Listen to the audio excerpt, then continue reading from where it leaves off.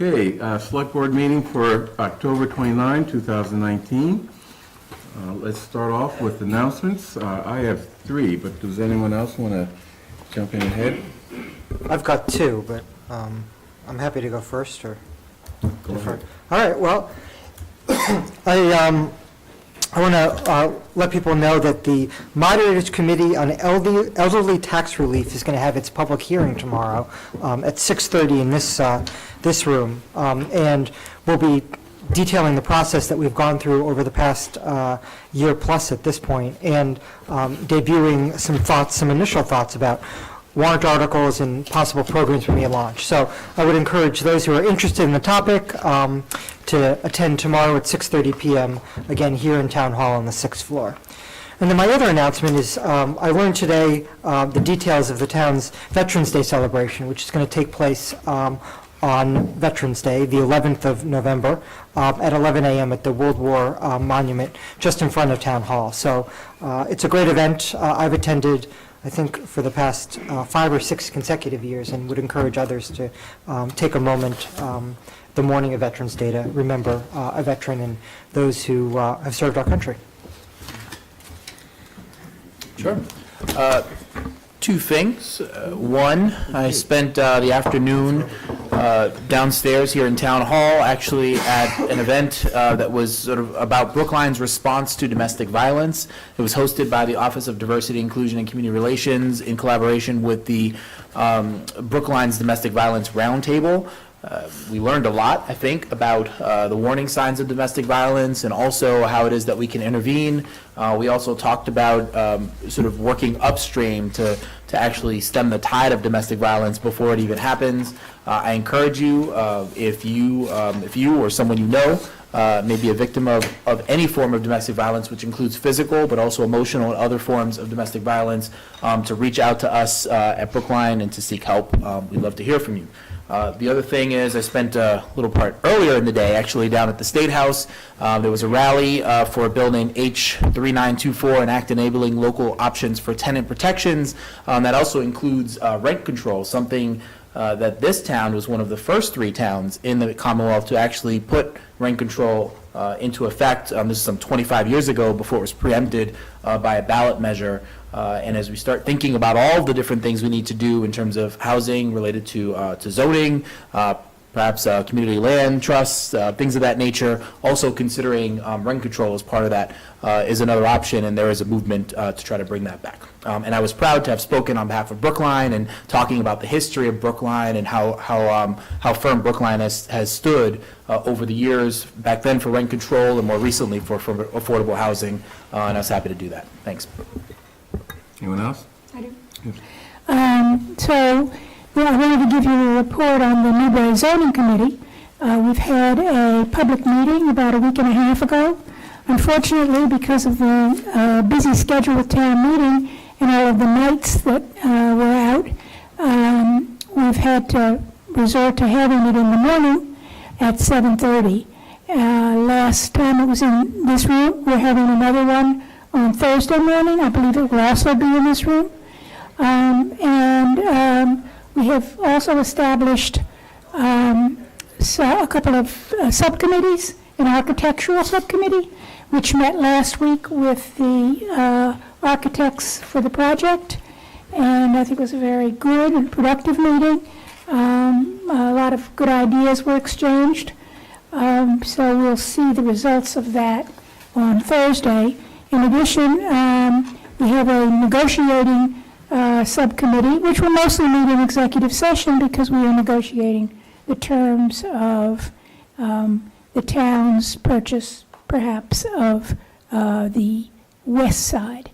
So stay tuned. We do have the information on the town's webpage, and if you can't make the meetings, please go there.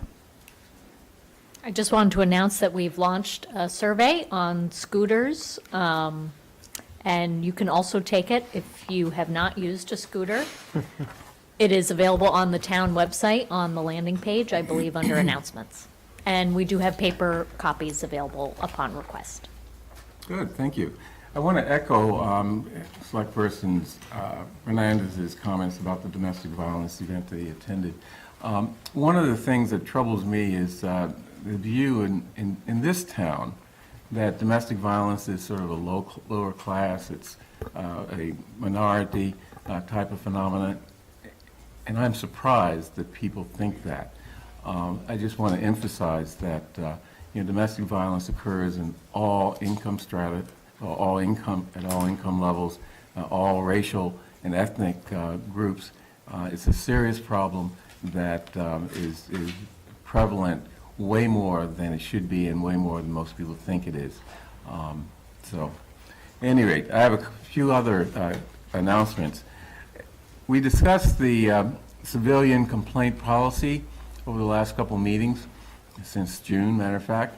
That policy has been, the changes proposed for that policy have been put on our website in a red line version, and we want to encourage people to review that, give the select board through our assistant Devin Williams any comments that you have, and of course I'm asking the select board to also give her any comments that they may have, and at a later date we'll have a discussion at an open public meeting of those comments and those changes, and eventually vote on approving the policy.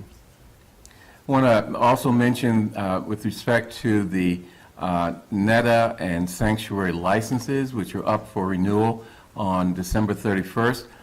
We can't make changes to those licenses even after at the renewal in an arbitrary or capricious way, meaning there has to be some logic and factual basis for any changes. And we're pulling together from our hearings, the 90-day hearing we had last week, and other hearings and all of the comments that we received from the public, just the facts with respect to issues related to NETA's operations and future operations of Sanctuary. And on November 5th, which is our next meeting, we'll have a discussion of board members of what we've learned from all of that after we've had a chance to digest, of course.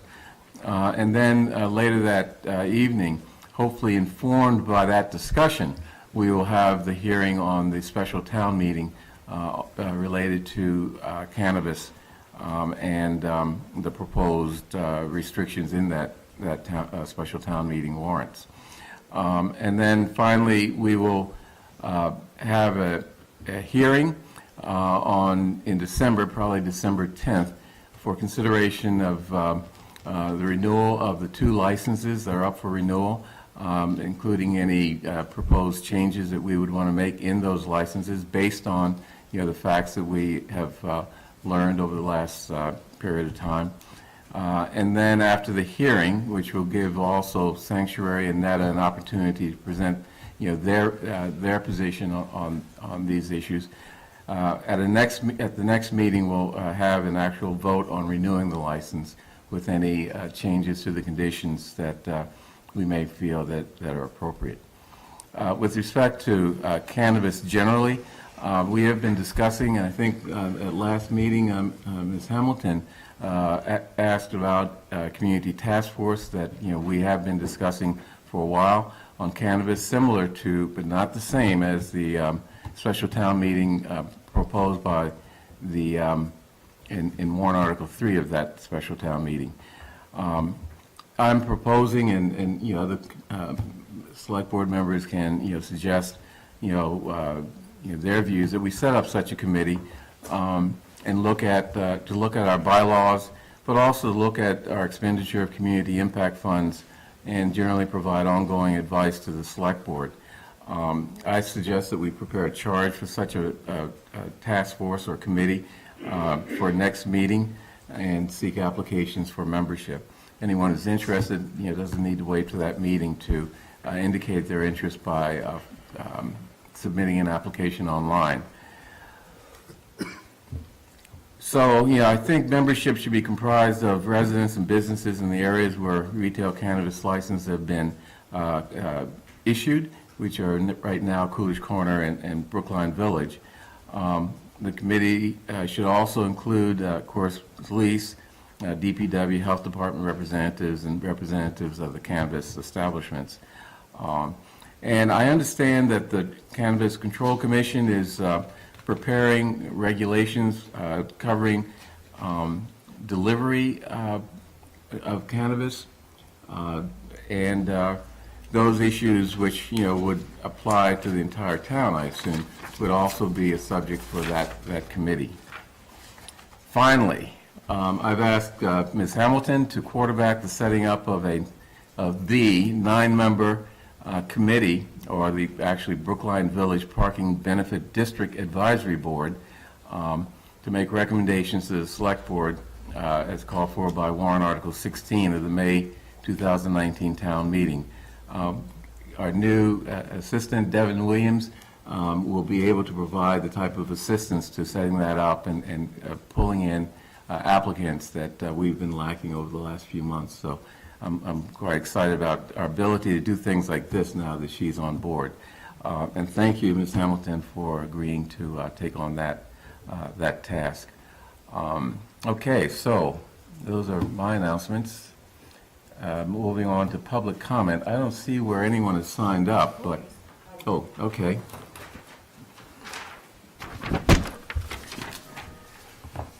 Regina. Okay. Thank you. Regina Frawley, town meeting member from Precinct 16. I believe it was last week, there was a elderly woman from Precinct 5 on, I believe, Walnut Street, very soft-spoken, very ladylike and dignified, and she used the term outsider, and 2 of you jumped down her throat assuming what she meant. I've run this by several people in the audience, as well as boards and commission people that I know, and nobody took it the way 2 of you did. We took it as non-resident. She clearly wasn't being racist, but you took it as racist. And the other sat there and let it happen. I think that the professional way to deal when a word comes up that might be under your skin is to ask that person, what did you mean? Would you please tell me what you mean by an outsider? She left here, literally left here not knowing what she did to offend you, but she apologized anyway. That's not okay. So I urge you to be intellectual, to be professional, and just ask people if you don't like their language or if you think it's an urban slang, which is all outsider is. I'm a proud owner of the abridged version of the Oxford English Dictionary, and I consulted it. I have 3 dictionaries in my home by different years as well as by different providers, major ones. None of them has the slang, the urban slang in it that I believe you guys took it as, meaning she was being racist. That's very contemporary and it's very limited. I don't think anybody gets up here and intends to be that way, is stupid enough to be that way publicly, and she was none of those things. She was a lovely lady, a very dignified lady, and I do wish you had not treated her that way. And in the future, I hope that you will ask people, well, what do you mean by that? Don't assume that they're trying to say something. She's a woman in her 70s. We have our own languages, and we have our own understandings of things, much more traditional. We're not urban slangers. Thank you. Thank you. Any other public comments? Okay, I don't have the script for the executive committee minutes. I think you just read that. Okay. The intro is the thing I gave you.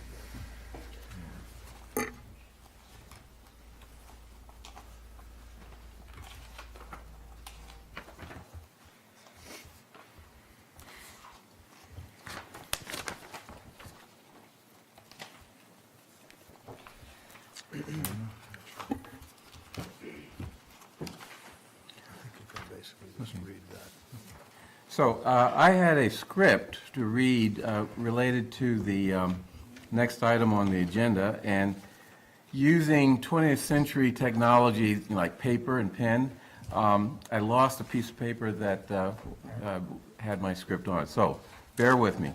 Town council is designated by the select board to review the minutes of the board's meetings in executive session periodically for the purpose of determining whether the minutes may be released or should remain confidential because publication would defeat the lawful purposes of the executive session. Under the open meeting law, the determination must be announced at the Select Board's next meeting and included in the minutes of the meeting. Town Council has reviewed the minutes of the Board's meetings and executive session pertaining to the following dates and have determined as follows. And of course, this will be included in our minutes if you need to follow along with or are interested in any of these particular ones. January 2nd, 2019, determination, withhold. January 8, 2019, withhold page 1 to 2, release page 3. January 15, 2019, withhold. January 22nd, 2019, withhold page 1 to 2, release page 3. January 29, 2019, withhold. February 19, 2019, withhold. February 26, 2019, withhold. I think this is March 7, 2019, withhold.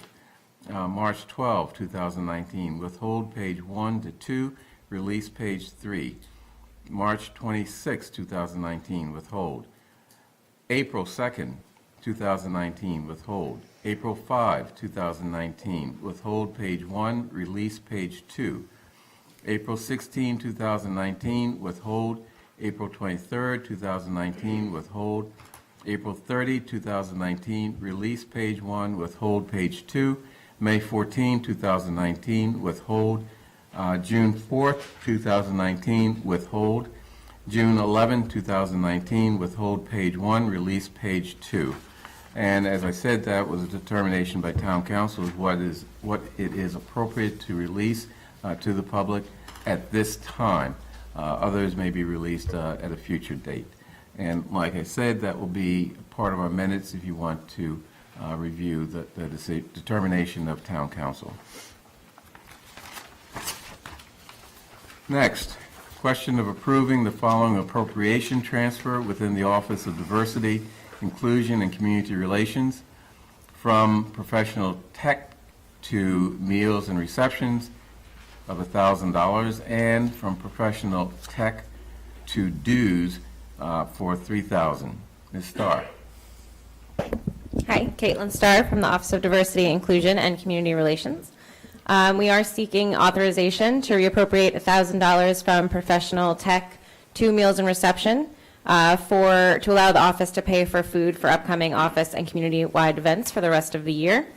And we are also requesting authorization to reallocate or to reappropriate $3,000 from professional tech to the dues membership account in order to allow the office to pay for the town's Government Alliance for Racial Equity membership this year. Thank you. Any questions? I'd love if you can give us a brief update on how things are going with GARE. I know this passed about 2 years ago unanimously through town meeting. If you can just let us know how that relationship is going and how we're progressing forward. Sure. So our membership with GARE has remained the same. Could you define GARE for the public? Sure. The Government Alliance for Racial Equity. It is an alliance of jurisdictions from across the United States that are working towards racial equity within their own jurisdictions. Last year, another warrant article passed to hire a consultant to look at our programs, policies, and procedures within the town of Brookline in each department. An RFP has been sent out for that, and we are currently working through that process. Our office is also starting to work with IT and HR to review their programs, policies, and procedures to begin kind of seeing what the work we have ahead of us is, and we're doing that with the GARE Community Group. Thank you. Any other questions? Comments? I move approval of the transfers within the appropriations for the Office of Diversity, Inclusion, and Community Relations. Mr. Franco? Aye. Ms. Heller? Aye. Ms. Hamilton? Aye. Mr. Fernandez? Aye. And Chair votes aye. Thank you. Thank you. Question of approving a temporary all kinds of alcoholic beverages license to Pine Manor College in connection with a wedding to be held on December 7, 2019. So I understand the police are okay with this. They have their tip certification and their crowd management training, as they always do, because they do a lot of these. Any questions or comments? So I move approval of the temporary all kinds of alcoholic beverage license to Pine Manor College. Mr. Franco? Aye. Ms. Heller? Aye. Ms. Hamilton? Aye. Mr. Fernandez? Aye. And chair votes aye. Next, town clerk personnel. Mr. Ward, question of approving the filling of a part-time senior clerk position in the town clerk's office. And it's the C6 position. Maybe you can explain what that means. It's just a classification for the clerk. Okay. Excuse me. Yeah, we're looking for authorization to hire. The position is a permanent part-time position with benefits. It's been essentially vacant for the last year. The prior person that we had occupying it for a number of years actually took a professional position in her field of studies, which is fine arts in Chicago, and we really haven't found a workable solution for that position. And the person, and we've been filling it with temps, and the last temp we've had for the past several months is somebody who's worked for us in elections, and she's proven to be pretty good. So we'd like to hire her for this position.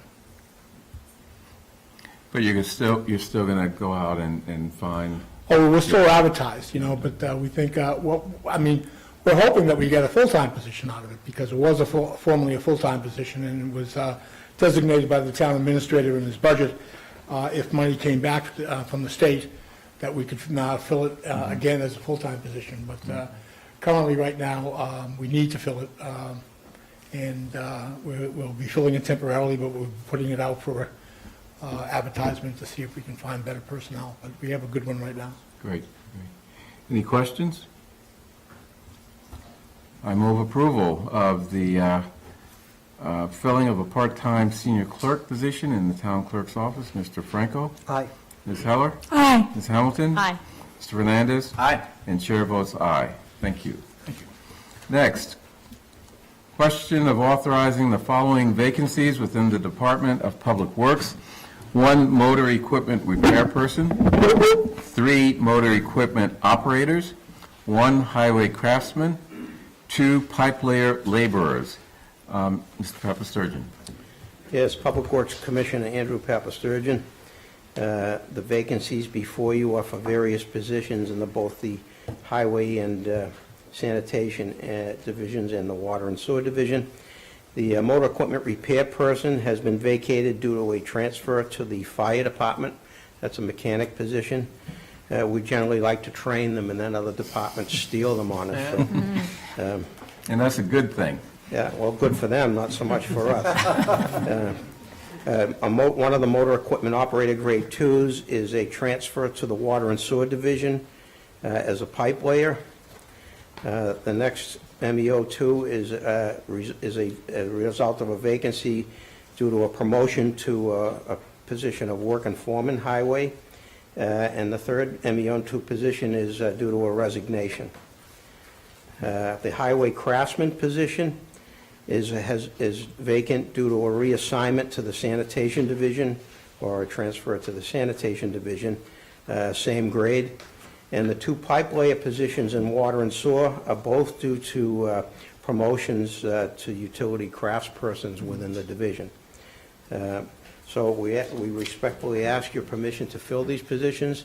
There are 7 of them. We currently have 8 vacancies. 1 has been previously authorized, and we have been moving to fill that one, also in the highway division. So this should bring us up to full complement for the winter, so that we're at full fighting strength when it hits. What I meant by that's good is that the ability to move up in an organization gives employees a sense that there's something that they can aspire to, and makes them much more dedicated employees. So in that sense, it's good. It hurts you because you have to come and seek replacements, but that's life, Mr. Baxter. Yeah, interestingly It's enough. good life, right? Interestingly enough, that when one of my mechanics moves to a mechanic in the fire department, they also get a pay raise. So we'll have to talk about that at some future. Okay. Any questions? No? I move approval of let me ask one question. So give me a sense of the diversity of this fairly large group of employees that we're replacing. And of course, we hope that the pool of employees that you look at for their replacements are diverse also. But If just to you're give at- us a sense of, where we are in that respect. Are you asking me about the employees that have moved on? or- Right. I think out of all 7, 1 was a minority. Yes. Okay. Any other questions? Are any of these governed by civil service? No. Okay. And the minority is the person that was transferred to the fire department. So With now he- promotion, so. Okay. Very So- good mechanic, I should add, and it really hurts us to lose him. So, All in favor of authorizing the vacancies indicated in the Department of Public Works, indicate so by saying aye. Mr. Franco? Aye. Ms. Heller? Aye. Ms. Hamilton? Aye. Mr. Fernandez? Aye. And chair votes aye. Thank you. So,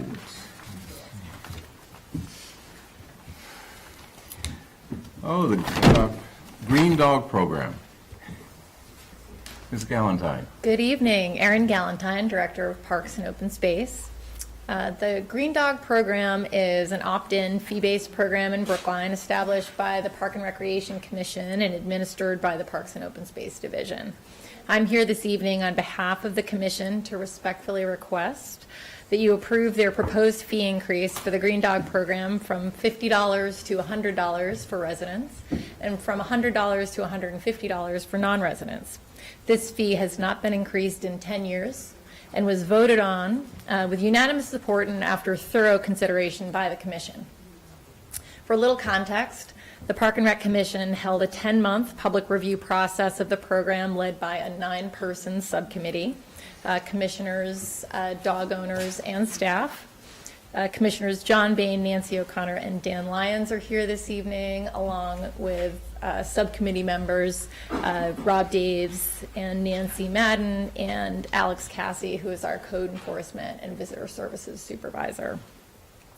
This review was initiated following an increase in complaints about violations of leash law policies in parks and compliance with the Green Dog Program. This is from dog owners and non-dog owners alike. In addition to off-leash dogs outside of established hours or approved locations, there were increased complaints about people coming to use the parks that were not part of the program, in particular non-residents, and not invested in the shared use philosophy of the program and respect for the parks. The committee conducted site visits, held 5 public meetings, 1 public hearing, and developed comprehensive recommendations to phase in over 3 years. And I think you have this in our executive summary. The key recommendations include enforcement, program support and staffing, education, an updated communications model, creation of a Friends of the Green Dog program, and review of program fees and revenue. What we have heard is that this program is valuable to many people in the community. The program started as a pilot in 2006 due to complaints from dog owners about not having legal time to exercise and socialize in the parks with their dogs, and non-dog owners complaining that dogs were off-leash all of the time in all town parks and school grounds. The goal was to try and better accommodate both groups, protect the town's capital assets and investments by setting clearer rules and responsibilities, and to provide for the health and safety of the public by requiring rabies certificates to participate. Public health, police, town clerk's office were all partners in this program rollout.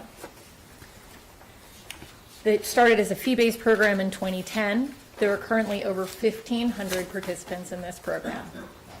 We're ready to implement the committee's recommendations over the next 3 years and respectfully request that you approve the commission's and committee's fee increase so that we can start the important work of supporting not only this program, but all of our park users. Thank you. Do the dogs participating in the program wear some type of badge or other? They have a collar, it's a tag, and we've coordinated registration with the town clerk's office so that when dogs, each year, they have to register and they're licensed with the town of Brookline.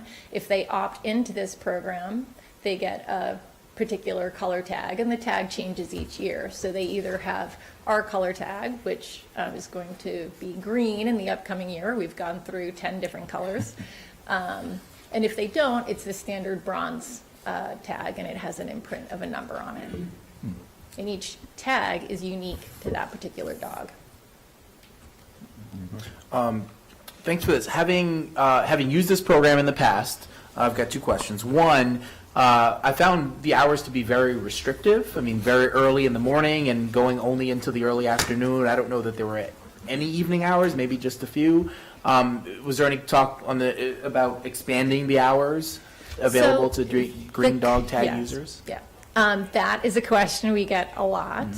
The committee did discuss expanded hours, and they also discussed enclosures, so, areas where there could be That was my next dog question. runs. Yes. Very difficult due to the limited amount of space that we have and this shared use philosophy, where frankly we need folks that want to use our parks without dogs off leash to be able to do so, for a portion of the day as well. And so evening hours in addition to morning hours is a challenge, in particular because most of those locations are on athletic fields that are permitted for sports use. And so our intent is to minimize conflict. We have, however, increased use since program inception at 3 parks from dawn to dusk in winter months. So that is an expansion where we had no evening hours when we first started. We now do in winter months in 3 parks. Right. I would encourage you going forward to actually look at this idea of a dedicated dog park. It is, having had a dog off leash in some of the parks where they are available, I think with rare exception, they're not enclosed, meaning that, a dog is supposed to be able to, come when you call it, but they don't always do that. And some of the entrances to our parks, thinking about, it's the park just by us over here. Griggs Park? Yeah, Griggs Park, for instance, has a lot of openings and goes right out into a road, and I always worry that a dog is just going to run out and get hit by a car out there. And so if there's any way to provide some kind of fenced-in area for this program where dog owners can also find community amongst one another and feel safe and secure knowing that their dog is safe and secure when they let them off leash. And if that just requires some fencing and finding a place to do it in this in this town of 60,000 residents and multiple parks, I'd be happy to work with you to try to figure out where a great place might be and to work with others that are interested in this. I think it'd be a great addition to the community without a hefty price tag, I think. Thank you. I have a question. Yes. So, I like the program. Does my dog belong to it? Do I belong to it? I'm not sure which. I know I'm the one who pays, but I'm wondering how many tickets or whatever, do you issue a ticket when you find somebody who's in violation? So if you recollect at the Maytown meeting, the bylaw was amended so that the Public Works Commissioner can now assign staff to Right. issue tickets. So that is new to our division. We are currently in the process of hiring a full-time park ranger. Once we have that person on board, we're going to do some training, and we will be issuing citations moving forward. It doesn't absolve the police department from also issuing tickets. We just found that the response time and then being able to actually respond in time to issue a ticket wasn't that successful. Right, that's so my I think this is impression, going to be right. more effective. Right. So next year, I may have some actual data to share with you. I'll make sure to display my green dog tag prominently. Thank you. Any other questions? You have people from the Parks and Recreation? I think they just wanted to be here and show your support. It seems relatively straightforward, but people are really passionate about this. And so these individuals have put a lot of time into really trying to listen to everybody on all sides and are committed to trying to make some program enhancements. Yes. I'll thank the subcommittee and the members of the Park and Rec Commission for doing this hard work. There are few issues as contentious in Brookline as those related to dogs. So this may seem simple, it may seem straightforward, but it was not easy, I guarantee that. So thank you for your hard work. Okay, I move approval of the fee increase to enhance the Green Dog program. Oh, can I ask another question? Yes. I'm sorry, I forgot to ask you this before. So you've doubled the fee for residents, but you've only increased the non-residents by 50%. Why is that? So what we think that there are a lot of non-residents right now using the program that are not participants in the program. And what we really want to do is capture them and have them, be not only paying members of the program, but really invested in this shared use philosophy and really respecting our parks and the rules and regulations. And while we debated this back and forth, we were really worried that potentially going to $200, which is what we were talking about, would potentially discourage people from making the effort to get the tag. And So the fee is per dog, the correct? fee is per dog. And the ticket would be per dog. So if a dog walker from someplace else shows up with 4 dogs, which I've seen quite a bit, actually, that's 4 tickets, potentially. That is correct. Okay. Any other questions? Okay, I move approval of the fee increase to enhance the Green Dog program. All in favor, Mr. Franco? Aye. Ms. Heller? Aye. Ms. Hamilton? Aye. Mr. Fernandez? Aye. Chair votes aye. Thank you. Thank you. Thanks. And look at this, we're only 13 minutes late for our hearing on a noise bylaw waiver. That's pretty good. I'll promise to be brief. Okay, great. We have until 7 o'clock for our next hearing, so. Okay. Well, my name's Peter Roach. I'm Skanska's Senior Project Manager for the construction project, here to present to you our application for a noise bylaw waiver. With me is also Ray Masak, who is the town's project manager, and Mike Pugh, who is Skanska's project manager overseeing the 111 Cypress portion of the project. I said I'd be brief. I want to talk about our application from a general perspective and then let Mike talk about it from a detailed perspective in terms of what's going to happen this week and in the coming months. So this is our 3rd appearance here in front of the board. The first, if you remember, we had applied for a 2-year waiver, and that wasn't received very well, and we understand why. At that meeting, we had promised to come back with a couple of pieces of information. A revised application for a shorter duration of time. B, more and better information.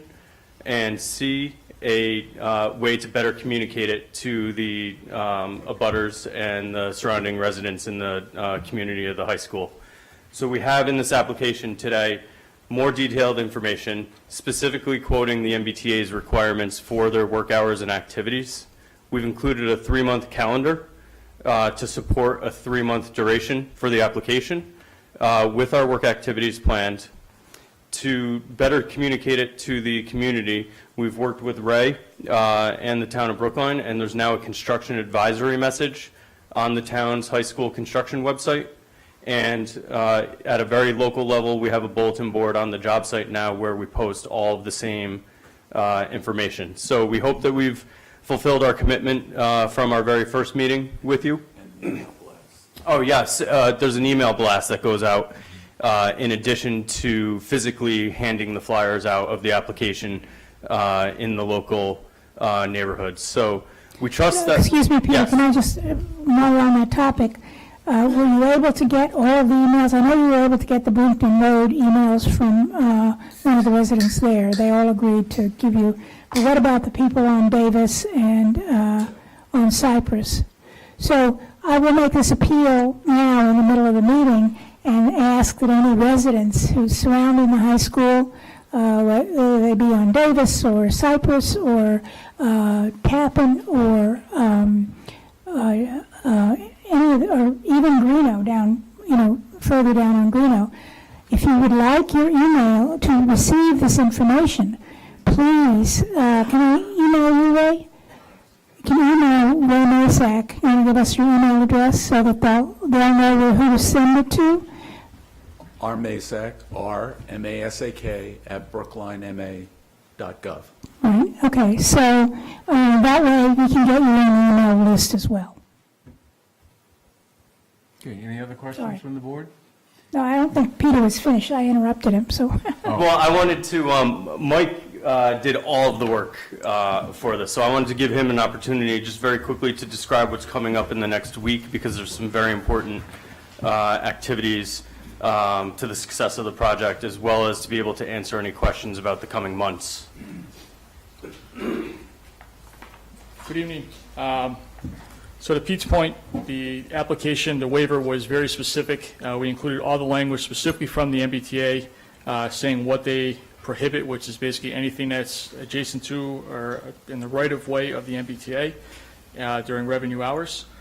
So we've given a 3-month look ahead. The first activity on the look ahead is actually tomorrow night, and this is in direct response to a last-minute request from the MBTA to install line protection to protect their lines. They have been doing that for us for this project. They got jammed up with their own staffing and asked us to do it, so we couldn't commit because we had to be here. We wanted to make sure we got your approval first. So that kind of directly speaks to what Pete's saying about having some flexibility and being able to react to the MBTA's kind of last-minute requests or responses. After that, it would typically be limited to weekends through November. We're going to be installing the deep foundations and supportive excavation right adjacent to the MBTA. We were literally going to be right off the back side of the platform, so we can't do that during the revenue hours, so we're trying to do that into the weekends. We're planning every weekend in November and the first 2 in December, with the exception of the one after Thanksgiving. We're hoping we are not out there making noise that weekend. However, if we get bad weather, something else happens on the project, we have actually asked that to be held as a placeholder. Okay. Any other questions, comments? Could you tell us about any complaints that you've received? We received a complaint during the first weekend of demolition. We actually had the town of Brookline police come to the job site. We actually were permitted, we had the waiver signed. We were within the limits of what we had done, or what we had requested to do. We were in full compliance of the noise waiver. I believe that is the only noise complaint we have directly related to our project. And are you able now to send an email to that particular complainant so that he or she will have notice of when these things are taking place? They had notice. Okay. I was involved. I was up at 5 in the morning, and I did get the complaint from the police department. I did speak with Skanska, and we did shut it down to give relief to the neighborhood. But we can't always do that, considering how much work we need to do and so little time to do it. Right. Well, I think that's a good point, that it is time sensitive. It is, we're very restricted because the MBTA will not allow us to work during the day. We have to work nights and weekends, what they call their non-revenue hours. And so we really don't have a choice. We're only doing it in the part of the project that is over the MBTA tracks, and within the MBTA, what they call their right of, what do they call it? Right-of-way or zone of influence. Zone of influence, right? Okay. So a new language here. So I hope that the public will understand that this is not going to go on, hopefully, for too long, but we need to do it, and we're trying as best we can to piggyback on the weekends that the T is shutting the line down anyway for their own work, and that means that we're saving considerable money on the project if we can do that. Just understanding also that the project related to the T and also to the development of the new space there connected to the high school should yield significant public benefit, particularly for people that live in that area. Correct. Once it's all done. Correct. The station will be lovely, which it isn't now. Well, I had one question. I see that on weekdays, you're starting at 7:01 PM and working to 6:59. Isn't that revenue-generating periods for MBTA? What, So the week are nights. those jobs that don't require intruding on their property? So I believe the weeknights, what we've asked for is basically to work anytime outside of the noise bylaws. That was the whole purpose of why we'd asked for the hours the way they did. The MBTA revenue hours or their early access shutdowns generally don't allow us to get on the tracks until 10 PM.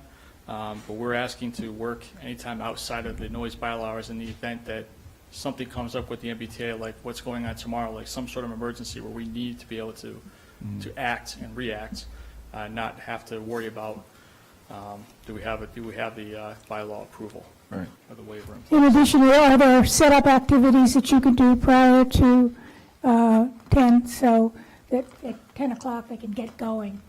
Sometimes. Generally, what's been happening is at 10 o'clock, they'll do a safety briefing with us, and that kicks off our start of work. That being said, let's say there may be a special case that we're not aware of that we may want to start before that, and they may permit us to start before that. So I appreciate the calendar that you've shared. It gives at least me, and I think the public, some sense of what's going to happen and when.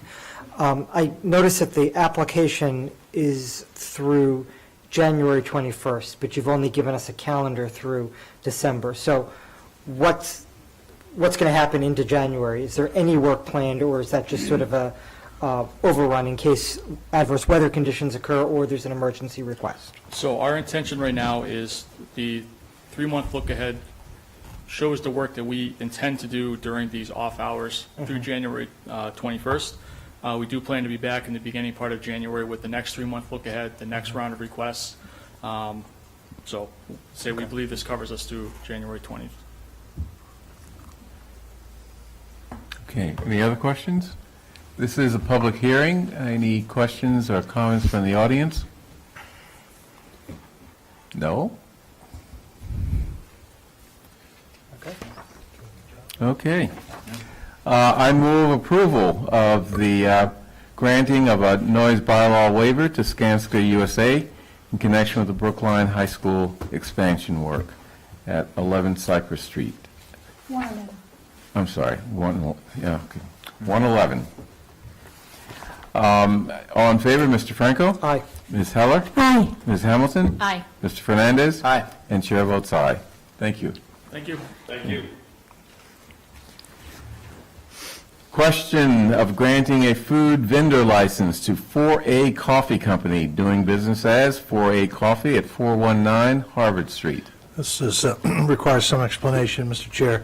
This is an existing food vendor, but for some reason, I'm not exactly sure what happened. The renewal application wasn't acted on, and so when we first learned of that was just recently. We'd like to rectify it as soon as possible. Didn't ask the vendor to come in. There's really nothing new about this license. It just wasn't timely renewed, and we'd like you to approve it this evening. Any questions or concerns from the board regarding renewal of a license? Other than great coffee at 4A. They do. I had a cup this morning, matter of fact. Yeah. Okay, all in favor? Mr. Franco? Aye. Ms. Heller? Aye. Ms. Hamilton? Aye. Mr. Fernandez? Aye. And chair votes aye. Thank you. We can continue having coffee there. There you go. Okay. Now, Driscoll School. What's this about? Question of placing a debt exclusion question on a townwide election ballot for the Driscoll School project. This is not a hearing, and we're not taking public comment. Only comments from the board, and then vote on this question and a date for the debt exclusion. So any comments, questions that people want to raise? Ms. Heller, you don't have anything? Okay. Or Mr. Franklin, you want to go first? Sure. So I don't want to bury the headline here. I'm going to vote to to put the Driscoll project on the ballot before the voters for a debt exclusion vote. But I do feel like the board needs to give some direction to the school department and the school committee, and to lay out for the community sometime in the next few weeks, and hopefully before town meeting, what the final program of the Driscoll School is going to be, the renovated and rebuilt Driscoll School is going to be. It's my understanding that the current position of the school committee is that the same school design that was put before the voters in May is the one that should be laid before the voters in December, or when the final vote is scheduled. And I don't think that's appropriate. I think from my perspective, the landscape has fundamentally changed with that failed override we had in May. And I want to be clear about what I am not saying. I'm not asking the Driscoll school be considered as a 5-section school. I've been convinced by the school committee and members of the community that that's not the right course of action. But over the past few months, it's become clear that the school department is in need of some staff office space for district-wide staff, and that the expense of renting space on Webster Street, for example, is not affordable, and it remains an open question as to where that district-wide staff is going to go when leases expire. And I think that it's the responsible thing for the school department and the school committee to do is to take a look at whether it's feasible, advisable to locate some of that staff office space in a renovated, rebuilt Driscoll School, and to report back on what they determine, and whether that's viable for the educational program, and based on the various metrics upon which the town collectively judges what is appropriate to build for a project. And I'll also note that I think it's the responsible thing to do to let the voters know what they're actually buying with a vote. And I think being clear about what we're proposing in terms of program, and what problems we are going to solve with the project is the right thing to do. I'll close by just stating sort of the obvious point that $100 million thereabout is a lot of money.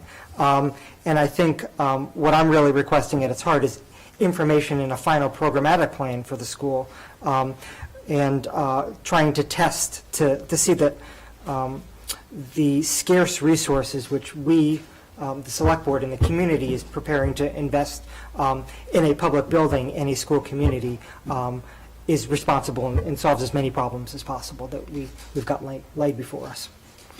Can I ask if you'd be willing to sort of expand that to include other town-wide concerns that are out there?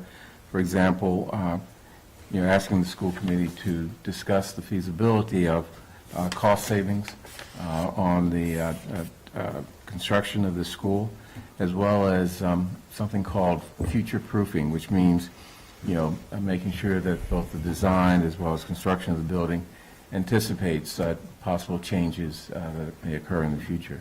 Yeah, I think that's standard practice for building committees and for us in town, so I think I'm more than happy to support that as well. I just want to make sure that that is something that is presented to the public by the school committee. Mm-hmm. And I'd ask the school committee to do that before town meeting, so that town meeting has that on their agenda. And from what I understand, talking to chair of the school committee, that is a timetable that will work. So, Ms. Heller, I do. This has really been a very tough issue for me. I supported very, very strongly the Driscoll project in May, and I worked very hard for it in the spring. And I still believe that we ought to have a project that renovates Driscoll. But I would like to see it in the context of the town, because Driscoll is not an island, it's not by itself, none of our school districts are, and at this point we have a town-wide problem which we need to solve.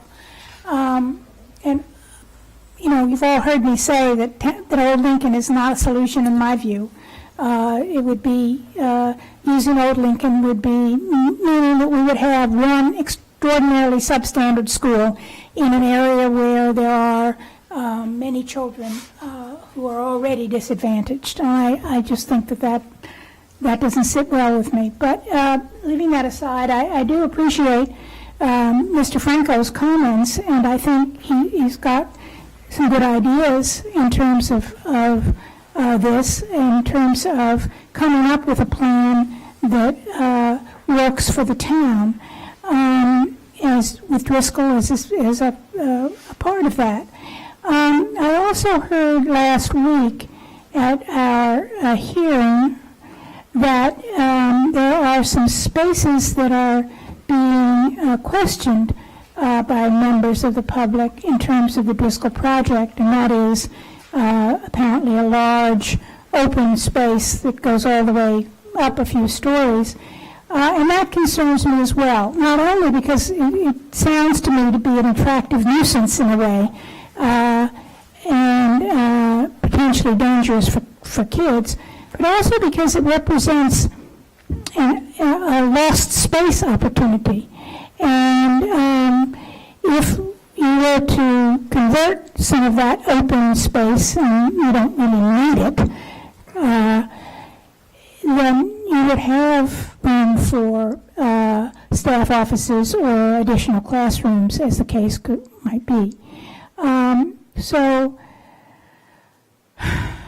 it's very, as I say, it's very, very tough for me. I really want to see a plan before I actually vote on it. So I think what I will do tonight is abstain in the hope that we will come up with something that will work on a town-wide basis, as well as for the Driscoll community. I completely get why we want to renovate Driscoll. I wanted to renovate it 6 or 8 years ago when we had a proposal before the MSBA. We cannot have a proposal before the MSBA now because we have one already with Pierce. So that's not something we can do. But I do think that there's no question that Driscoll needs to be renovated, but again, I believe it needs to be done in the context of the town. And I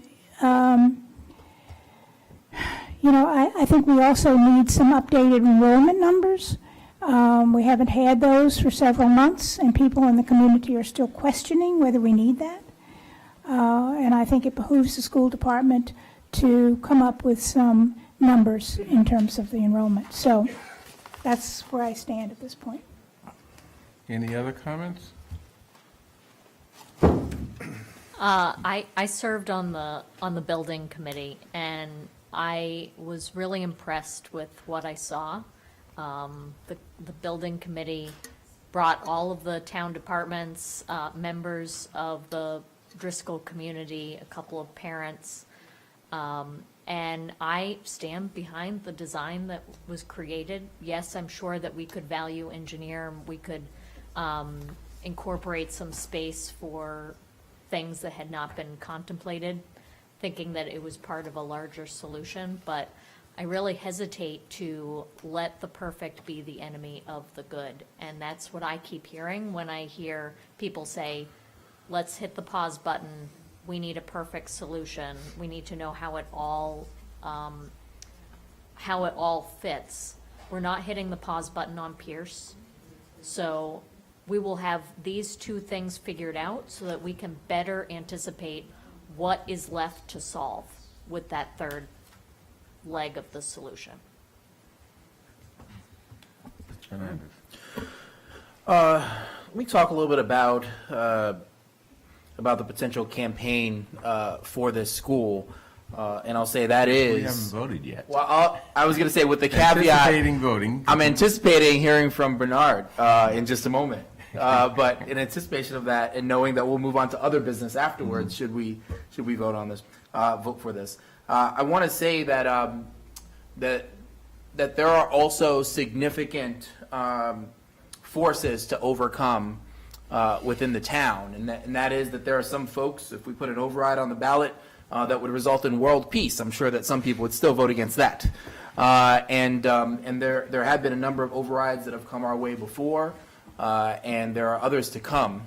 And what I want to say is this is a project that I think is important and that we should support, and that I plan on getting out there and supporting. It's been several months now since I've knocked doors, and I miss it. I miss it dearly. So I can't wait to get out there and meet some people and talk about why this project is so important. I'll say also, though, kudos to the folks that have shepherded this project along the way, some well-known town meeting members and others who are brand new to organizing, who now I know really well from showing up here every week to school committee every week. And I'm not sure how frequently the school committee votes unanimously on something. My sense is not often, but a unanimous school committee has put this before us, and I think that this is. Right now, it's clear to me, and it was clear a little earlier, but certainly clear to me now, that this is a project whose time has come, and which deserves its own day on the ballot, unbundled, as it will be, and so people can vote up or down on this project. And I'm excited to stand with the folks that have brought this forward with us and to be there right by your side as we work and we talk to neighbors and we explain why this is such an important project. So thanks for all your work on this. And, I'm just the opening act for the main show. Chair Bernard Green. Okay. No, I don't have much to add, other than Mr. Franco's request to the school committee is something I'll follow up with school committee on. Not as a condition to our vote, but something we expect the school committee to provide to us before town meeting. Of course, if they don't, that will say something regarding town meeting's willingness to vote on the appropriation that will be on the warrant. But I don't expect that to happen, of course. Unless there are other questions, I'd like to call for a vote. Make sure you put a date on the vote. Oh, good idea. Date, I'd like to suggest December 10th. I think that's a date that gives, plenty of time for the campaign that will be waged, as well as doesn't bump up against the holidays. You could go 1 week later, but I don't see any reason for it. Earlier, I think, is just too rushed. So, any comments or I believe that's objections? a Tuesday. Yes. Typically, we don't meet as a select board on election nights. Will that still be the case? I mean, you don't have to answer right now. Yeah, but- I don't see why that's a problem with this type of election, but, Can I yes, just I'm add some sorry. information? So December 10th is actually the scheduled date for the board voting on the tax rate. So we need to meet on the 3rd to have the hearing, and then the 10th is the vote. So the board will still be meeting on that night. Okay. Thank you. So, thank you. Okay, so I move question of placing a debt exclusion question on a townwide election ballot on December 10th, 2019 for the Driscoll School project. All in favor, Mr. Franco? Aye. Ms. Heller? Abstain. Ms. Hamilton? Aye. Mr. Fernandez? Aye. Oh. Chair votes aye. There we go. All right.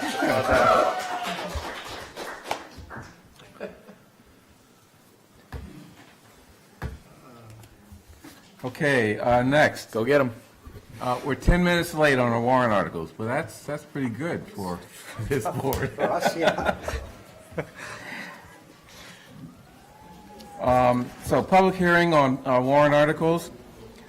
Next, we're going to have votes on number of warrant articles, a large number that we've already held hearings on. But we have hearings on Article 9 to begin with, a resolution pertaining to the establishment of a real estate transfer fee. Is it McMillan? Hi, David's not upstairs yet. Can you go to the next one and we'll come Okay. back? Is that okay? I called him. He's on his way up. Okay. Article 18, amending the town's, this is going to take a while, well, maybe not. Amending the town's zoning bylaws to change the definition of lodger and permit certain short-term lodging. Mr. Gladstone. Yes. Thank you. Scott Gladstone, town meeting member from Precinct 16, one of the petitioners. All right, well, it's pretty simple. Currently, the bylaw has a problem. It doesn't say what the building commissioner thinks it says. The bylaw currently has a use that allows people to rent out they're spare bedrooms with some limitations, only so many works out to only up to 2 or 3 guests, depending on whether the guests are related to each other. That's to a lodger, and a lodger is, under the definition currently, does not have any time limitation on it. Nonetheless, the building commissioner interpreted the word lodger to mean for a lodger of 30 days or more, and so when people are renting out their spare bedrooms, they are, for fewer than 30 days for short-term rentals, the building commissioner, on a complaint basis, is sending cease and desist letters to those people. I have a client who, I know a couple of people who are doing this. One of them happens to be a client who got one of those letters and has appealed it to the ZBA. She has agreed to put off that hearing month after month after month. We could have had this heard in the summer, so that town meeting could have a crack at fixing this problem rather than just bring it to the ZBA and, as I expect to happen, getting relief just for her property. So what have I put together? We've put together something that does 2 things. One, it fixes the problem. It creates a new definition for a short-term lodger, which says what the building commissioner thinks the bylaw should say, which it creates this other category of lodger for fewer than 30 days, and then creates a new use, which is modeled on use 51, called 51C, which will allow that spare bedroom to be rented not just for a long-term tenant, but also for a short-term tenant. There are, beyond the restrictions for use 51, most notably, there's a restriction that the person renting or a long-term lodger or some other responsible adult hired by the owner or long-term lodger needs to be sleeping in the quarters with the short-term tenant, all but one night, which accommodates the possibility of an emergency. So there are basically 2 objections to this that I hear quite a bit. You see Linda Pelkey's here. She follows me every time I present on this. And even though I'm supporting her warrant article, just saying, nonetheless, others have also basically don't like short-term lodging. The building commissioner reports that there are about 400 short-term lodgings listed on the various platforms. Maybe not all of them would necessarily fit my limited use. They probably would not. Some of them are actually long-term lodgings that advertise on the sites. But regardless, there are a lot of short-term lodgers that are already renting in Brookline as a shadow economy with 0 regulation. And one of the forums that the planning department put together as they're as they're exploring putting together something for the warrant for the spring, there was a representative from the fire department who was actually eager to get some legal use on the books so that the fire department can go into these units and inspect. And they cited a number of fires at these condo buildings, in particular, row houses, that could have been much less serious if they had been able to inspect and make sure that there's not so many incendiary, too much clutter, et cetera, et cetera. This creates an opportunity for public safety that we currently don't have. Now, my bylaw doesn't explain what that level of regulation should be. And that's on purpose. It's because that's up to the town through its various departments to come together, as they already are doing, as per the process that the planning department has put together, to come up with sensible regulations that are doable, affordable, but effective. My bylaw keeps open the language that says that this is subject to those regulations when they are put in place. So any objection to the fact that we're creating some kind of pre-existing non-conforming use that can never be changed at all is only true with respect to, yes, once you give the right to short-term rental in this very limited case, you can't take it away once somebody has started to use it for that property. But it's built into the bylaw that through town bylaw or other regulation, all this layer of regulation can go in as soon as the town can put it together.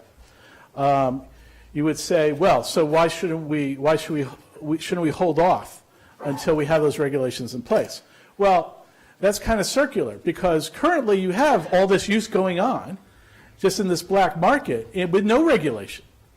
So let's shine some sunshine on this situation and put into place, in addition to collecting the taxes we're already collecting, put into place the facility for receiving this layer of regulation. So that could even happen before the spring, if it's done by rule, which I think most of this can be. So anyway, what I was saying is that there's two sets of objections. One is basically people who wouldn't like any Airbnb being allowed.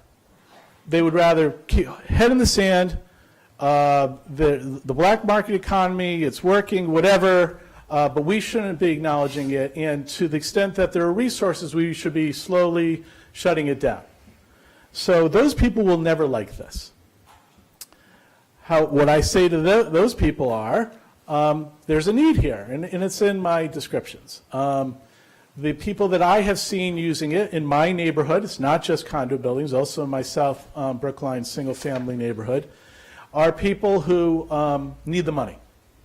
Unlike other uses that are allowed in Boston and Cambridge and are being suggested in the planning department's proposal for the spring, that may change, but they currently include a use that not only is similar to mine, but also it also allows for, if you're an owner in a building and you have other units that are, then you can rent those out. And they essentially become hotel rooms, taking those units out of the housing stock. That is not what I'm proposing. I'm proposing really the smallest possible piece to be, from an economic justice standpoint, allow people a fixed income to now legally invite people into their home to use a spare bedroom. I would suggest, since they have to sleep there, that it is not likely that this is going to be a widespread use. This is really going to be people who need the money, because you're inviting people into the home, into your home where you're living. That's that. The other objection has been, well, why don't we wait? Because the planning department and Karen Martin has done fabulous, fabulous work. I've been working with her. She's bringing together all the constituencies she should be. We've been working together. We've suggested more. As she's been drafting, I've been working with her to suggest, things that should be in there, shouldn't be in there. For instance, the regulations about inspections, et cetera, I don't think should be in the zoning bylaw. I think they should be in the town bylaw or by rules, so that you're not grandfathering in your first attempt. You're giving yourself the flexibility you need, which is, as long as you're outside of the zoning bylaw, you can have that flexibility and change rules as is necessary. I say there's two advantages. One is, let's try this small piece. And then by the time the spring comes along, we will have some experience with it, and it can inform the vote of town meeting as they're being asked to consider possibly broader applications of short-term rental uses. The other thing is that depending on how much the forces who are lined up against doing Airbnbs at all are motivated, they may just sink it at town meeting in the spring. And then there's no regulation over what is already existing, and people like me are just going to take appeals to the ZBA as people get these enforcement letters to point out what is lacking in the definition of lodger, and perhaps on a piecemeal basis having these units permitted. without any of the restrictions that I'm suggesting, by the way. As long as it's within, it would have the restrictions of use 51, but it wouldn't have the requirement of somebody having to sleep there when the guest is there.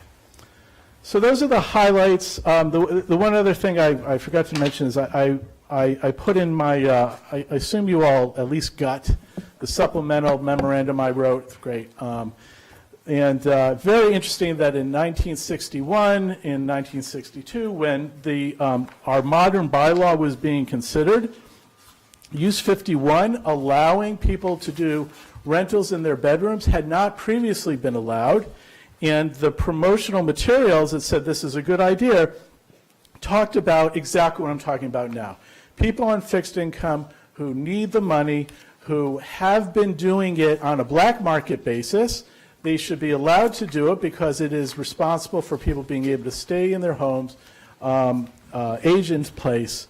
And very interesting that the same arguments that I think held true when this use was first put into place in 1962 is even more true today.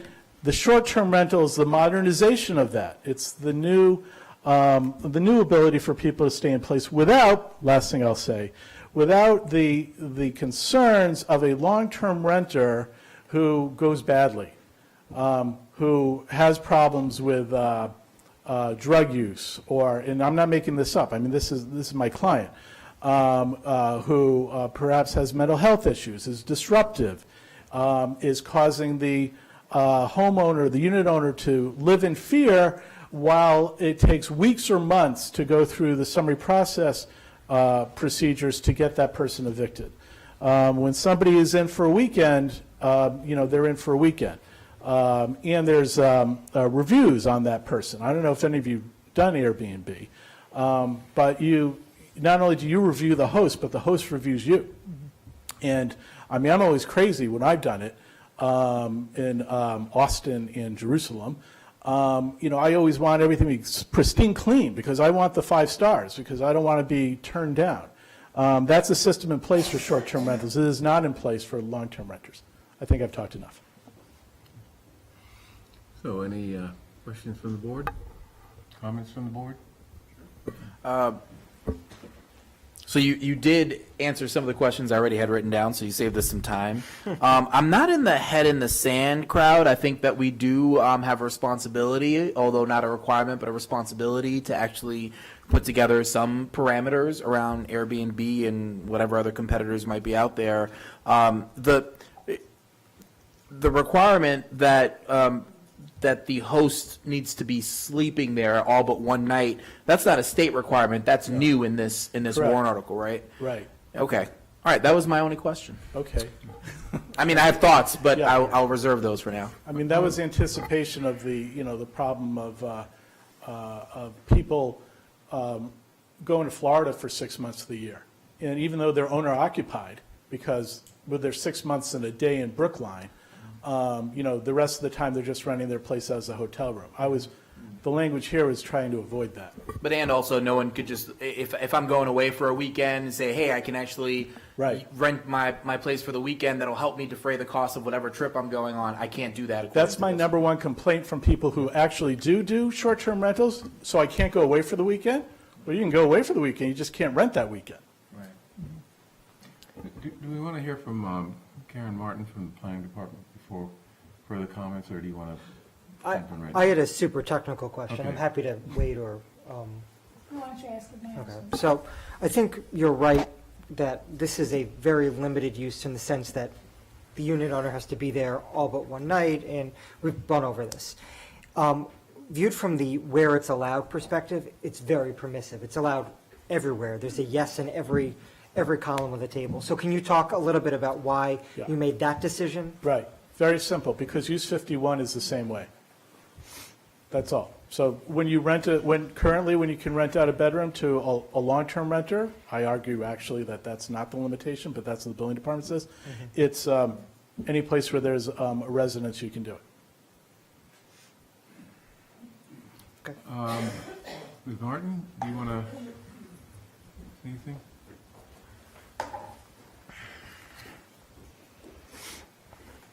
give your Hi, good perspective? evening. Sure. So my name is Karen Martin. I'm with the Economic Development and Long-Term Planning Division of the Planning Department, and I'm spearheading the town's initiative and the Planning Department's initiative to put some regulations for short-term rentals forward, and we would be aiming to do this for spring 2020. So that's our timeline. We've been working at it for quite a few months now, since at least the beginning of the summer, and I'm working with a team of staff, and we have representatives from the building department, the fire department, the health department. We're working with Patty Correa in town council's office, the select board, and the fire department. So we've been doing a lot of internal work so far in order to try to draft what we think is a very comprehensive set of regulations.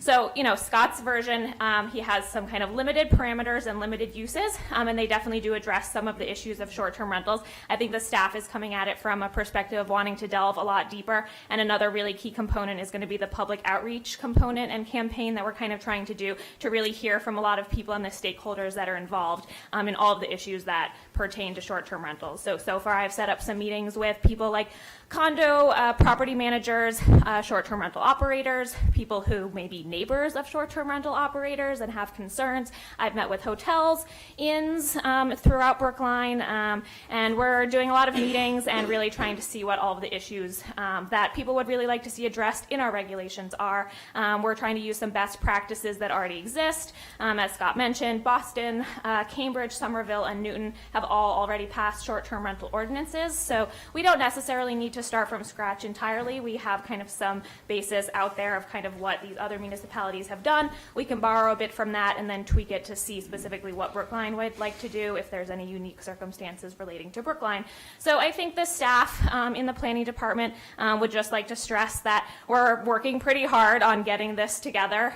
We'd really like to hear people's opinions. We'd like to tweak it in order to see what people really feel, and after people have felt like they've been able to weigh in a lot, then we would like to bring it to a Springtown meeting and see how it goes from there. There could be changes. We're really open to feedback, and I think, you know, we're giving it a good go, and I think that it, you know, is worth waiting for. As Scott mentioned, you know, why don't we just act now and vote on something? Maybe it's temporary, and then we wait to see what the town would like to put forward in the spring.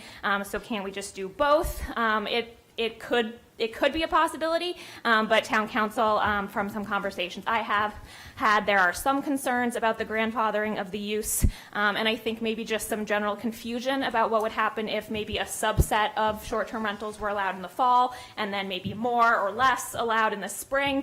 I think that having people try to get on board with one process will probably be challenging enough in and of itself, and maybe to try to do it twice, where, like I said, some people might be eligible to become an allowable short-term rental in the fall, but then a different subset might be eligible in the spring, I think might get a little confusing, and I think we're kind of just trying to go for like one solid go at this, where we establish one set of regulations. It's very clear what they are, and people will follow them, and they will hopefully get on board so that we can kind of set this up and have it run very smoothly. So that's kind of the staff perspective. Okay. I'm happy So to other than town answer council's questions. concern about these units being grandfathered, which seems to me we can fix by setting a limit on, you know, the time that this warrant article is in place until the regulations are in place. Other than that, would passage of this warrant article interfere with the process that you're going through? So I don't think it would necessarily interfere, but like I said, I see kind of a few different just elements of kind of difficulty and maybe added layers that I think for people who, like I said, one of the components of the staff's proposal is a registration system. You would have to fill out an application form, you would have to register with the town, you'd have to get everything approved, and the town would issue you a certificate of registration. So I think there's an element of, if some people in the fall were allowed to operate a short-term rental without this registration process in place, then how in the spring, when we set up a registration process, do you recapture the people that you allowed to start operating without a registration process in the fall? And I'm not sure there would be much incentive for those people who were allowed to start operating legally in the fall to then continue and kind of come back on board with the process that the town would then try to put forward in the spring. Mr. Gladstone, what say you to that? Well, we already have a list because they have to register with the state. So anyone who's going to come out of the sunshine under this is already coming out of the sunshine under that. And they would have to, because the use requires them to abide by any it's in the proposed bylaw, any registration or regulation that comes thereafter. And if the registration requirement comes and they don't do it, then, there's all kinds of times that something is an allowed use, but because they're not following other regulations, they're shut down by the building department. Mr. Franco? But there's still a pre-existing component to this. They'll be grandfathered in if we were to change the rules going forward. Not the rules, no, because the use is subject to the rules that are going to come and can be changed.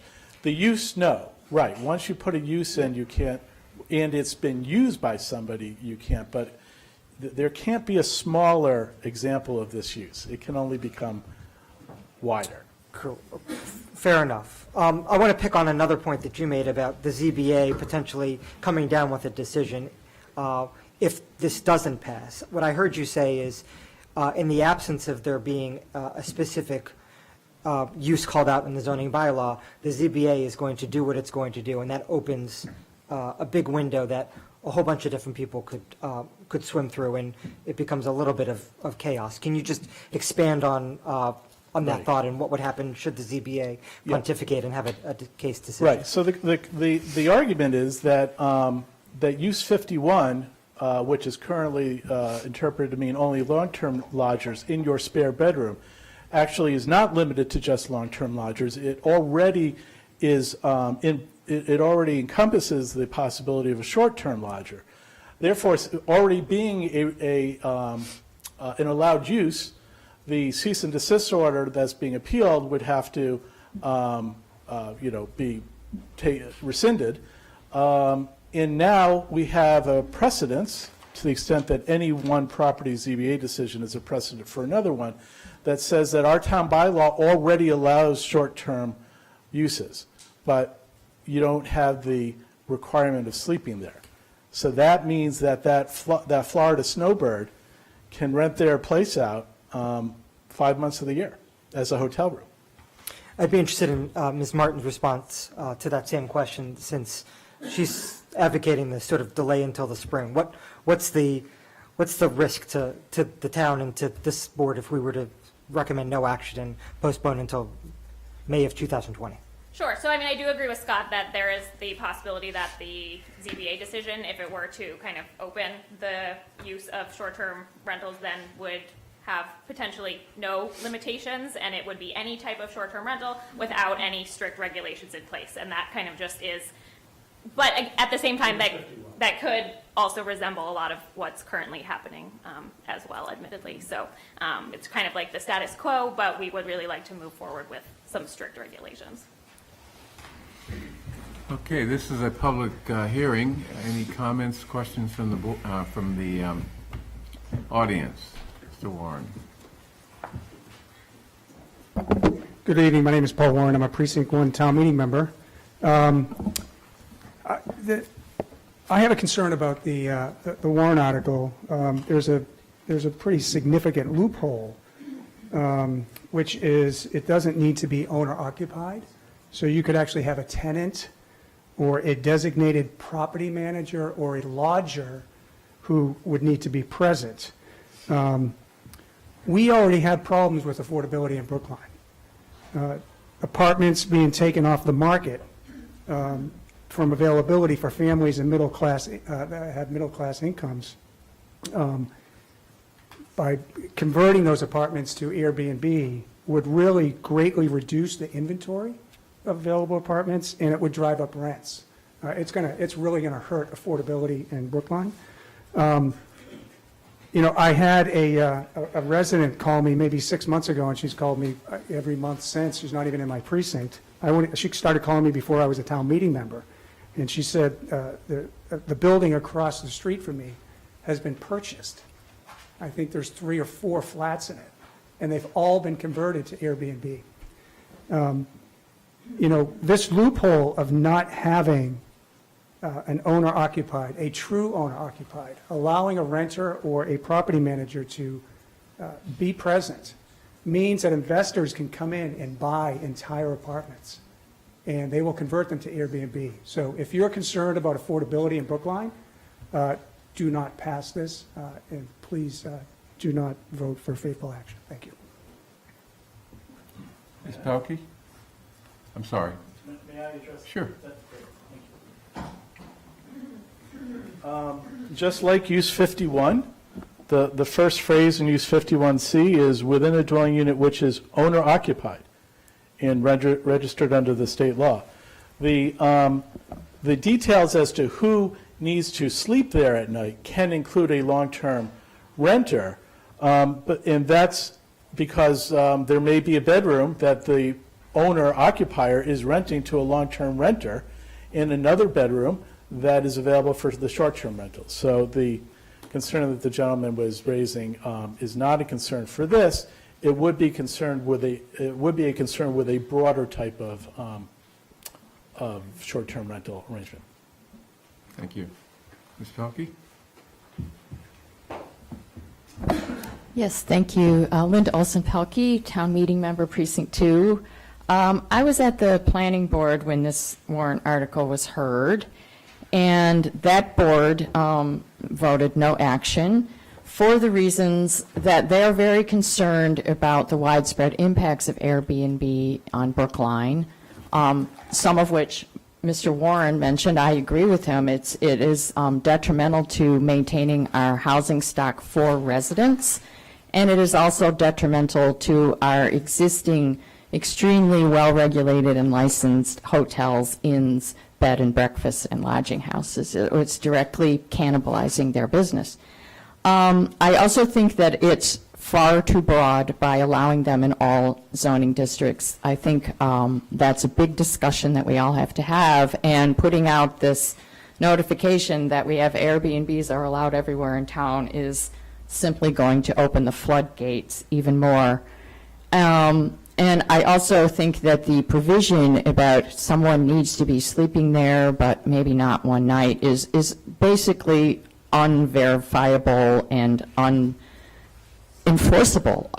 Imagine you're the complainer because somebody's raising a ruckus in the unit next to you and they swear somebody was sleeping there. I mean, how are you going to adjudicate that? You really can't. So for all those reasons, I think we need to take a much more careful and nuanced approach with Airbnb, and I plan on being involved in that because I'm very concerned about the condo impacts.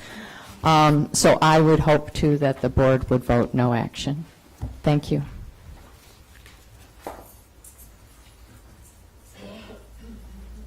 Jules Milner-Bragi, resident of Aspinwall Hill and a town meeting member in Precinct 12. One thing I think I just want to briefly say that I think improving affordability in Brookline and managing our tax burden, particularly our residential tax burden, is of prime importance. One thing that concerns me about the narrow argument that this is an affordability and age-in-place strategy is that I view that as an incomplete argument in the sense that if we look at peer communities that are trying to manage strategies for people to defray the tax base and to age in place while also dealing with inequity, one of the prime strategies for managing the tax burden is to subdivide a unit or a property. So Minneapolis is paving the way or opening the way for 1 and 2 families citywide as a strategy for managing the negative impacts of exclusionary zoning from the past, and providing a strategy for people to manage their tax burden. If the residential property taxes are going up, a natural strategy is to reduce the scope of valuation per unit. So if we provide a mechanism for increased revenue to support age in place within all zoning districts as a means for defraying the property value, what it does is it creates a means for financial benefit and defraying the tax burden that is inequitable in the sense that it's not available to all the reasonable strategies for defraying the tax burden, specifically in supporting the use of multifamily homes in a broader array of zoning districts.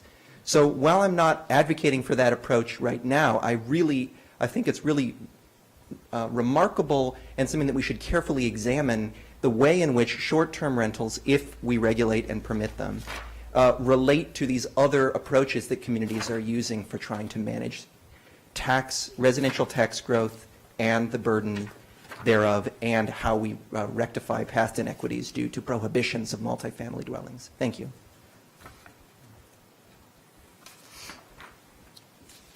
Any other comments, questions? Sure. So I also just wanted to maybe take just one opportunity to ask, regardless of maybe the vote on this issue, but the town would like to continue moving forward with the version for spring 2020. And one idea that we had was making a presentation to the select board, possibly in December, or a time that would work for you, to kind of give you the update, kind of lay some of it out, and kind of just give kind of the status on where the planning department is with that. So I was just, hoping to ask if that might be something you'd be interested in. That. Okay, that would be great. We will definitely do that. Thank you. Ms. Farley. Oh, I'm sorry, Ms. Hope. No, go ahead. Colleague of Mr. Gladstone from Precinct 16. I'm really just very confused because Scott was talking about single-family homeowners helping to bring in income, and now I'm hearing everything about Airbnb. I don't know anybody in our neighborhood who does Airbnb or who would want to. But is this focus, it's a question, is this focus really an attempt to get a grip on the Airbnb complaints that all of us hear about? Or is this really another way of just burdening people in single-family homes or in apartments or condos, single apartment, that have a room and they need the money? What are the consequences of this, and what's the real purpose of it? Thank you. Mr. Gladstone, do you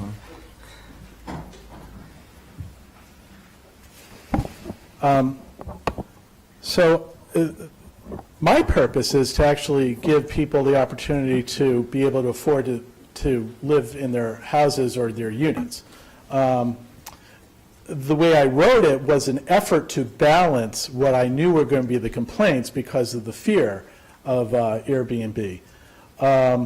The sleeping requirement, as imperfect as it may be, is an attempt at some proxy to put some controls in place that most people who are not, who want to follow the law will make a good faith effort.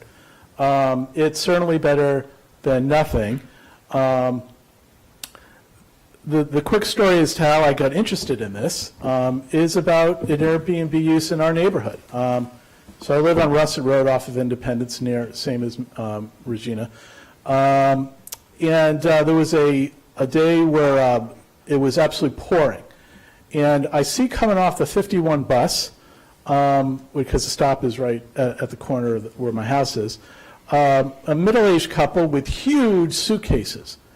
And they get out, and they're kind of looking around, and I thought, well, okay, I guess there must be an Airbnb in the area.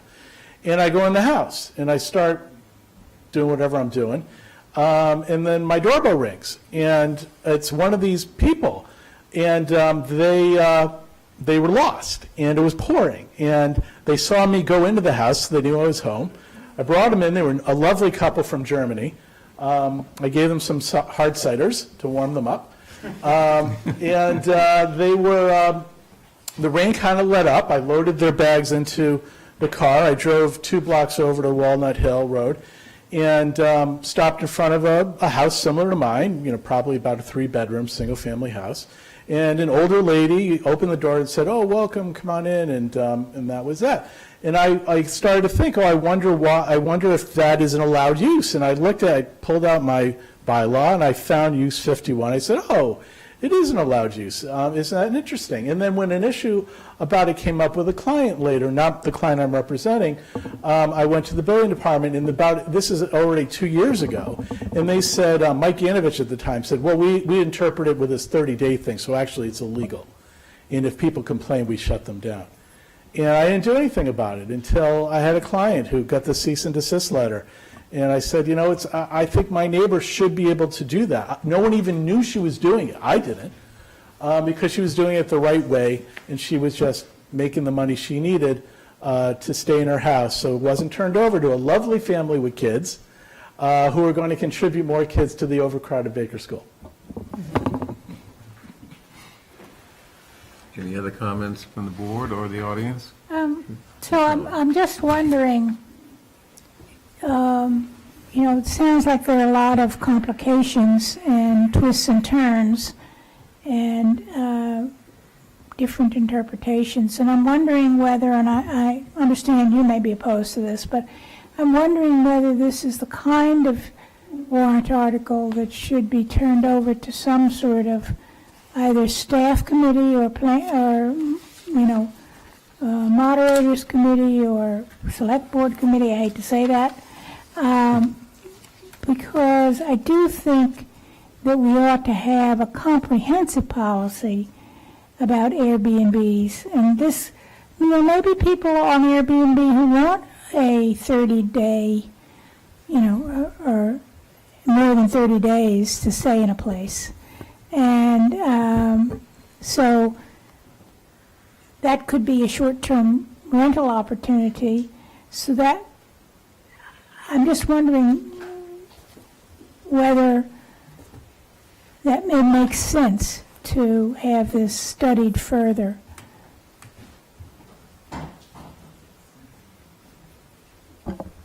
Well, of course, there already is a committee working on it, and Karen Martin's doing an amazing job of gathering the town's resources But this would be referring that article to.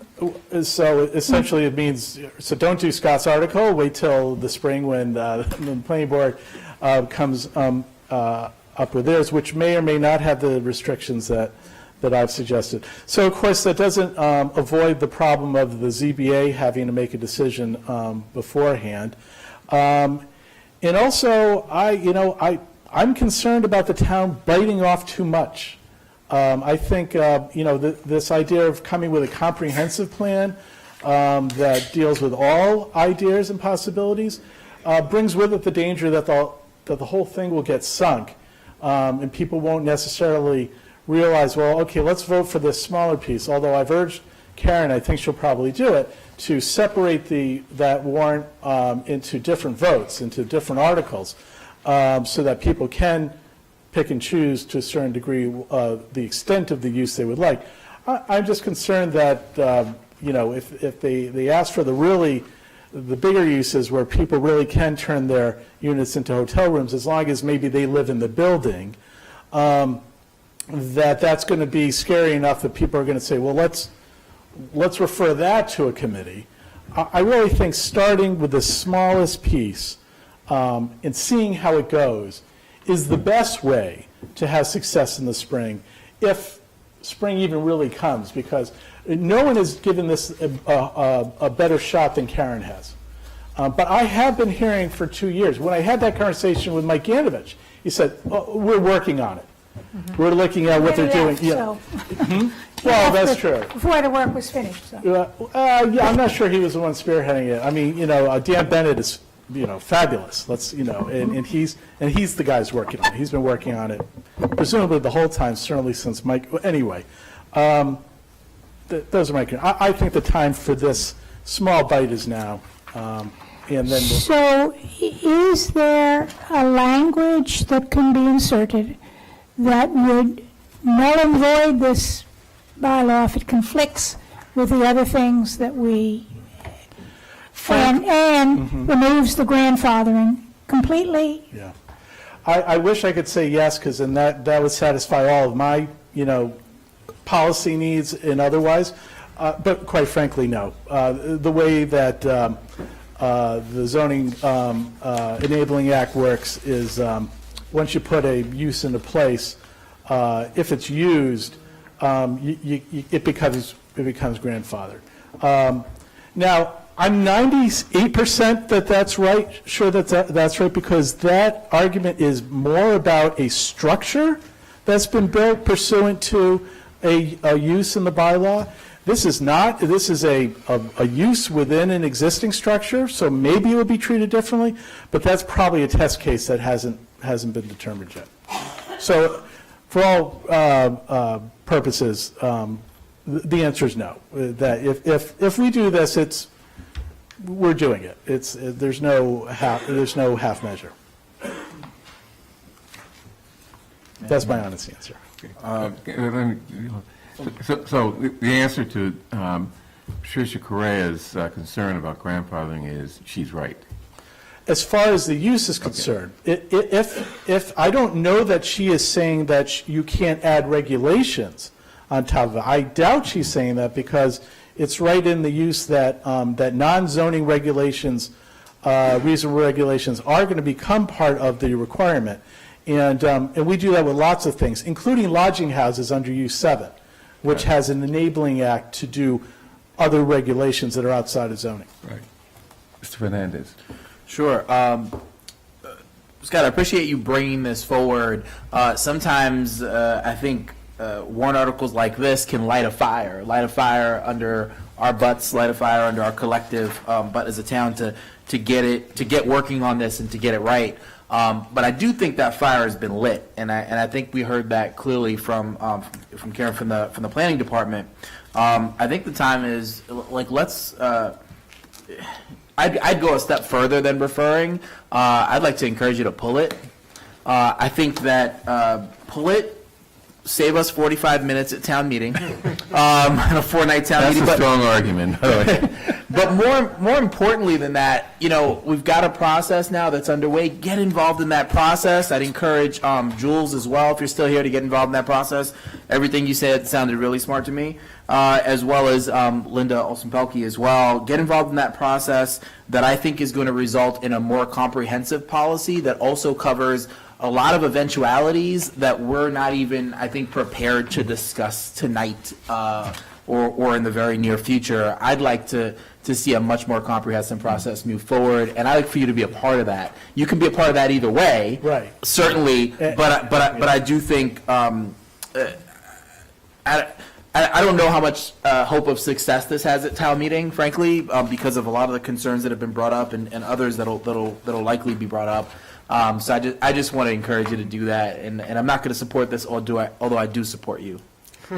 As I do you, Rob. So the reason I'm not going to take you up on that suggestion is that even if I'm going it alone, I've actually spoken to Isaac, my co-petitioner, about this. Even if I'm going it alone, I think there's value in this presentation being made at town meeting now, because if you hit town meeting with this big idea for the first time in the spring, it's going to get referred at best, if not voted down.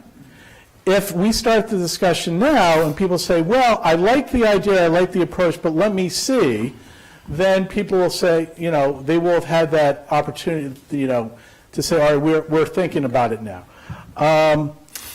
If there are people who support Airbnb, but then see people who are never going to be for Airbnb at all, if they say no to this, but then say, well, let's wait, and then they say no later, it kind of shows it just lets people know where people stand a little bit better. There's no, well, let's see till next time. The people who are against Airbnb are going to have to show up and say well, this time they're going to say, well, let's wait.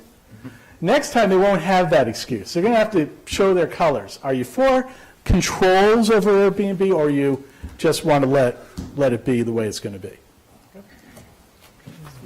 Okay, I hear that the advisory committee has voted no action, but that doesn't preclude this coming before town meeting and having that discussion that you want. I've already moved it. Yeah. In anticipation of. Okay. Any other discussion? Audience? No? Are we ready to vote this now? It's coming up later on our agenda. Pardon me? Oh. But it's it's on the agenda later on. Fine with that. Yeah, we can vote it now. Usually we wait a week, but it's okay Well, with we're me. running out of I know what weeks. I'm gonna- We're running out of weeks. Last night, if we Oh, want I see, okay. Well, And it really should go in the combined reports because it's an important issue. And if we vote on it, I would support a referral rather than a no action. I think that, it is a good topic for discussion. We should have it. But I think that the planning and Miller's Planning and Economic Advisory Committee staff committee could wade through this, and that's what I would do. is that a motion? Sure. Any other motions? I'm not sure I understand the practical difference between referral of the subject matter to an already existing staff working group and a vote of no action, but. Well, I think it indicates that this is something that the staff should take into consideration seriously and understand how it would work and build that in. They may be doing that anyway, but I just want them to know that the town meeting is behind that idea. Well, okay, so Ms. Heller has a motion to refer. I will say that I will put in a motion for no action, and people can vote on Ms. Heller's motion based on that understanding. So, all in favor? Are you putting my motion first? Yes, I'm sorry. Okay. Yeah. Mr. Franco? Aye. On Ms. Heller's motion for referral. Aye. Aye? Ms. Heller? Aye. Ms. Hamilton? Aye. Oh. Aye. Ms. Fernandez? Let's refer it. Wow, didn't expect that. Okay. Chair has no choice but to vote aye. Okay. Well, at least we got that off our list of, I think it's fair. I think it also respects the work that Mr. Gladstone has put into this. Definitely. I appreciate that. Yeah. we all respect. Okay. Yeah, we're back to Article 9 now. Resolution pertaining to the establishment of a real estate transfer fee. Hi, my name is Wendy Macmillan, town meeting member, Precinct 4. I'd like to just acknowledge that Deborah Brown is out of town, which is why she's not here tonight. I am here today and speaking to a warrant that I co-sponsored because I know firsthand how difficult life is when you are struggling to make ends meet. And I know how life-changing it is to be able to live in an affordable apartment in Brookline. We need to commit to affordable housing in Brookline. There is a real need. It is critical that we address it. And I believe warrant Article 9 is a really good step forward. I have lived in Brookline for 12 years, but prior to that I've worked in Brookline for over 30 years. My first job in Brookline was with the former selectman, Michael Merrill. I was his children's live-in nanny. I helped Michael canvass for his selectman position and have had an interest in our town politics ever since. For the past 18 years, I've worked as a Brookline paraprofessional. I made a career change because my son, who has a diagnosis, needed a mom who could be available to him when his life got rough. For that purpose, my job has been great in every way except financially. By the time my son was in elementary school, we were living in rooms that were vacant in a friend's house or a friend of a friend's house. It wasn't a great way to bring up my child, but it worked for a while, and for a couple of years, we even felt a sense of security. But then the death of the owner of the room we rented pulled the rug out from beneath us. We were on the verge of homelessness when we were given a subsidized apartment in Brookline. In this apartment, my son, for the first time, got to sleep in an actual bedroom, and on a bed instead of a camping cot. He was 10 years old. It was truly a blessing to be able to move into an apartment in the town I worked in, a town where roots had been growing for years, a town where we felt safe. My story is not very different from countless other people like me, a single mom, a working mom, an educated mom. What singles me out is that I did get a subsidized apartment. I was one of the lucky ones. It's a little hard to admit this as I see firsthand how much harder it is today than I thought it was 12 years ago, when my luck came from knowing a work colleague who knew someone whose spouse worked for the corporation who owned my apartment complex. This person is responsible for my son never having to experience homelessness. Luck of all kinds is incredibly rare in this climate we live in today. Every day, the struggle to find somewhere affordable to live gets harder. It is hard for the poor. It is hard for the young men and women who are just establishing their lives. It is even harder today for the middle class. In my immediate community, we are losing our affordable units as the management company upgrades apartments once the tenant has moved out. These renovated apartments are then rented out at market value rents. Some of these units are 3 times the cost of mine. My community has been here for decades, but management made a deal with the town that when their mortgage was paid off, they could do this. Rumor has it we will lose 2/3 of our affordable units. I have witnessed families after 20+ years lose their family home with nowhere to go. It is difficult to still feel safe when you see this happening on a regular basis. I know for a fact that without affordable housing, I would not be able to live in this town that both my son and I call home and where we both work. I honestly don't know what my next step would be if I lost my apartment. The reality is that I would once again be facing homelessness. I also know for a fact that there are countless people in Brookline that are struggling. Waiting lists are more often than not closed. For your name to be called on the internal list, there is at the very minimum a 4-year wait. Or for some lists and lotteries, the amount of money you need to be earning to have your name put on the list is simply out of reach for those who are really struggling financially. Let's be honest though, this is not just true for Brookline, it is true everywhere. Many towns are feeling the critical need for affordable housing options. Mayors, city councilors, and town meeting members in Boston, Somerville, Cambridge, Arlington, and Lexington are also working on petitions like Brookline's. This warrant article will send a message to the governor and our legislators that Brookline, like these other communities, need affordable housing relief now. I want you to support this warrant because Brookline needs an avenue to address the critical need. We are not going to put a dent in fixing this need with the 40B threshold of 10%. And we need to be able to give hope to those who are being pushed out of Brookline based on their inability to find affordable housing. Article 9 focuses only on funding and town hall staff for affordable housing. We strongly believe affordable housing is the most important, crucial, fundamental priority.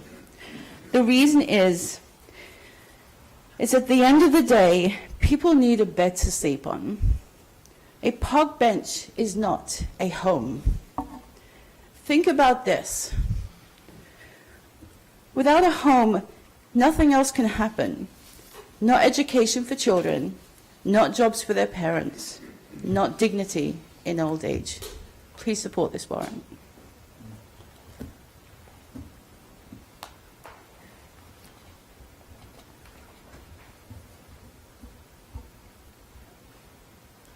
Okay, page down. Good.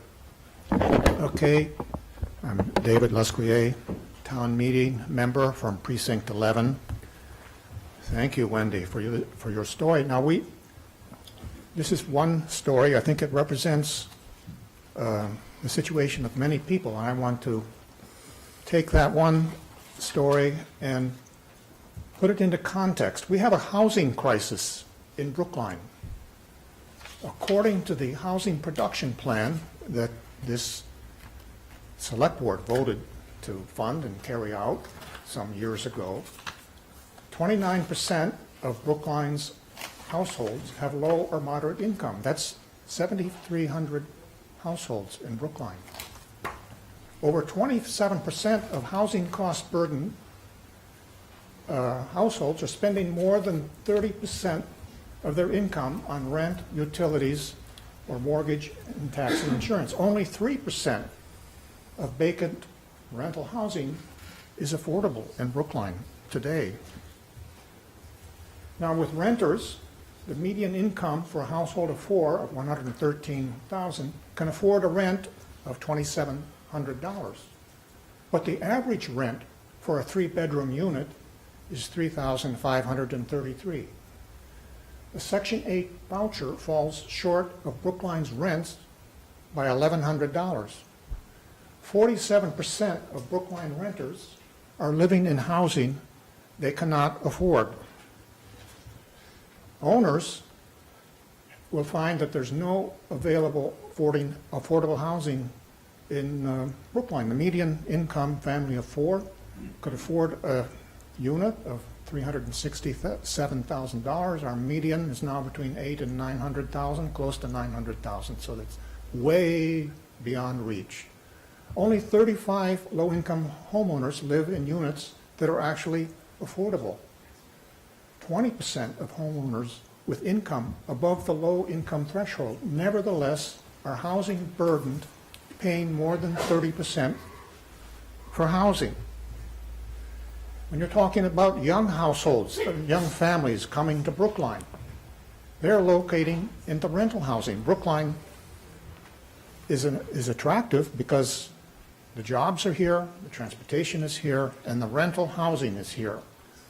According to the Census Bureau data, 2/3 of young households are renting rather than buying. Then later, when they become more established, and if they put down roots, decide to stay, then maybe they can save the money and be able to buy.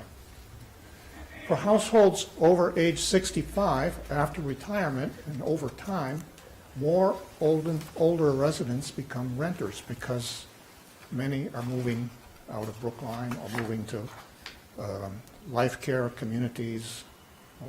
So when you look at the data, in the first decade beyond requirement, slightly more than a quarter are renting. By the 85 and over cohort, it becomes almost half. So relocating seniors when selling may move into a lower housing cost situation. I mean, if you're living in Brookline, it's probably going to be lower class. And thanks to Brookline's high cost and desirability, selling seniors frequently become beneficiaries of a substantial profit. So here we are waiting and hoping. According to the Brookline Housing Production Plan, 1,500 seniors and 1,300 families are on Brookline Housing Authority's waiting lists. The waiting list for other affordable senior housing programs is between 2 and 10 years. Those without preference can wait 15 years or more. So we have an affordable housing trust fund in Brookline, a very important program, started in 1998. It's collected more than $12 million. The funding sources are inclusionary zoning and town free cash. And the trust fund is spent $9 million and supported the development of 358 units. So now, what we want to talk about today is, can Brookline, or should Brookline, should be stepping up? Mayor Walsh said Boston's neighboring cities and towns need to step up and build affordable housing to lighten the capital city's load. People want to build housing, but they don't necessarily want to build affordable housing. We're going to constantly push that. So this is a regional problem. Actually, it's a statewide problem from Pittsfield to Provincetown. The Secretary of Economic Development and the Lieutenant Governor did a tour, talked to 1,000 businesses, found out that they're not able to hire. They're not able to hire because people can't afford to live in the community. So this has definitely an economic development, economic growth aspect. Housing is blocking the ability of Massachusetts and Brookline to continue to flourish economically. So we're constantly going to push that, and as Wendy mentioned, there are quite a number of communities that are stepping up and have already filed home rule petitions. This home rule petition is borrowing language from Somerville and Concord. Concord recently passed their petition. It's going. Somerville is passed. Cambridge is developing. Boston is developing. Provincetown is passed. Nantucket is coming with its 7th home rule petition, and they find with their land bank that very few people, or less and less people, can afford to live in Nantucket. There's a real affordable housing crisis there, so they want to broaden the land bank to affordable housing.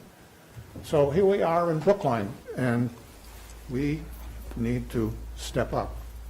So now I want to talk a bit about the warrant article itself, what's before you to consider. And it's a vote to authorize the select board to file a home rule petition requesting that the town be granted a power to levy a real estate transfer fee. And these funds to be earmarked and dedicated to the Affordable Housing Trust Fund. Now, it's very important to understand actually what this petition is, because it's different than most. It caused a bit of confusion with the town council, got that straightened out, the moderator as well. There are 3 ways you can file home rule petitions. This is actually the first way, maybe the least common way. And it says that the general court may reasonably vary the form and substance of this requested legislation which shall be within the scope of the general public objectives of the petition. And that comes from the House and Senate Legislative Drafting Manual. So this is a general vote home rule petition in the form of a resolution. And this resolution is simply a draft general framework, not the final version. If a draft bill is not approved, and I doubt that it would be because it's written very roughly, the legislation may be drafted by the municipal executive, in this case the select board, or the mayor, or the state legislator that filed it, that would be our representative, or respective council. So what happens with this is we are communicating with our representatives, the legislature and the governor, that we're part of this crisis. I mean, we might think, well, Brookline is affluent, it's not really part of that. Yes, it is, as I explained earlier. Therefore, once the governor has signed this enabling law, it comes back to Brookline. Our state representatives and select board may draft the actual legislative language. So we've had a lot of discussions with the Land Bank Study Committee about the ins and outs of the transfer fee and what its impact would be and all of that. Sort of a little bit early for that. We first need to get the authority, and then we can come, select board and the town, drafting, setting up the legislation according to our needs. Then, once that's done, it must go on the ballot for a vote, it's a townwide vote. That's the process. I want to be clear about that because we don't have to get into the weeds. We're looking for a broad request for a town authority to provide the resources to begin to make a meaningful first step toward addressing our affordable housing needs. So this minimum transfer fee general framework has some recommendations, some guidance, and it has to do with, first of all, the threshold, $500,000. There's been some discussion about that. With the Community Preservation Act, it's $100,000, but it's not a really good figure for Brookline because whereas the median price of housing statewide is $400,000, here in Brookline it's close to $900,000. So we'd want to have a higher threshold and the ability to move it up, possibly have a tiered structure of that threshold. We need to be able to adapt it to our economics and our housing market in Brookline. And also with the general framework, we said the fee may not go higher than 2%. Originally, it was 1% for the seller, 1% for the buyer, but the advisory committee, subcommittee already submitted an amendment to that, and the moderator approved it. So now it's just an aggregate 2%. And again, we can come up with a tiered structure, considering its progressivity and its burden. And also, the resolution mentions some additional exemptions and procedures for the calculation of the fee. Now, also, just looking at this in its general way to say what are we talking about with 700 to 1,400 transactions typically over the last decade or so. And if we were to set the fee at $750,000, it would raise something around $6 million, which I can see is a tremendous leap from what the Housing Trust Fund has been able to expend until now. So why employ a transfer fee, not the property tax? I mean, the Community Preservation Act would be an override, in effect. But this is preferable, one-time, modest, small percentage deducted from a large real estate transaction. If you're looking at $1 million or a couple $1 million, you're looking at $5,000, $10,000, $15,000 coming off of that in the context of all the other fees and, that are involved, which can represent a total of 8%.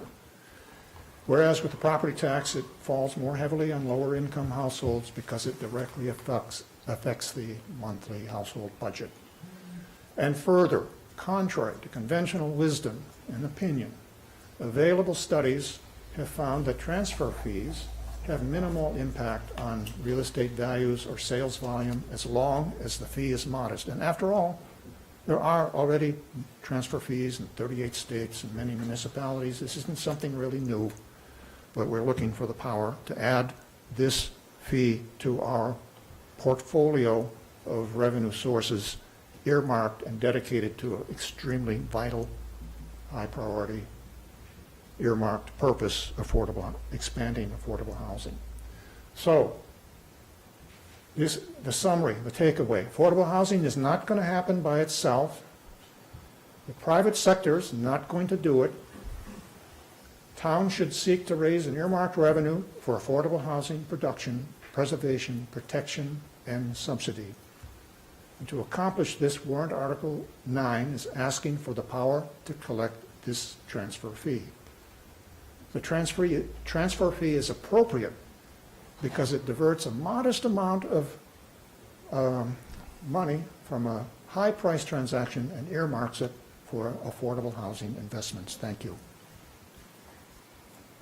Okay, any questions from the board? I have, you want to go first? Well, so I like the idea of a real estate transfer tax. I'm on board with that. I was on board with it in 1988 or 1989 or 1990, somewhere around there, when town meeting considered it and rejected it. But our real estate values have gone up considerably since then. The percentage of that we would collect is still the same, but it leaves people with quite a bit more money. So I don't think the argument is that it's taking away very much from people, especially those of us who bought, like I did in the 70s, and you can never get that kind of deal again. And I'm happy to share with the town. But my only question is why, I remember you, David, coming before us about a land bank and talking about a real estate transfer tax which would fund various things, not just affordable housing, which I support. And so I'm concerned that this would have undercut that effort. And I'm wondering, I'd rather see a real estate transfer tax which is a little broader. And, do you have any idea how much we would have collected last year under this? As I said, well, it depends on the rate and depends on the threshold. Okay, but take your rate. But for purposes of discussion, about $6 million. Depending on how it's structured, it could be more or less than that. Mm-hmm. I don't think it. I think that it's important that the magnitude of the rate and the threshold and the way it's structured be such that it's not becoming too it's not creating what's called deadweight impact on the market. It's possible to have this fee without a deadweight impact, meaning that it distorts the market, reduces sales or prices. As long as it's modest and part of an overall effort, I think it's fine. Regarding why we came with this now, well, there's a lot happening in the State House right now. I'm glad you asked that question. I just got an email a while ago, a couple hours ago, I was sitting in the advisory committee from Somerville about meetings that are happening now with these communities I've mentioned and all the housing advocacy groups around the state with Representative Cusick, who's the chair of the Joint Revenue Committee, and Representative Honan, who's chair of the Joint Housing Committee. There's an effort underway led by Nantucket, as it turns out, with its 7th warrant article. It's already a petition. It's already been through, almost passed. And Representative Dylan Fernandez from Nantucket had some discussions with the leader of the House. The governor, in his budget, had actually recommended a real estate transfer fee to be dedicated to sustainability. Now the House is looking at that and looking at taking part of that and dedicating it to affordable housing because of the reasons that I mentioned, how it's impacting Revere, everywhere, Cambridge, Boston. And it's really an urgent situation, and more communities are coming and saying, we need to address this, otherwise we're going to get blocked in our economy. So this email was about a press release that's coming. It's about Representative Cusick folding these home rule petitions and a statewide local option legislation that's out there into a revenue bill. So the reason I felt it was urgent to go ahead with this is there's an opportunity. The iron is hot.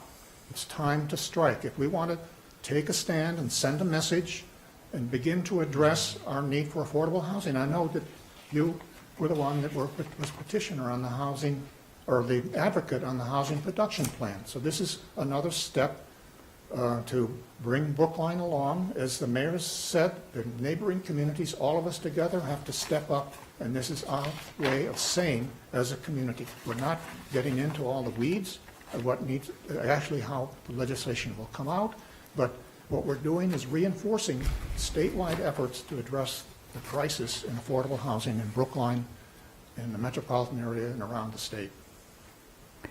Well, that certainly is compelling, but I'm just I'm wondering what you think about what's going to happen to those other uses that the land bank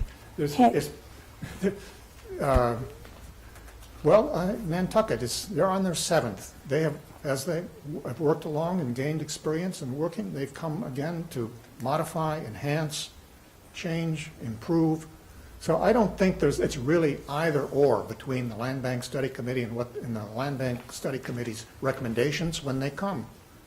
I mean, I've heard from one of my fellow members of the advisory committee that this was a bad move, because why are we coming in with this mixed message to the legislature? I think that the group in the legislature that's hearing from communities around the state are going to understand very well what we're communicating.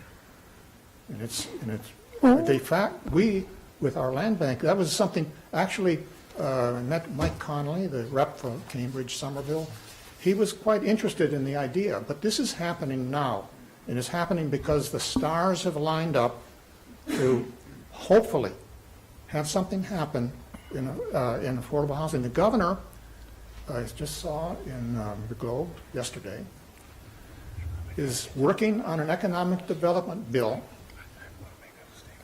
The Secretary of Economic and Community Development is working on it with him, and they expect to come out with the bill in January. And the headline in the article in the Globe is affordable housing is going to be a priority in that bill. This is the time for us to begin to tap into some of those opportunities. Okay. And be sure that we're at the table. Yeah. I just want to make a statement. I'd like to support this warrant article.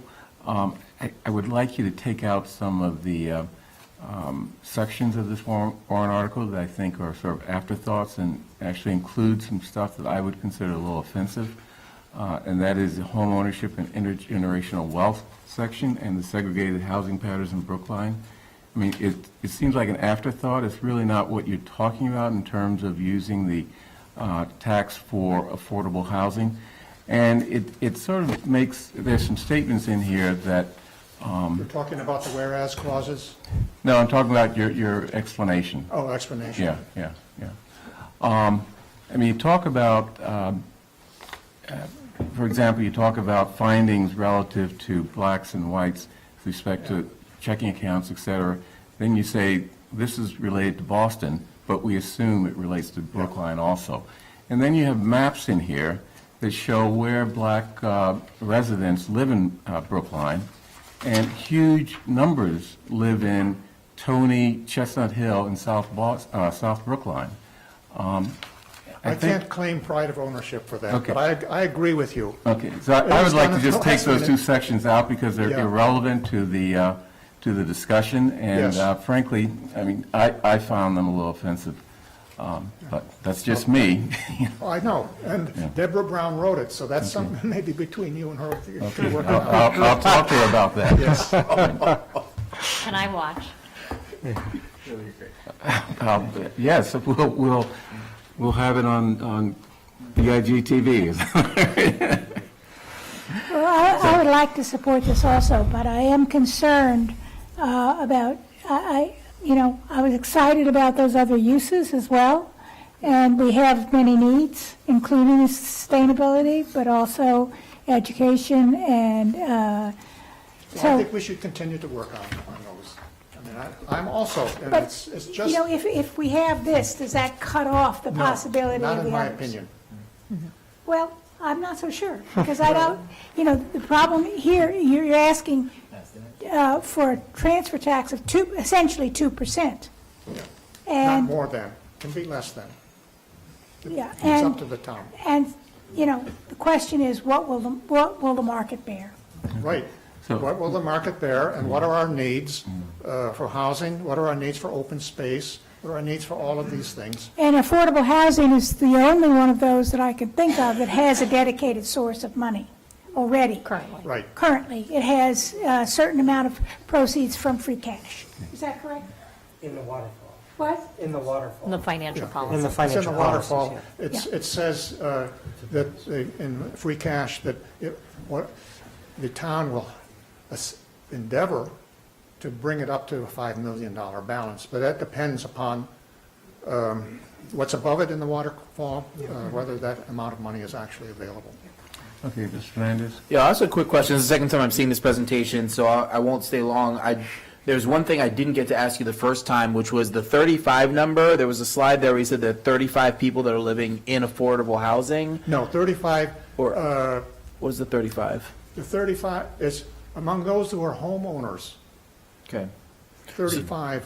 Homes that are considered affordable, that Yeah. 3,600 or so Yeah. value. Okay. Now, are you suggesting that this transfer tax money could be used for home ownership? Well, that's really up to the Housing Advisory Board.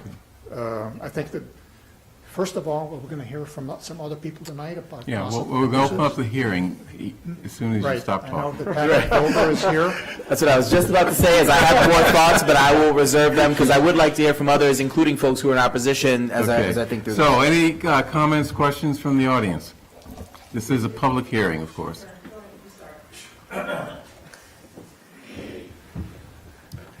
Use your PowerPoint presentation. Sure. Hi, Arthur Cantor. I don't live in this town. My town has the same problem of affordable housing, like every town in the state. The reason why the state has problems with affordable housing is because the state has all the jobs. That's why people moved here for the last 40 years. We have the lowest probably unemployment rate in this country, maybe in the top 3 unemployment rate. So it's not about just sending a message. That's not what this is all about. We have to think smart. We don't want to just send a message. We want to think smart about where the money's going to come from. Transfer tax, somebody who buys a condo, a 2-bedroom condo, and then needs to sell it because they have 2 children and they need to buy a house, they're going to hit twice. They're going to be thinking about, okay, well, do I stay in Brookline? Am I going to move over to Needham or Westwood?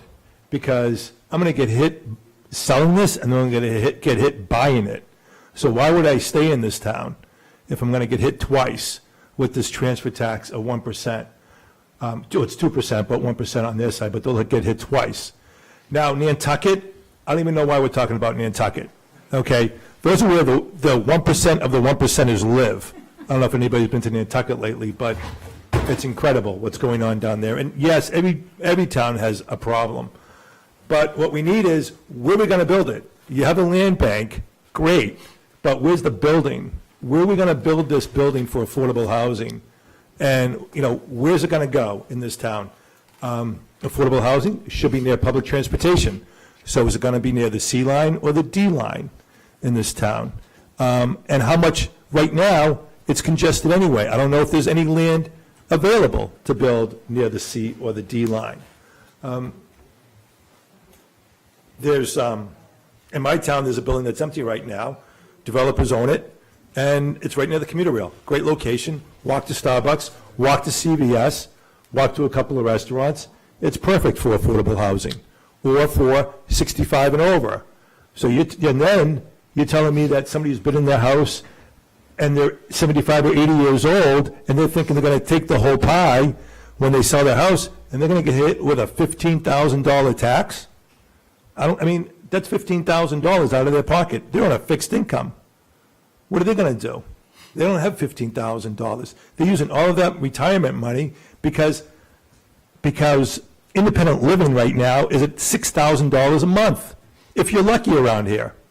If you're lucky, and they want to stay around here because that's where their kids are and that's where their grandkids are. So they lose that money. We need to come up with a better solution. And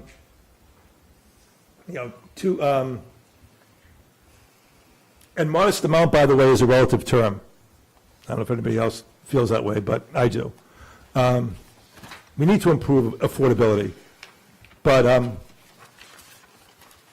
you shouldn't burden those people that fall on a lower income. So maybe your house isn't worth $2 million. Maybe your house is only worth $800,000 in South Brookline. It's a 3-bedroom, 1.5 bath. Well, okay, you bought it maybe for $600,000, and you're thinking you have $200,000 worth of equity in there, and you're going to hit somebody over $500,000 with a 20% tax, and they wanted to buy up. Well, they can't buy up. They're stuck in that house now. Maybe we should tax those people who are renting out to lodgers. I digress, but exclusionary. The tax is exclusionary because it would, in effect, create an additional barrier to entry. We don't want to be an exclusive town. Okay, we don't want that. We don't want to have to charge. We're going to charge you, average median sales price 1.9. We're going to charge you $19,000 to come to our town. Who's going to come here? They'll go to Newton. Newton has the D line. Newton has a commuter rail, easy access to the Mass Pike. And you don't want to discriminate against home ownership. You want home ownership. You don't want more people renting. People who rent don't have to pay tax when they go buy or sell. You want people to buy. You want the sustainability, and you don't want a transient town, people coming and going. So I don't like it. I don't think it's good for the town. I think we need a better solution. Thank you. Next, Ms. Cohen. Hello. Leah Cohen, a lifetime resident and 15-year Realtor in Brookline. I sent you guys today, I hope you all received, I sent you what the real numbers are.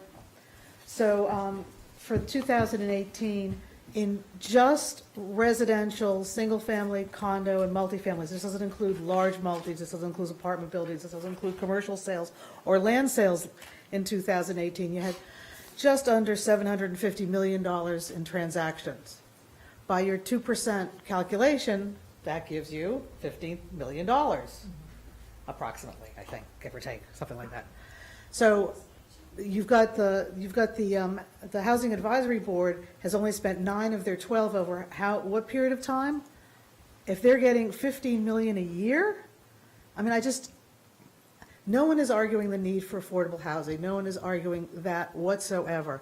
But and Nancy, to your point, that's a lot of money. If they've only been able to spend $9 million, I don't know over what term that's been. 1998. 1998. 21 years. So they're going to get $15 million a year.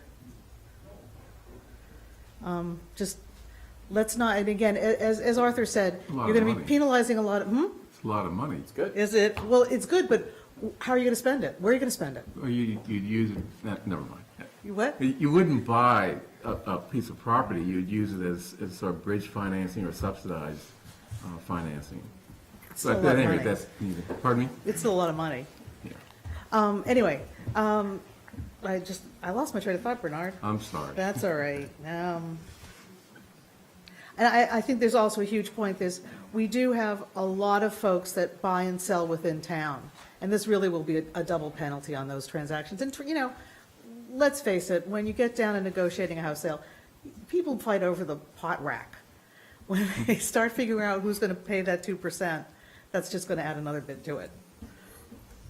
Excuse me, could I ask David a question about this? I thought that this kind of tax was usually just imposed on the gain, In other words, if somebody bought the house for $100,000 and they sold it for $200,000, the tax would only be on the $100,000. Yeah, that's one way it can be structured. In this case, we're putting a floor of at least 500, could be more, and it's taxed only on the amount above that. So if it's a $1 million house, the tax is on the 500,000, above the 500,000. And regarding these buy-sell scenarios within Brookline and a number of other communities, Somerville particularly, they have various exemptions and various ways to handle it, to make it more fair, residential exemptions. All of that is yet to be worked out. All of that is yet to be considered. We have the experience of other towns that have been through this, and if we feel that that would be an undue burden, that's exactly what we should do. That's why this is just a general framework, and it doesn't spell out every possible consequence. I trust that when it comes back and we go through a drafting process, all of those points will be raised and can be addressed. Okay, thank you. Next speaker. Good evening. My name is Bunzel Bryant. I'm a realtor here in the state of Massachusetts. I am a resident here living with my family in Brookline. I lived a life, financial career, and when I retired, because I did work a lot with families in need, I worked with a lot of nonprofits. I grew a passion for helping people buy their own homes. This is what across America we are told we need to do. You know, this is how you call yourself successful, is you own a home.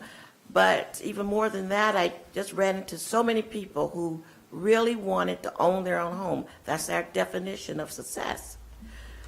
That is going to be made so much harder if we start taxing the people who need to buy a home and actually charging them more for it, as well as getting people to sell a home when we're going to tax them. I mean, we call it a fee, but it's a tax, because you're asking people to pay this portion of the sale to get people to, in order to buy, you need to pay this much to the town. No one, I think I've heard it said, we need can be against affordable housing. We definitely need to be for affordable housing, and that's one of the things I work for every day with every client I talk to. We need affordable housing. I want them to have a place that they can buy a home and they can actually afford it. One of the biggest barriers to buying a home that I see every day is not so much as the monthly payment they have to make, but what they have to have up front in cash to close the deal. Now, if we have to add this 1%, I think somebody has said, and I did a look, I checked it out today before I came here. There were, last year, in the last 12 months, let me get the right number, there were 127 single-family homes sold in Brookline. That median price was $1,900,000. And condos, there are 451 condos sold in Brookline in the last 12 months. That median price is $870,000. People want to live in their own homes. They want to live in condos maybe because that's the next best thing they can do. We don't have that many in Brookline. We don't have that many single-family homes. We don't have that many condos that people can say are affordable. So if we add this tax to them, I'm really concerned that owning a home is going to be that much further out of people's ability. Now, I'm here to ask, yes, we need affordable housing, but how can we do that? But how can we do it without charging people extra to get them to buy a home or sell a home? And I just would like to be sure that the committee has looked into other options. I haven't heard anybody mention the Community Preservation Act here this evening. you may have heard, we may have to consider that already. I think I heard somebody said that it happened years ago. In I've only been in 2006. Brookline 6 years. It was before the voters in 2006, I believe. It was turned down. Oh, And it a was time turned before. down. Well, I would like to see us give them an option. Let them look at this, but let them look at that again. 179 communities in Massachusetts have accepted and adopted the Community Preservation Act. So I'm not an expert on that act. It's just that I'm looking for something that will help my customers or those people who want to buy a home a chance to do that without paying this extra on top fee. 69 communities in Massachusetts have joined the Housing Choice Communities. I know that's another option that is out there and is available. And again, I think we should consider looking at that program again also. I mean, we need ways to raise money, I get that, to put into affordable housing programs that will help people afford not just rentals, but also afford to buy homes.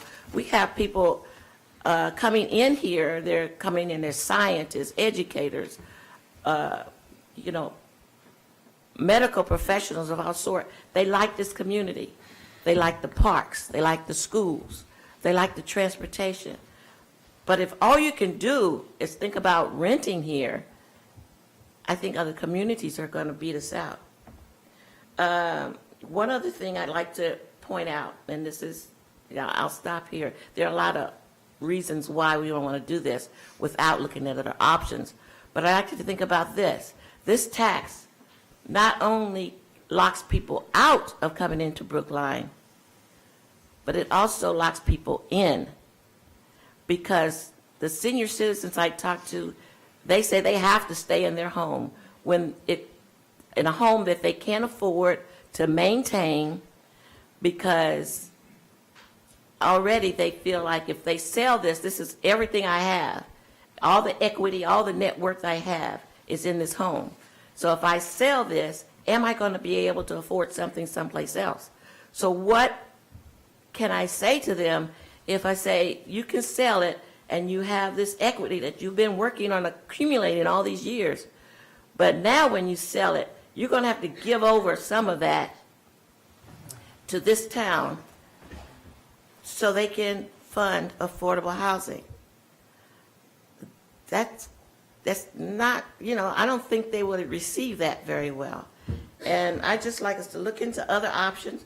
We do need to do some affordable housing somehow, some way, but let's get the best option. Let's just not take one that's going to charge some folks and other folks go free. I think the limited pool of people we're asking to pay for affordable housing through this kind of plan puts other limitations on them that I don't think is very attractive for the town of Brookline. Thank you. Can I ask a question of David regarding something that was just raised? So, I'm a retired lawyer, and I'm getting most of what I learned as a lawyer, so bear with me. But as I understand, if an elderly widow is selling her house, she's not going to get carryover basis. So in addition to this tax, she's going to have to pay substantial capital gains. Have you factored that into this analysis? Yeah, there's capital gains. This doesn't change that. But adds to it. If they're, well, there's a substantial exemption. What is it now? Well, $6 million or something, but, Yeah, I'm talking about someone who, Yeah. is not at that level, but, okay. Yeah, that's true. I would agree. Some people, when they sell, whether they're elderly or not, may be subject to capital gains. It depends on what they do as their next step. If they purchase another home, then You can get it gets carryover carried basis, forward. but not, It's just another example of how you're sort of burdening, Well, right. or maybe, every time maybe you levy a burdening tax or a fee, you're creating a burden. on the There's very sales people that taxes, we income talk taxes, about. all of the taxes, and some are more burdensome to some and others are more burdensome to others. If you have a portfolio of taxes or a basket of taxes, so overall, the features, in quotes, of some are counterbalanced by the relief that's provided through others. So I think we need to look at this as part of an overall strategy, and that the rationale is that, as Nancy was saying, you came, you bought at this price, and now you're selling at that price. And Brookline has been a factor in the appreciation of those values and giving something back to the town so that the town can continue to maintain its character, its diverse character, it's really a decision of this board and this town to keep going with its commitment to all of its residents, regardless of their economic circumstances. Thank you. Next speaker has been waiting patiently.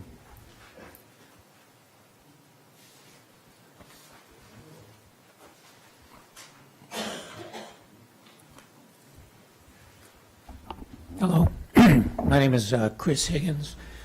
I'm a resident of Brookline. I've lived here for 33 years. I have a problem.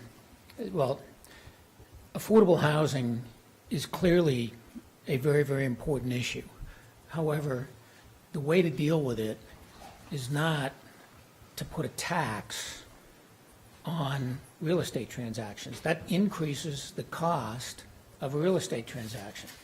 So, you know, to approach creating affordable housing by increasing the cost of housing makes no sense.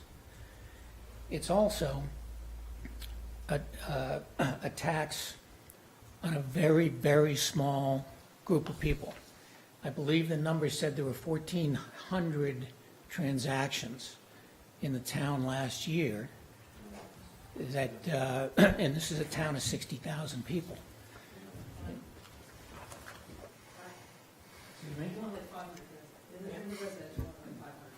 Well, there was 500 transactions in the residential piece, but either way, it's a tiny, tiny fraction of the people in the town. It's a community problem. There's no question that it's a problem, but it belongs to the entire community. And what this bill does is it takes less than 2% of the people in the community and puts the entire burden on them. There are other ways to approach this. You know, apparently, the Community Preservation Act was brought before the town, and it was voted down. So I guess in some people's mind, it's not as big of a problem as others. Now, this is simply a way to find the money somewhere else by going after a very, very small portion of the people in the town and making them 100% responsible for it. And that's not fair, and it's not right. It's a community problem, and the entire community should be involved in solving it and paying for it. Thank you. Thank you. Mr. DeBayer? Good evening, folks. Patrick Delbert, Director of the Brookline Housing Authority. Thank you for your support on many of our initiatives over the months and years. We appreciate you all are considering quite a range of topics for this town meeting, so try and be very brief and just add a concept, a thought to this conversation. And I think there are just really 3 or 4 points. As we've discussed with the Select Board and other public bodies before, housing authority properties have tens of millions of dollars in capital repair needs. We have a strategic initiative to address that. We're actually, as folks know, underway with our first major renovation since our properties were built. It's going well.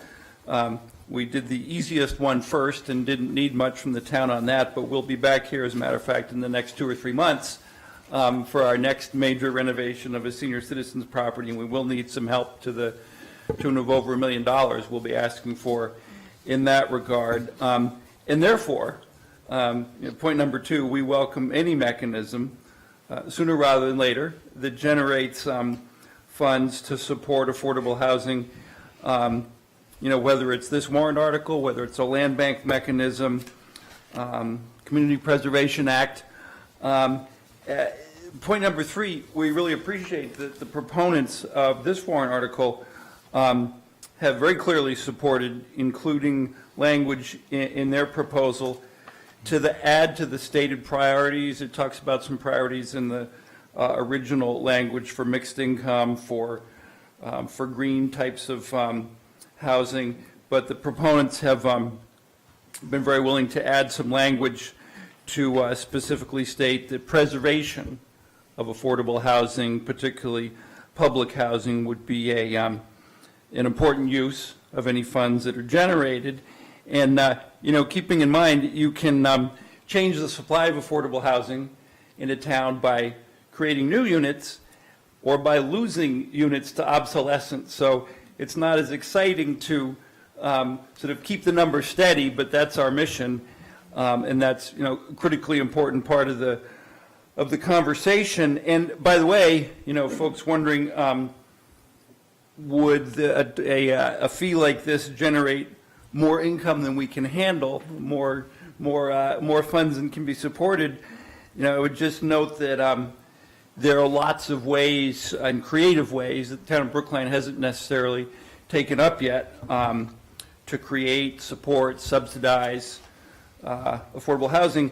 In the case of the Housing Authority, we are pretty darn close to shovel-ready on a whole pipeline of projects. So we would be glad to help meet the need to use any funds that are generated. And,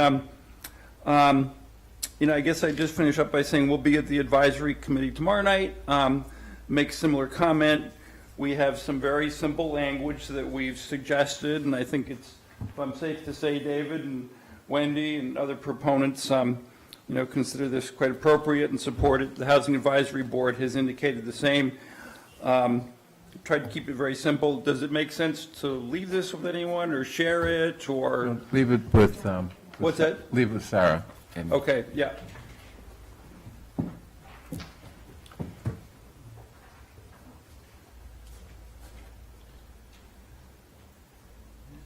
And so we appreciate your consideration as always. And I don't know if I can answer anything from our angle, but turn it back over to whoever else wants to comment.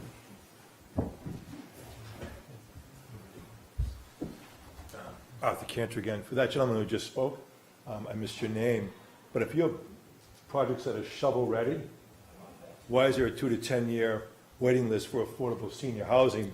And if they don't have preference, it could be 15 years or more. Why don't you take that offline? Talk to him. Okay, fair enough, just a question. Okay, anyone else? Yes. Judy McCullough. I've lived here 30-some years, precinct 3, and I'm a realtor. The real estate market, as we all know, has been hot as a pistol since 2012, but it was not always. We're building up equity like crazy right now. What happens with this when someone comes in, buys a property, and for some reason has to sell a year or 2 later and has no equity in it? That's causing a real problem. Thank you. Any other comments? Ms. Pelkey?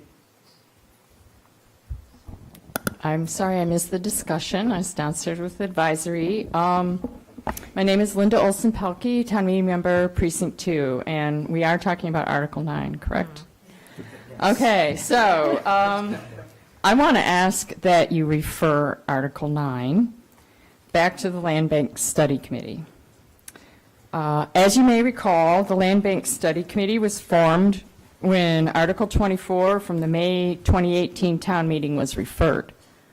Town meeting agreed that the complexities of seeking a real estate transfer tax for the purposes of having a dedicated source of funding for the purchase of land for use by a variety of town needs needed further study. There were unanswered questions that the advisory committee wanted answered.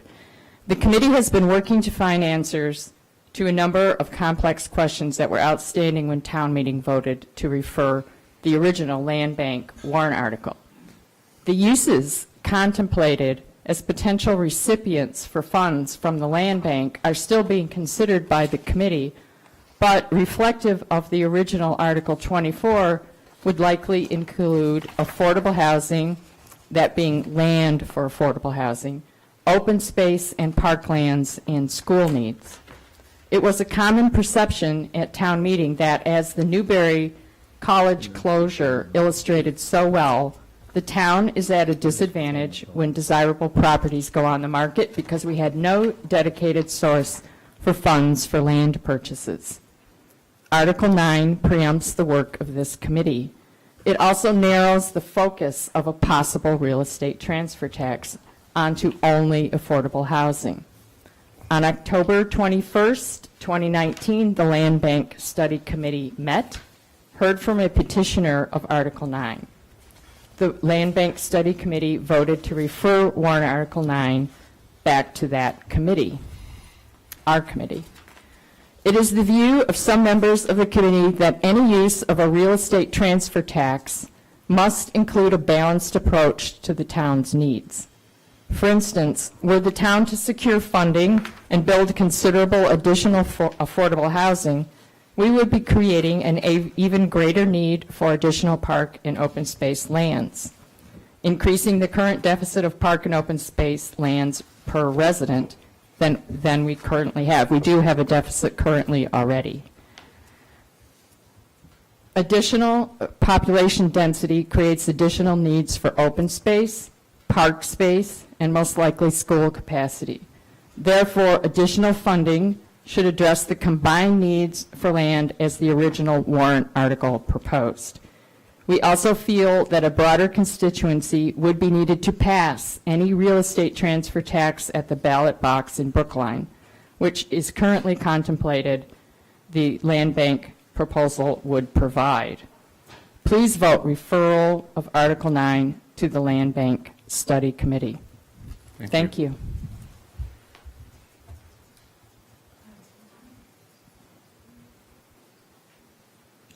Good evening. My name is Rita McNally, and I'm a town meeting member from Precinct 2.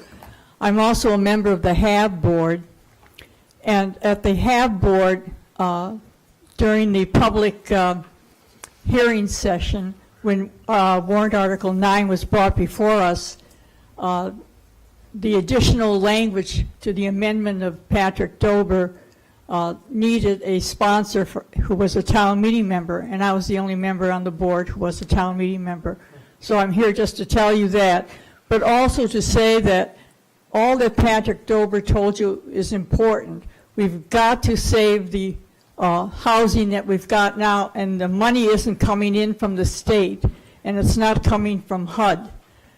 So there are problems in keeping the structures whole. And that's just one issue. I'm also here because of the word diversity. Every time someone runs as a selectman or a town meeting member, I hear the word diversity. And I look and I watch and I wait. And if we're going to have diversity here, we have to try different ways of doing it as far as housing goes. Affordable housing has become I'd call it a side kick to regular language because it's been hijacked. It means a lot of things. In Brookline, it's not low income, really, except for the Housing Authority, which does the 30% of income structure. So we do need affordable housing here. We need another way of thinking. If HAB can't do it alone, there are 40 Bs lined up. I don't know how many of them are left, 10, 11, that are waiting in line to come into neighborhoods, disrupt them, this kind of a thing, and we might get maybe 4 units, 5 units for each development, depending on how high, how big it is. We've got to get over the 10% hump, as you people know as well, to stop that from coming on. So we've got a lot of problems with finding the money for affordable housing and doing other kinds of things, but we've always been good people to think. I remember what you said, Nancy. about the housing and structuring it and trying to find ways of paying for it early on in the 70s and in the 80s. We're still at that. We're making some progress, but it's not really progress if we can't move forward. So there are a lot of things that are needy in Brookline, and we're told that we're wealthy, but when half of us aren't and the other half are, you know, it depends on which side of the street you're looking at. So I'm just saying that I'm in support of it.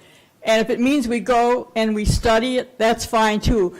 HAB did not vote on this article. They were interested in it, and they agree with the transfer tax. But they, as far as the body of who would do it, whether it would be the land tax or whatever study it would be great. But whatever we do, let's start doing it. Haven't we talked enough? I've been doing this for 36 years. I don't have that many years left. Can we just do something? And I don't want to hear anybody talking about diversity anymore.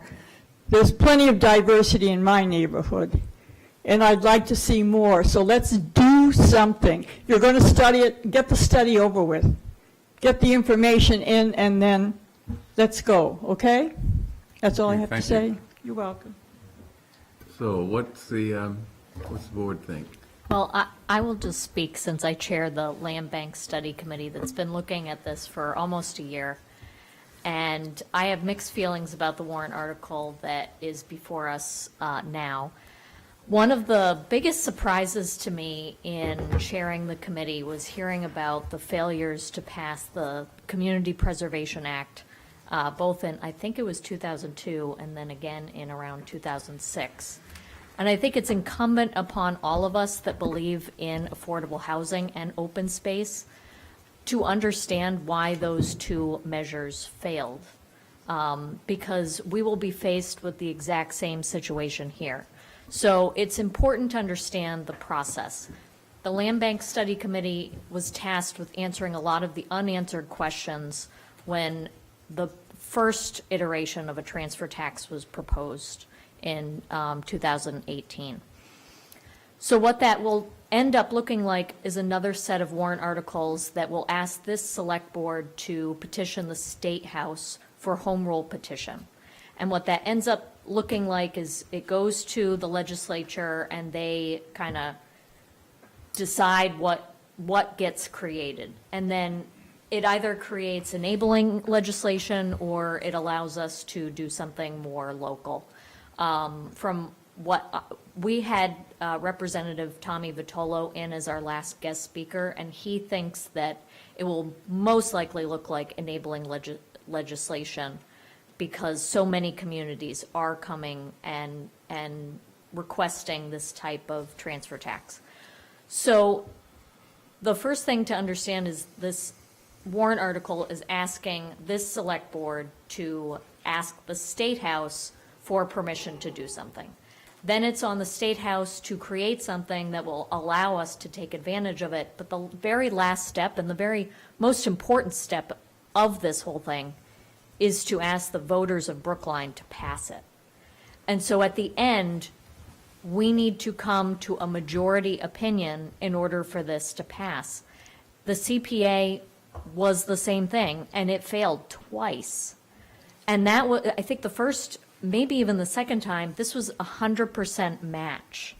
So for those two efforts to fail, I want to be very sure I understand why they failed, and I want to be able to make the case for why we are burdening some members of the community more than others, because not everybody will be in a position to be faced paying this tax.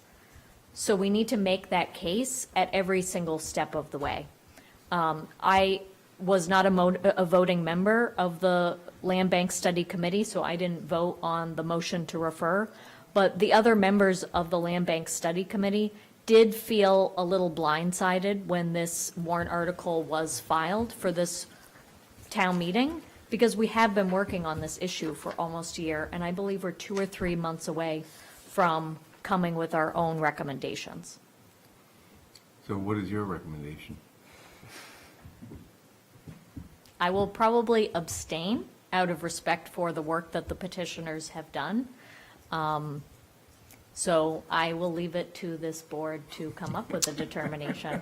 So just for the sake of clarity, it sounds like you're projecting that there'll be a report and something for town meeting to take action on in the spring of 2020. Is that? My original, I think our original intent was to try to file something for this current town meeting.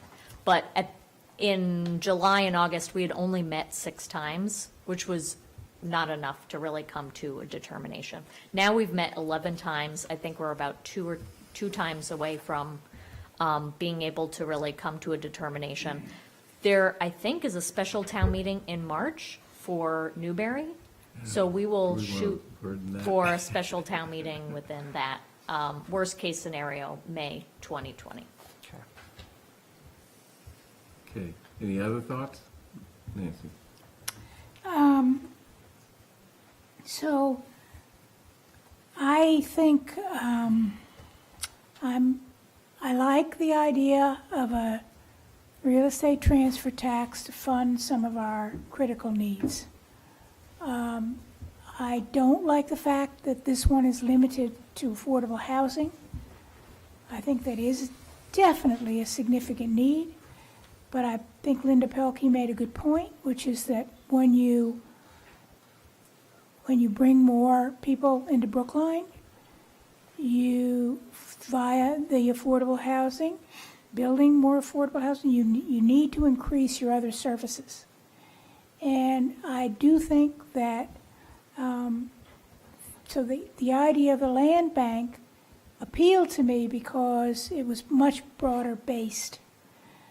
I have my own theories about why the CPA didn't pass. I was involved more heavily in the 2006 campaign than in the earlier one, but I have no evidence for my feelings about it, so I won't even, go into it. I do think that referral in this case is the right avenue, partly also because if the state is going to put into place some enabling legislation, we can take advantage of that whether we've passed this or not. And we will need that enabling legislation in order to get further down the road. So we don't actually have to pass this in order for the state to come up with enabling legislation. They're getting pressure from a lot of communities, and it sounds like that may happen. So my favorite path at this point would be to refer it to the Land Bank Committee and let it be included in that discussion and report and action in either March or May. Okay, any other comments? Sure.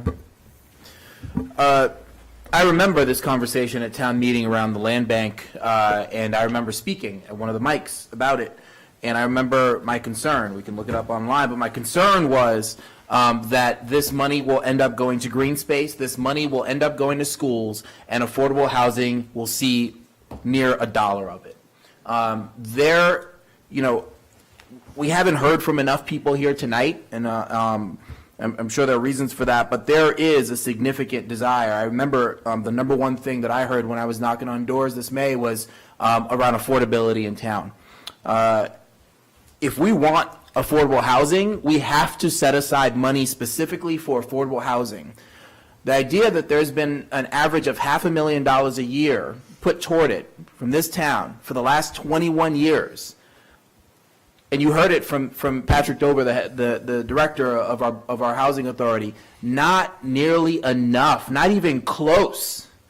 Not even close. I've been talking with Patrick, I've been talking with Carlos Hernandez, our Section 8 sort of director. I've been talking with Roger Blood and folks from the Housing Advisory Board. And by the way, Rita McNally, we should grab drinks. I want to hang out with you. And so it is clear to anyone who is in this space that this is an absolute crisis that we're facing. When you look at Section 8 right now, across the country, there are 6 million people who qualify for Section 8, and they die before they end up getting it. The waiting list is so long. There is no entitlement for Section 8 the way that there are for other benefits. There are other benefits, you meet the qualifications and you receive those benefits. These are people that are housing insecure. These are people who are homeless or may be homeless and are sort of trying to find a place to live. And depending on what kind of criteria you have, you may be waiting for years and years and years before you can take advantage of that program. And what have we done in the meantime?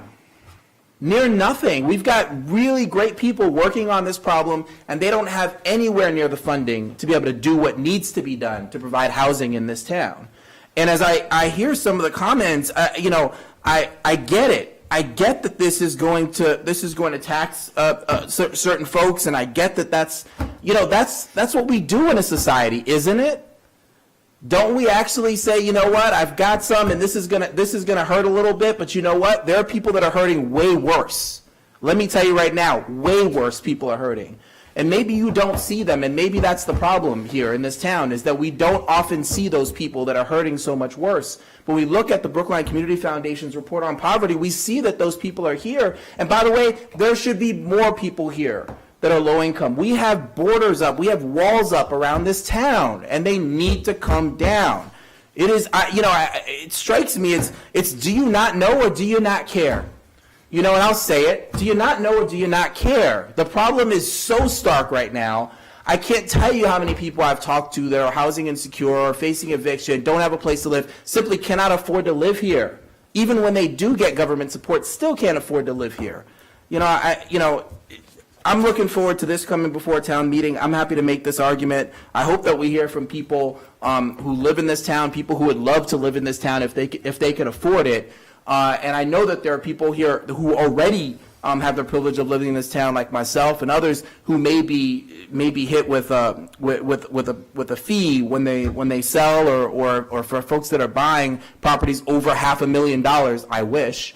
But there are people here that are just trying to find a place to live, just trying to find a home, and really, I hope the numbers are right, that it's not $6 million, but it's $15 million a year, because I can only imagine what the good folks who have been working on this problem for decades could actually do with that kind of money.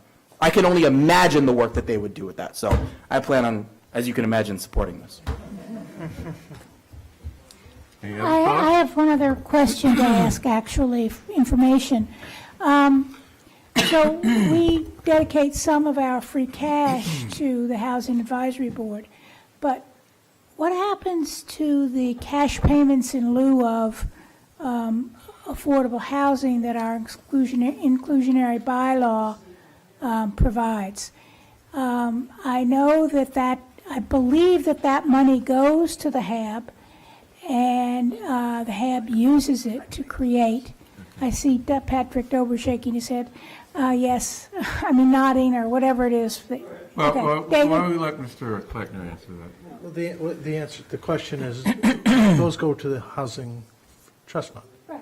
Yeah. So it's not just the $500,000 a year, because there are a number of projects that have opted out of providing affordable housing and give money to the Housing Trust Fund in lieu of. Now, maybe that's a problem. I actually think it is a problem.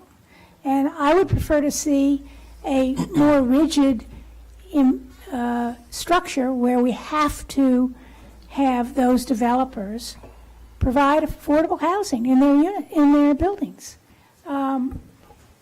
But, that's not what's before us right now. But I do think, I'm not convinced that the number that we've cited for what the Housing Trust Fund has been able to spend is accurate. So just a point of clarification, I think we're talking about a very specific source of funding for affordable housing. It's not the only source. So Mr. Dober can correct me if I'm wrong, but it's somewhere in the order of an average of $300,000 a year from CDBG money, which is given to the Brookline Housing Authority to make capital improvements. So when you talk about, Tell me, because I'm aware. yeah, so I'm just saying, on this recently. yep. So I'm just saying, in terms of let's sort of level set the conversation a little bit here. It's not just the Affordable Housing Trust Fund that we devote, that we use to devote to affordable housing. There's other sources of dollars, and I would assert when you sort of add it all together, we're closer to $1 million than the $500,000 mark.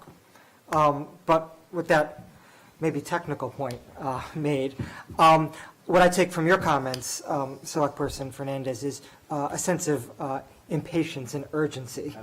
And I think I share that impatience and urgency. But I think this is only a portion of a solution.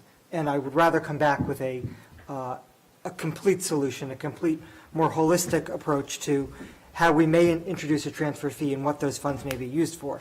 And perhaps not the King Solomon solution, but maybe hoping to get there, is a motion to refer with a specific guidance that the Land Bank Study Committee is going to report back no later than the annual town meeting of 2020, and introduce a very specific deadline for action to be taken. And if the results of that committee are not satisfactory, at least we'll be empowered to take action at that point in time. Okay, any other ideas, questions, thoughts? Someone want to make a motion? I'd like to move in favor of this warrant article. Any other? And I'll move that we refer it to the Land Bank Study Committee with the direction to report back to the town meeting no later than May of 2020, which means you could come back in March if we have one. And, that I think will. Can we accept an amendment that they have to come back with a good program for dealing with affordable housing? Certainly. Okay. Yeah. I mean, the other way to do it is to. Smoother language than that. I mean, the other way to do it is to mandate a report by the warrant article filing deadline, and then you can just, if nothing's forthcoming, you can put this back in, or some other proposal. But I defer to you on how you want to approach it. Well, we have two motions on the floor. Why don't we start with Mr. Fernandez's motion and then Ms. Heller's motion, if Mr. Fernandez's motion fails. So. All in favor of Mr. Fernandez's motion for favorable action? Mr. Franco? No. Ms. Heller? No. Ms. Hamilton? Abstain. Ms. Fernandez? Yes. And chair votes no. Ms. Heller's motion for referral to the Land Bank Study Committee, is that the right name? With instructions to come back with something that specifically addresses affordable housing, in addition to whatever else they're talking about. All in favor? No later than May of I'm sorry. the annual town meeting of 2020. Right, no later than the annual town meeting. Do you have that? Okay. All in favor, Mr. Franco? Aye. Ms. Heller? Aye. Ms. Hamilton? Abstain. Mr. Fernandez? No. Chair votes aye. Okay. I have a question about that motion. I'm also on the Land Bank Study Committee. Does that limit now the study committee's deliberation to No. affordable housing? No. Okay, next, May I make one other comment? Actually, it's about something that came up earlier. sure, why not? Really, I'll be brief, I promise. This is actually related to the Green Dog program that came up earlier, and I mention it because of our conversation around affordability. One of the benefits of having this technology up here is we can reach out to folks after they've been here, and Erin Galentine was here earlier talking about the increase in the fee to the Green Dog program. One of the questions that I neglected to ask her about is whether or not there are fee waivers or discounts for low-income residents. And I am happy to say that she responds, yes, we have a fee waiver for low-income residents. No one is ever denied due to inability to pay.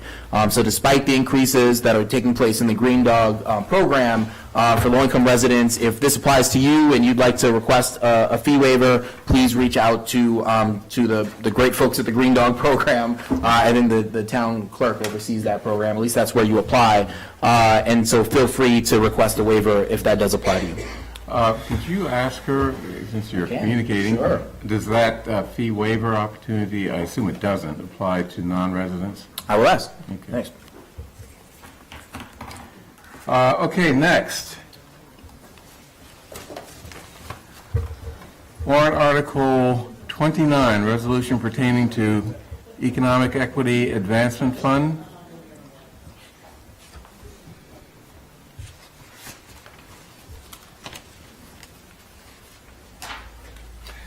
And Mr. O'Neill, could you answer a question first? In your materials, it says Racial Economic Equity Advancement Fund. Our warrant article leaves out racial. What is the actual? Racial. I'm going with Raul's and I's. I'll tell you why in a sec.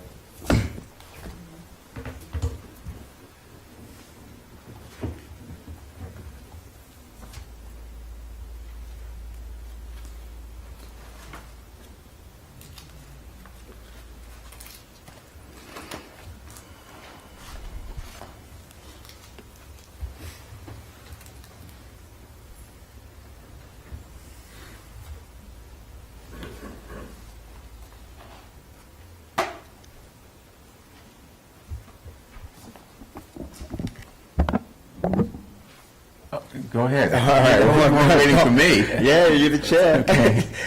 So, Donnell O'Neill Sr., town meeting member, precinct 4. I did a lot of work on this warrant article, and was blessed to have Raul agree to be a co-petitioner with me. I'm going to move with my co-petitioner's warrant article at town meeting. So I Googled what is racial equity, okay? And the Center for Social Justice says, racial equity is about applying justice and a little bit of common sense to a system that's been out of balance. When a system is out of balance, people of color feel the impacts most acutely. But to be clear, an imbalanced system makes us all pay. So I really look forward to the debate at town meeting about this funds. I feel we're going to be the first in the United States to actually give it back to the community who deserves the help from the with the marijuana revenue. I'm excited about it. There's a lot of people talking about this on all sorts of levels. Even Bernie Sanders has mentioned using some marijuana revenue to put back into the community to help entrepreneurs and minorities grow. Guys have any questions for me about it? Be happy to answer. Any questions, comments from the board? So my understanding is that the original warrant article contemplated what some were interpreting as an additional tax. Okay.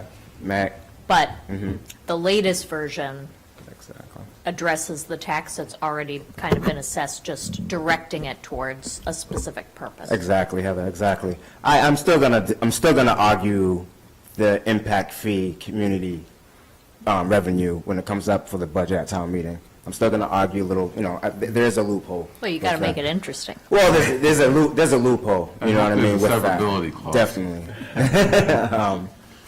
But, That yeah. won't fly. That won't. I know, but I'm still gonna say my piece. If I can just add a little bit for the folks that may be watching at home or in the audience that have maybe seen other versions of this, and just to clarify that that this warrant article does not touch the community impact fee. It does focus on that local option tax and taking 35%, essentially a third of that tax to this to create this fund. That fund will be housed within the Diversity, Inclusion, and Community Relations Office and co-managed along with the Commission for Diversity, Inclusion, and Community Relations. They will create a structure and say, well, what is this going to fund? They're going to actually work collaboratively with community input to determine what kinds of programs, initiatives, activities this will fund. And should the Office for Diversity, Inclusion, and Community Relations seek funding for new programs, so it's not intended to sort of supplement in any way their annual budget, but should they seek funding for new programs, they'll need to do that through the Diversity Commission, and the Commission can review that and approve or not approve as they see fit based on the program. That's essentially it. So I've got a couple of really technical questions. I'm just wondering where the 35% came from. Should I read into 35% as opposed to 50 or 65 Yeah, or exactly. yeah, exactly. So I didn't want to aim too low, but I didn't want to aim too high at the same time. 35 seemed like a fair number to ask for. So I think 35 is a good number, but I'm a little concerned about a fixed 35% every year. And, I'd be more comfortable with up to 35%, which would require the Commission, the Office of Diversity, Inclusion, and Community Relations to actually come to us with programs, specific programs that justify whatever the amount is. I mean, if it's 35%, that's fine. If in gearing up, this effort, we only have programs that need 30%. I mean, it makes me a little more comfortable because it doesn't lock us into a cash drain that I agree with that. I understand, yeah. I agree with that. That makes comment. sense. Can I ask a question? But are you imagining then that the program would be, there would be a fixed timeline for applications, folks would submit whatever applications they want, the commission would then see what the sort of total, requested funds from these applications would be, and then come before the select board to say, in order to fund the programs that we think are worthy of funding, we'll need X amount? Is that right? But I assume that in addition, once you receive proposals, that you go through and select those that actually make sense, or that, are well put together, and that, otherwise can be justified for funding. So, I mean, I see that process. That makes sense. Okay. It makes sense. One other thing. Ben, were you finished? Pardon me? I don't know if Ben was finished with his question. I've got another question, but Okay. why don't you? Let me just add the other proposal or suggestion. The commission will develop funding guidelines. I think you ought to add to be approved by the select board. Yeah. Okay. Yes. I'm straightforward. No. Mr. Franco? I'm just, clearly, the Diversity, Inclusion, and Community Relations Department and Commission have a role to play here. I'm just curious about, from a governmental structure standpoint, why give that commission and that department sole control over this money and not have it go through town meeting or through the select board or any other elected group of people? Well, I feel they have more direct contact with those people who have concerns with the towns, who need the funds, who have questions. We go to that office first before we go anywhere else, to be honest with you. So I feel because they're closer to the people who are going to be needing the funds, that they should be actually managing it. And maybe I missed something in the write-up, but can you just give me a sense of what this money might be spent on? What are some of the programs that might be funded with the dollars? For example, I can give my own story. So when I resigned from the DPW, for example, and needed to make money, I needed to create my own business. So it was called Donald O'Neill Indoor and Outdoor Cleaning Business, where I went around, I shoveled people's snow, lawn care, all that. My issue was I didn't have a vehicle. SCORE and the people at the state who help you do business plans or write-ups, their main thing was the question is, how do you get capital? Right? So family members, my family, for one, doesn't have enough money to help me get a truck, or point blank, so certain banks, for example, wouldn't give me a loan because I'm in public housing for one, okay. But I still need to live. I still need a roof over my head. I still need to work. I still need to take care of my kids. So I did what I could do as long as I could do it. And I started working for my church and got into nursing, and I'm at Spalding. So, my life story, for example, from resigning from the DPW, not wanting to but doing so, is one of the main reasons why I'm doing this. Because it was tough for me to get a truck, point blank, to carry tools around. I can get the tools, we needed someone to tow the tools around. I know how to plow because I work for the DPW, and that plows cost money. Does that help you answer? It does, yeah. Okay. If I can just add briefly, there are also, I imagine folks that might be applying for funding include organizations like the GARE Group, which has operated unfunded for the past number of years as they've sort of moved forward, helped move forward GARE throughout the town. Brookline for Racial Justice and Equity is another group that has done really laudable work, I think, but unfunded.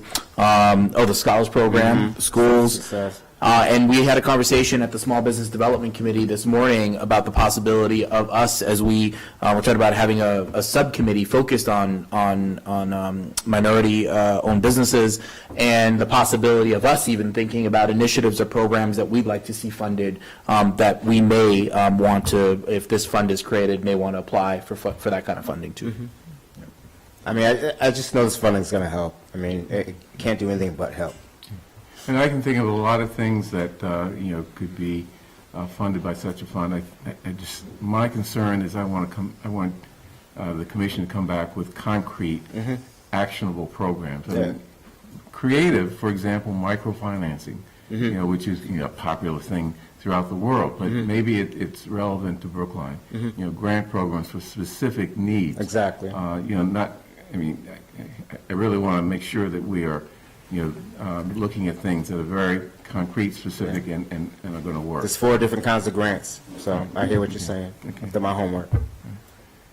Anything else? Okay. This is a public hearing. Mr. Warren, what do you have to say? Can I close this so people don't think I'm talking about, I'm waiting and hoping? I have been waiting and hoping. It's been a long night again. So my name is Paul Warren. I'm a Precinct 1 town meeting member. The Cannabis Control Commission states that the commission is committed to implementing a variety of programs to actively engage people from communities of disproportionate impact and ensure that their inclusion in the legal cannabis industry. The Boston Globe has covered this topic quite extensively, and they've concluded that we really haven't made any meaningful progress on this. In Brookline, our zoning policies and bylaws have effectively turned our cannabis economy to highly capitalized, vertically integrated corporations. The opportunity for small, minority-owned, and underrepresented groups to participate directly in this economic opportunity are slim to none. When Donnell spoke to me several weeks ago about where his warrant article was at and the barriers that he was facing, I was really taken aback. I think he would agree that I was pretty angry. He was told that now is not the time to be asking for money. We're not sure if you can ask for this, he was told. And that money's already spoken for. Told by people in this town, by individuals running cannabis businesses in our town. So I have a few questions of my own. If not now, when? Do you really need to ask for what you've already been promised? And my last question. Shouldn't the people most impacted by the war on drugs be the first in line for the money? So, the answer is yes. Absolutely yes. It's time to stop delaying. It's time to stop promising. It's time to deliver. I'd encourage you to vote positive action on warrant Article 29, and please, no more waiting. Thank you. So any other questions, comments? Yes. So just very quickly, I'm Carrie Ann Tester, Brookline resident. I think a lot of people like myself from communities that were not impacted so much by the war on drugs supported decriminalization. Pardon me? Which is all of Brookline. Yeah, so we supported decriminalization primarily because we wanted to support equity. And we're still waiting for that promise to be fulfilled. We took the lead in opening our doors to marijuana shops. We took the lead in taking tax dollars from marijuana. Let's take the lead here as well, where it really matters. Let's be a role model. Thank you. Yes, Paul. Good evening. I had no intent, Paul Sainer, Precinct 13. I had no intention of speaking on this article tonight, but I feel compelled to point out with my Brookline fiscal advisory cap on that the town is broke. Let me give you a couple of examples. Our reserves are at a single A level, and they're $4.5 million less than our own policy. We don't have money to repaint bike lanes. We don't have money to hire additional guidance counselors for our enlarged high school. It would be wonderful if we could earmark marijuana money in the manner that's been proposed. But you just voted an override, and I think there's a limit to the capacity of the taxpayers, talking about affordability, to pay beyond capital overrides what we're potentially looking at, which is regular operational overrides, since the town administrator's 5-year forecast projects annual operating deficits escalating to, over 5 years, nearly $30 million in that 5th year. The host community agreement has very specific language that says if there's funding available after mitigation, then the town, at its discretion, can use those funds. I hope that there is robust mitigation funding and that there's money left over, although the warrant articles that are before town meeting will likely reduce the amount of payments to us under the host community agreement. So I think in the same manner in which you just voted to refer the article around affordable housing transfer tax, it's incumbent upon the 5 of you as the CEOs of this town to look at things financially. We simply cannot afford to earmark marijuana tax dollars in the manner that's been proposed. Thank you very much. Thank you. So, any other questions, comments from the audience? I would just say that, Brookline is not a community of disproportionate impact, but we're adjacent to one. And, we're going to be talking to the cannabis establishments in town about taking advantage of that fact. And, I've had some conversations, and we'll see where that goes, so. Any other comments? Yeah, I just wanted to offer one other thought on this. And by the way, I did have a chance to talk to one of our cannabis control commissioners, thinking about Paul Warren's comments, Shalene Title, and sort of ran this program by her, saw what she thought about it. She's very supportive of it, and in fact plans on crafting a letter to us in town meeting to that fact. So we'll hear her thoughts on it at some point soon. To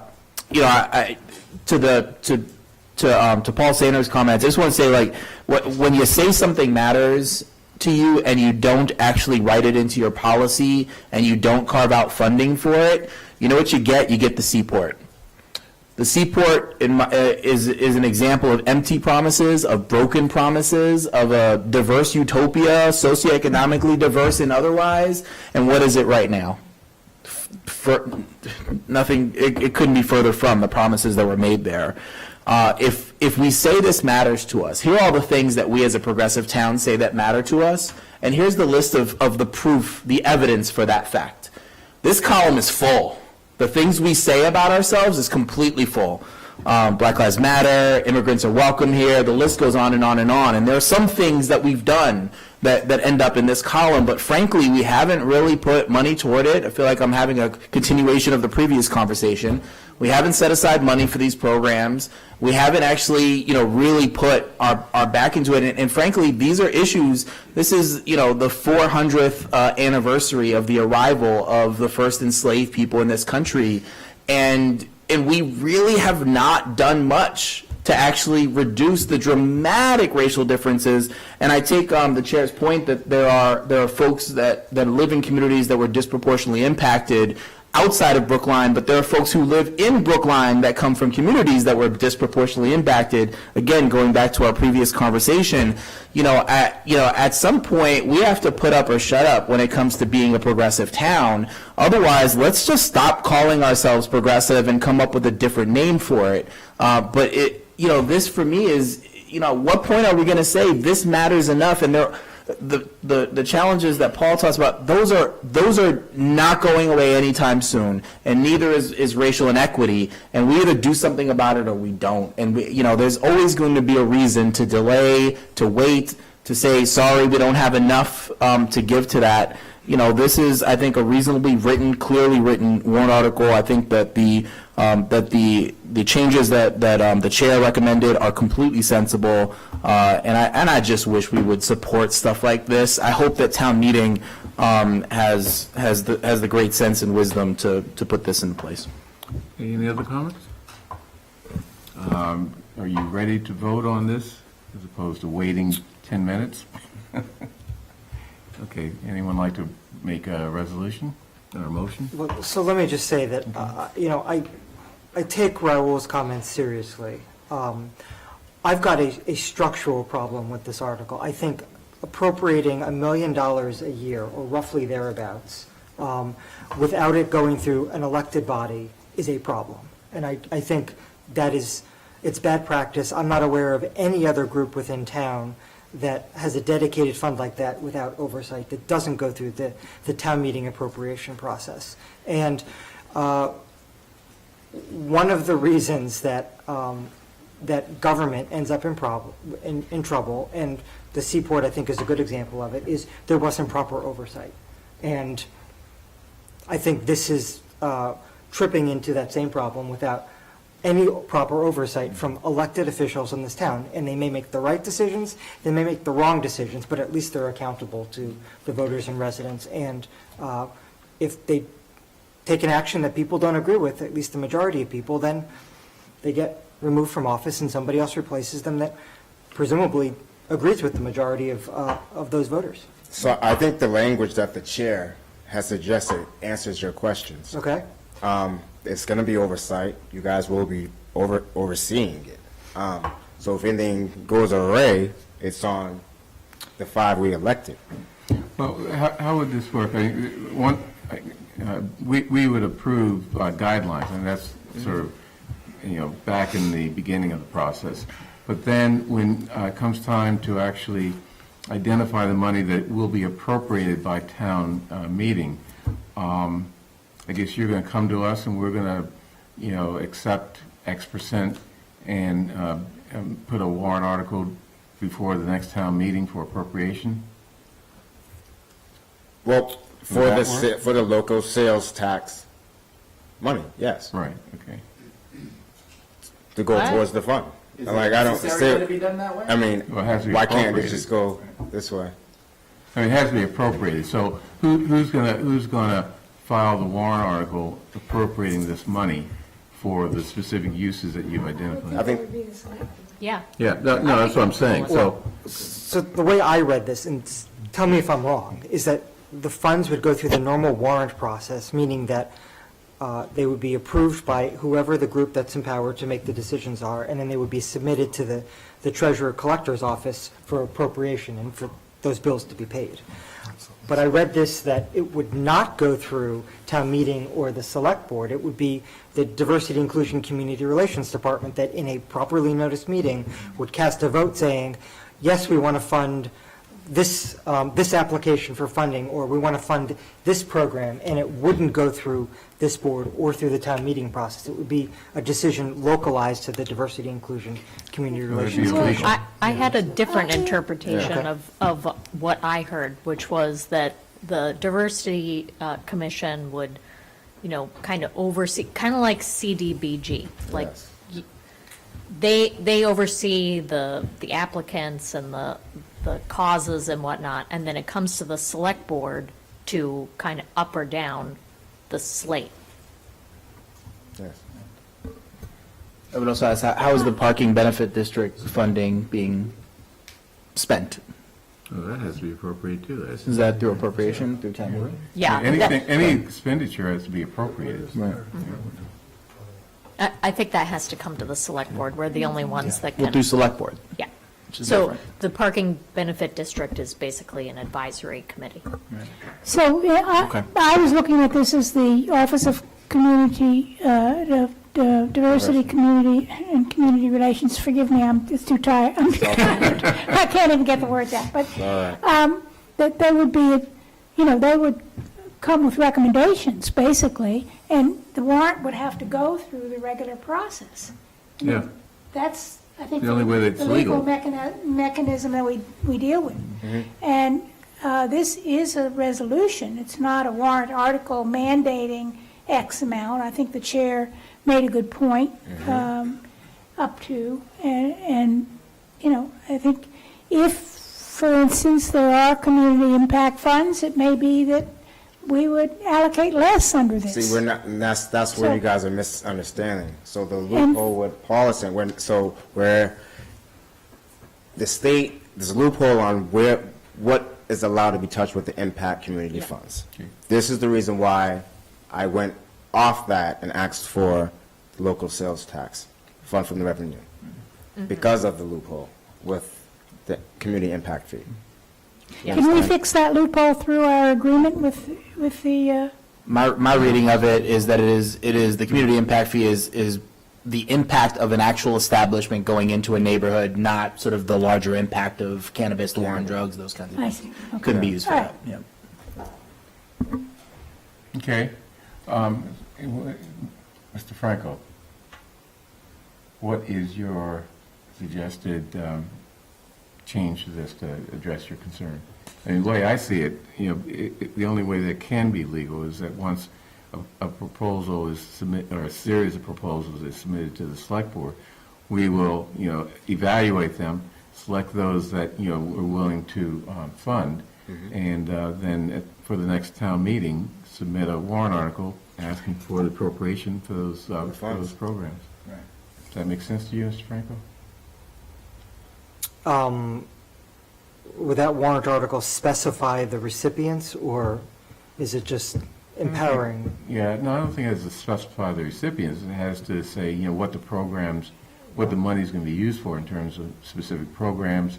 I mean, for example, grant funds to cover cost of permitting or something like that. Licensing or licensing. LLC.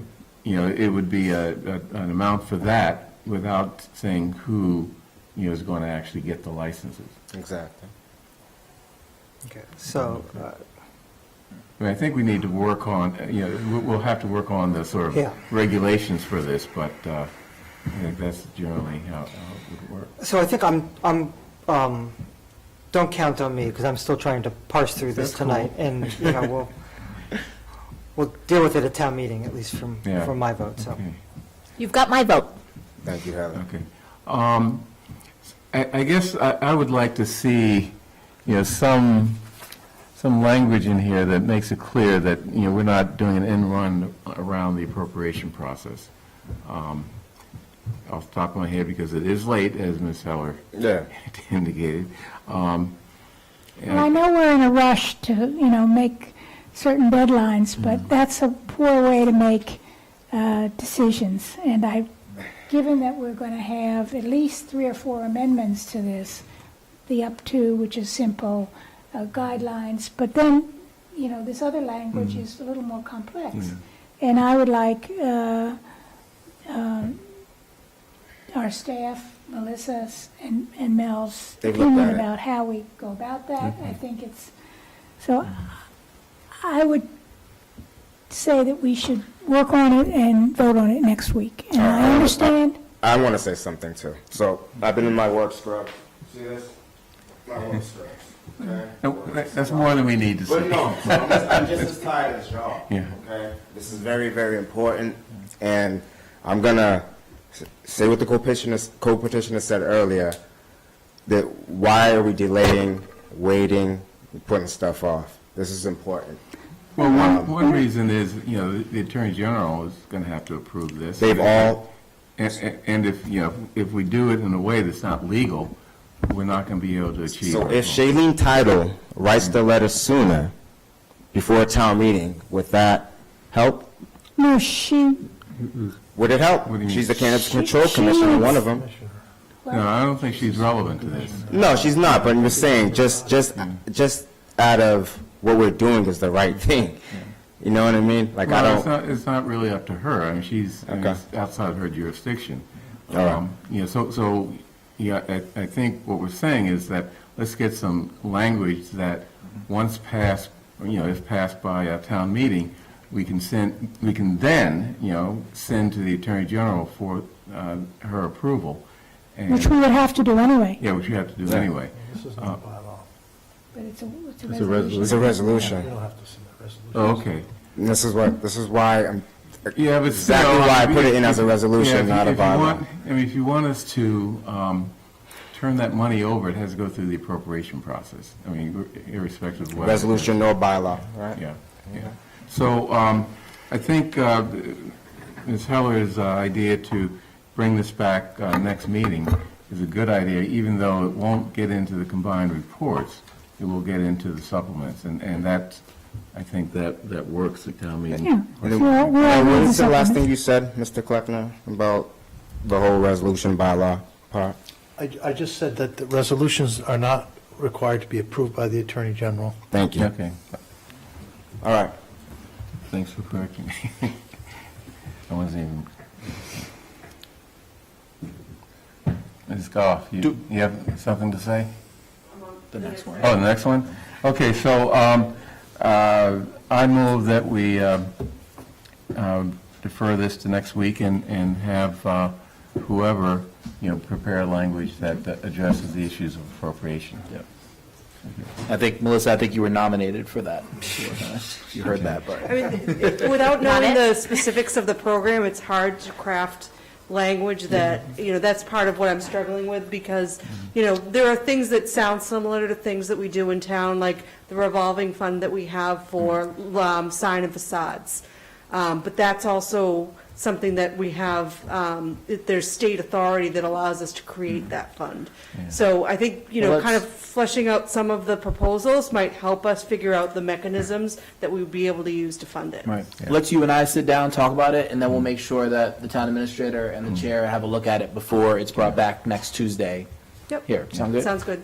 And I don't think this is really going to be very difficult. I mean, it's, you know, it's one specific issue, and you have to come up with, you know, beautiful language. And it's a resolution, so it could be worded broadly, Yeah. so that it covers, it could cover the issue of community impact funds being used as well. Okay.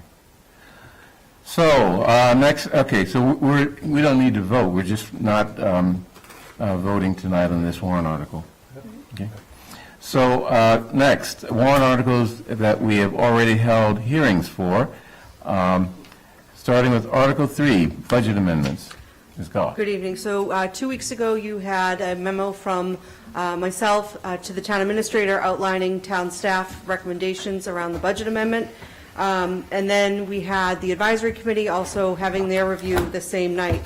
The advisory committee made some amendments to the recommendations that staff had, and you should have received a memo from the town administrator today outlining our revised position now to essentially reduce the funding that was requested from the health department and create this ombudsman position that would allow the town to manage some of the marijuana-related activity that's coming to various departments a little bit more efficiently.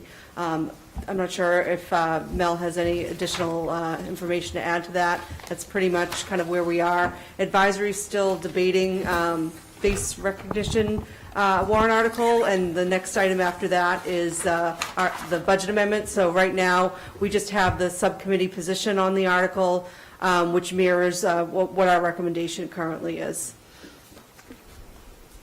Okay. Any questions? I'm comfortable with the subcommittee recommendation. Just to repeat something that the chair said at the beginning of the meeting, you know, we're talking about appointing a committee to look at the general issue of cannabis mitigation. So there's some movement there, and I think what you said at the beginning was we were going to work on a charge and potentially take a look at it next week. Yeah.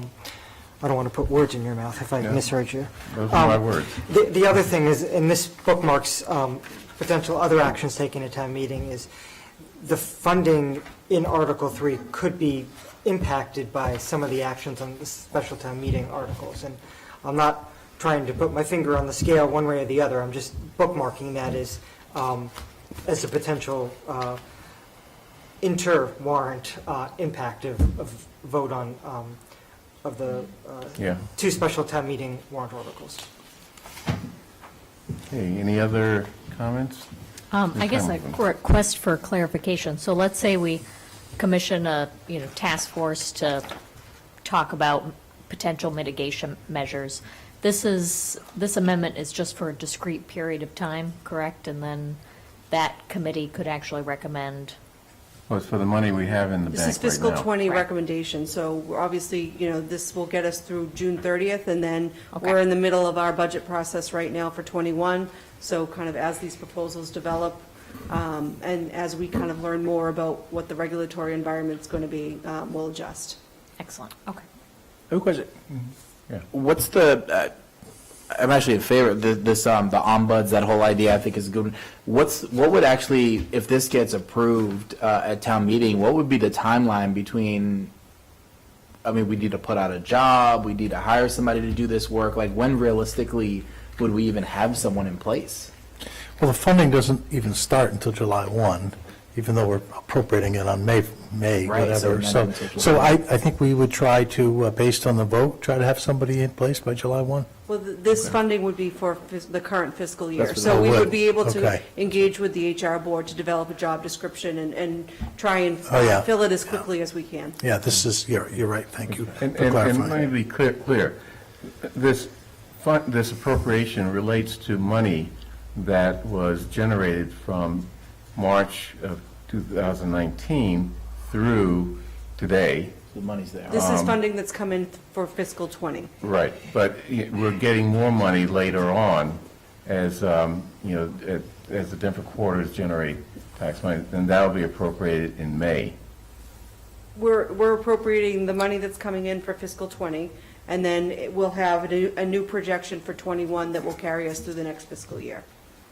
Well, I guess his question was, we're projecting a certain amount of money. If there's more, do we have to appropriate that in May so we don't lose it? So I think we would need to talk about the stabilization Yes. fund that you referenced in your Yes. memo, and whether or Yeah. not that might be a mechanism for us to be able to more appropriate additional funding beyond what we're comfortable recommending at Yeah. this point. Yeah. Okay.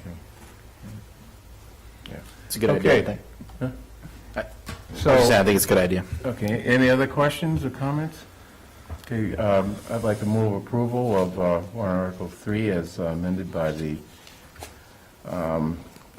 advisory committee here, subcommittee. All in favor, Mr. Franco? Aye.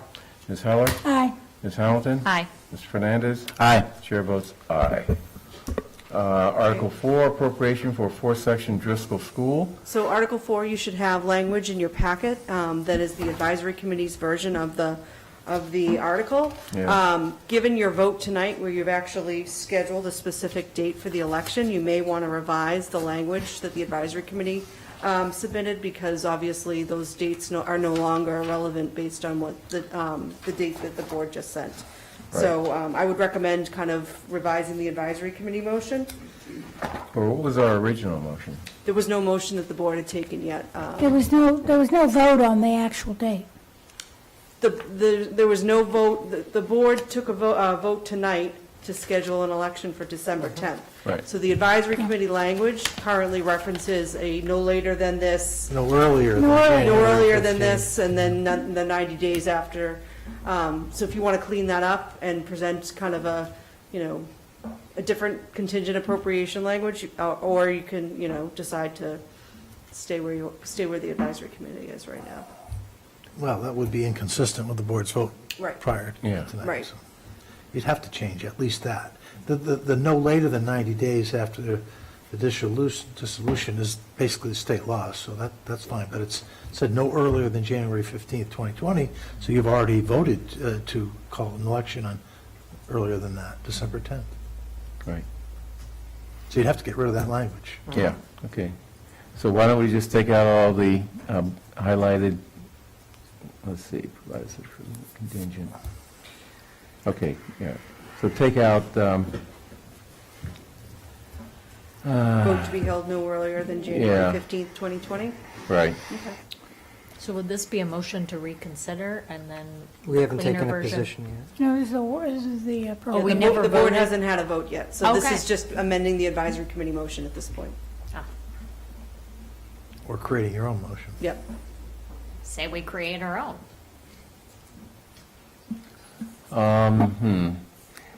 I guess I know I'm going to be voted down on this, but, the advisory committee also added as a four-section school. I'm not sure why that's even in there.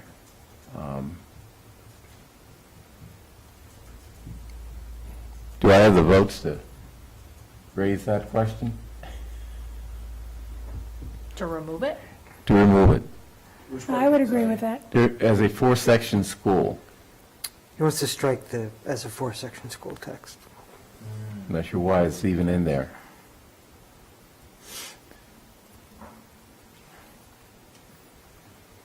How about you, Ms. Hamilton? Would you agree with that? Well, we've already set the language to be on the ballot and the date, so. Right, it doesn't say anything Yeah. about a four-section school. Oh, I see. I don't think, my reading of the board is, I don't think a majority of the board would vote to take it out, but Well, let's vote. I move we take out the four-section school. No. Okay, Ms. Heller, yes. Ms. Hamilton, you're the deciding vote. I guess I would say Wait, no. could you please Yeah, make a let's go motion to and the vote? Okay. I move that, okay, first of all, I move that we delete the language regarding, that says, vote to be held no earlier than January 15, 2020, from the motion. All in favor of that part of it, Mr. Franco? aye. Ms. Heller? Aye. Ms. Hamilton? Aye. Mr. Fernandez? Aye. And chair votes aye. Now, I move that we eliminate the words "as a four-section school" from the motion. Mr. Franco? No. Ms. Heller? Yes. Ms. Hamilton? No. Mr. Fernandez? No. And chair's vote is irrelevant,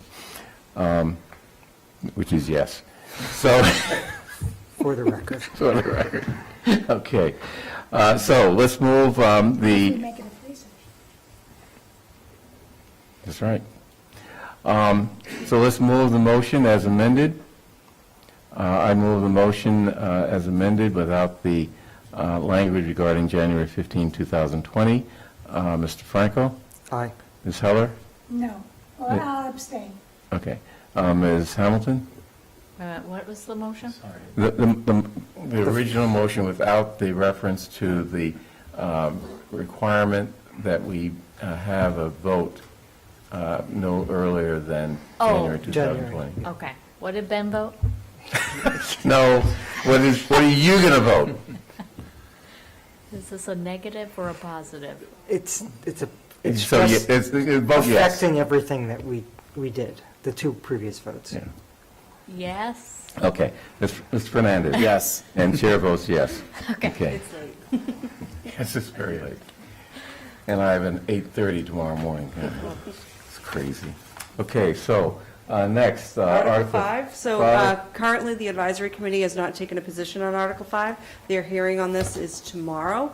But I believe you've already heard from the petitioner on the language in this article just provides the board with the authority if they choose to dispose of the property at Oak Street.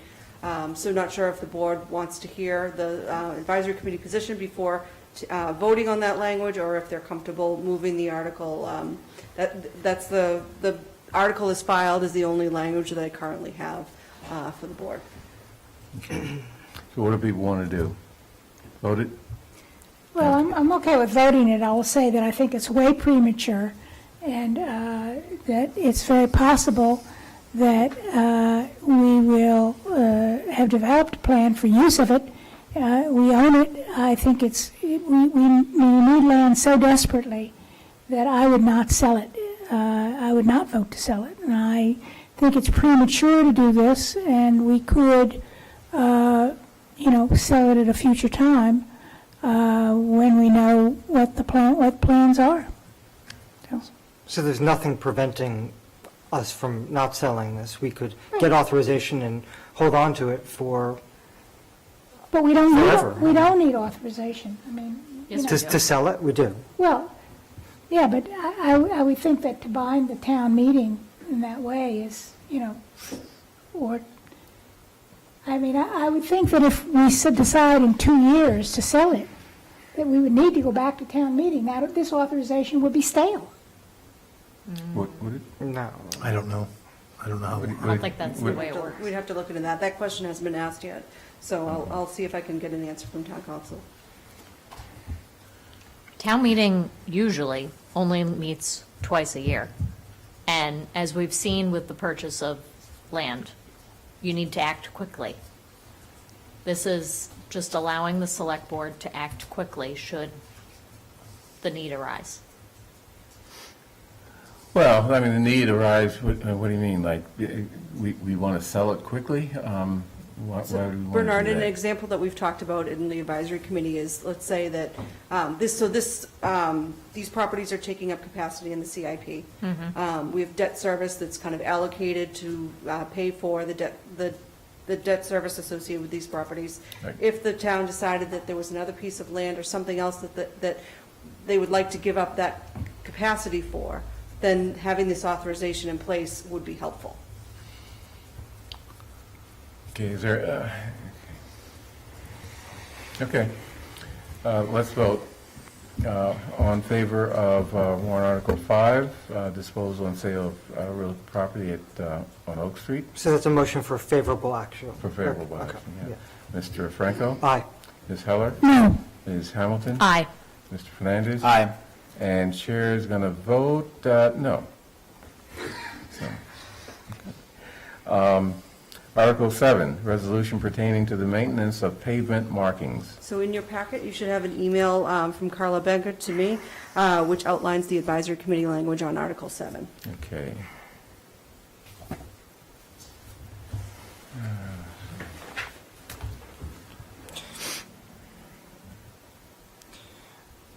And the petitioners are offering different language, is that correct? I believe that the petitioner supported this language, but I don't have any competing language if that's not the case. Okay, so instead of requiring us to repaint or refurbish all roadway markings, it's now just a resolution urging us or encouraging us to, the town, to include sufficient funds in the operating budget to allow for proper maintenance, blah, blah, blah. Is that correct? Yes. Is that a good summary? What do people think? You want to go with the original requirement that we paint and refurbish, or? No. Okay. I think we have to be flexible about this. Okay, so I move the advisory committee recommendation, which is replacing the requirement that we evaluate and repaint or refurbish with an encouragement that the town provides sufficient funds to do proper maintenance. All in favor? Mr. Franco? Aye. Ms. Heller? Aye. Ms. Hamilton? No. Mr. Fernandez?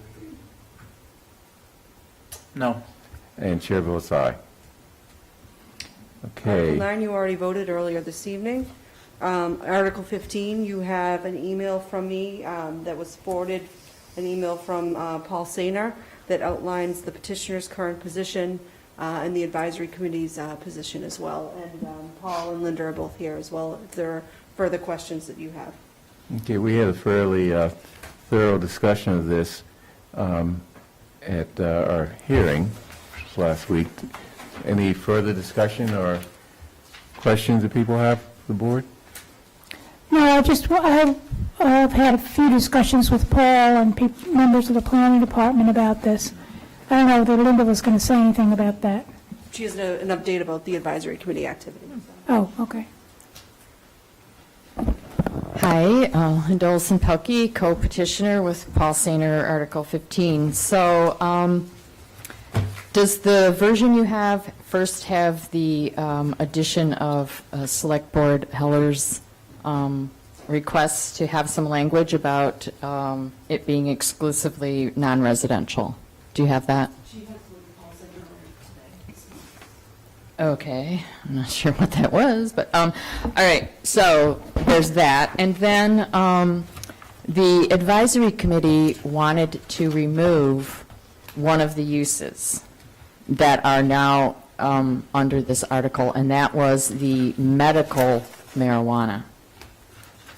We have no reason to believe that we're going to get a standalone medical marijuana facility, but they all thought, just because of all the controversy around this, actually, we understood the controversy about recreational, which is why we left it out, but they felt we should go further and take out use 20B. So the language does change in the list of uses. Do you want me to try to read that? I have it penciled in on my version of it, but I don't know how we want to handle you guys getting the correct version, because it says right after 16 through 18A inclusive, strike out 20 through 21 inclusive first off, and put in instead 20, comma, 20A, comma, and 21.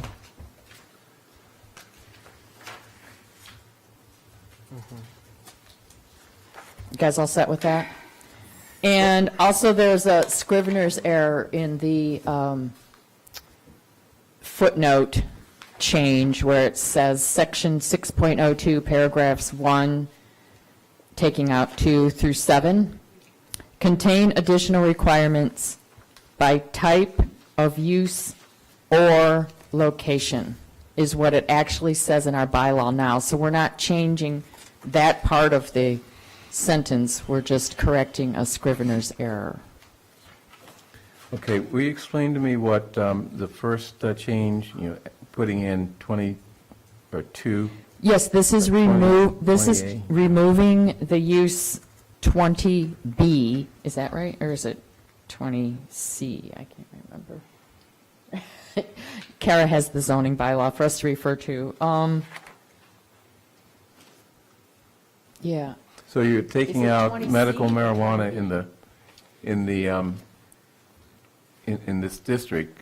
Correct. Would- Well, would we okay, be so able what this to- means is that anyone who comes in with a medical marijuana facility application will have minimum parking requirements as they would have without this change. So their parking requirements are not changing. Is that only if they're selling medical marijuana? What if they're selling medical and recreational? Well, recreational is already exempt. Right. So this change only affects medical marijuana by itself. Okay. So what, So what? so when we say exempt, does that mean that it's subject to parking? Yes, it's subject to minimum parking requirements Current in the parking. TPAT. And I should also inform you that the advisory committee voted the petitioner's original language with the maximums, with the minimums and the maximums, and it actually passed. Wow. Which is kind of amazing. There was some discussion at EDAB and also Planning Board. We had an amendment that added a special permit provision to allow applicants to exceed the maximums. Paul and I liked that. We were good with that, but the moderator had a bit of a problem with it. And we're still working with the moderator because that language had talked about sort of setting up how the ZBA would decide about that and asking them to do parking analysis study.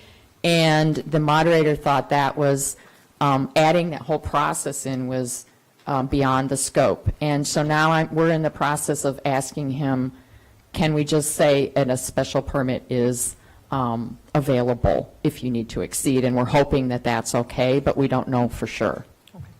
So I apologize, and I don't love these, let's change everything right before people vote, but that's where we're at. So it looks like this should come back for our next meeting. Well, What I do you think you think? have a choice. I think you could vote the original language that you were presented and that advisory voted for. You could wait and see if we manage to get the special permit. I think if there's any change based on what the moderator says, we will be looping back through AC. I think you could do it conditionally. You could vote. I think it's up to you. I personally hope it doesn't have to come back again. But So what do people think? What do you think, Ben? I think we vote, we have a vote tonight, and that'll signal to town meeting where we're thinking, and then we can say in the write-up, there's some open questions. We may come back with a supplemental recommendation. I agree with the medical marijuana vote by the AC. I mean, I think I can see, since recreational, it's very late, recreational marijuana is exempt. I could see some problems if you have a dual facility and you don't have medical also exempt. So I think it's better to, I think it better wouldn't to keep them the change. same. I think it wouldn't change what happens at a recreational or dual facility. I think they would have the same parking requirement as they do now. But in my mind, I might not be clear about this, but what I think this is it only applies to a standalone medical. That's the only thing that we're changing here, is if you had a standalone medical. All right. Can I just So- ask, Linda, what's your preference, that we include this language or not? Leaving it out? Leaving it out? Okay. What the advisory Yeah, committee Paul language? says leave it out. So I'm listening to my co-petitioner. I'm kind of neutral on it. I personally can easily imagine a small medical facility in one of our storefronts. I thought it seemed appropriate. That's why I had it in there. But I am not going to die on my sword over this change, and I think it's fine if that gives people comfort. Well, why would it give people, I think a lot of the controversy has been around traffic and parking, and that the facilities don't have enough parking. And that's been a problem. That is a problem. It wasn't so much a complaint with Netta when it was just medical. Correct. Right. But they had parking then. They don't have it now because they've taken it away to use for their lines. Mm-hmm. So they don't have parking now, which makes it worse. So Well, they I'm- do have some rental parking that's available to the patrons. They Well, do. but- They And did secure they're that. planning to open up their parking lot, so, Yeah. but that's neither here It nor there. was a safety issue let's that they vote. did that for. Okay, let's vote. Well, does this preclude us from negotiating in the license that they have a certain amount of parking? No. Not at all. And that's, really, it's another reason why it was left out, the recreational was because through the licensing process and the agreement, you guys set the conditions. You guys look at the operations of these facilities, and you could set it at anything you think is necessary. So this is kind of almost irrelevant. Okay. Okay, The so, warrant article is irrelevant? This little change. okay, so this change that you mentioned earlier Yes. would exempt medical marijuana establishments from the restriction on, from what? Minimum parking requirements.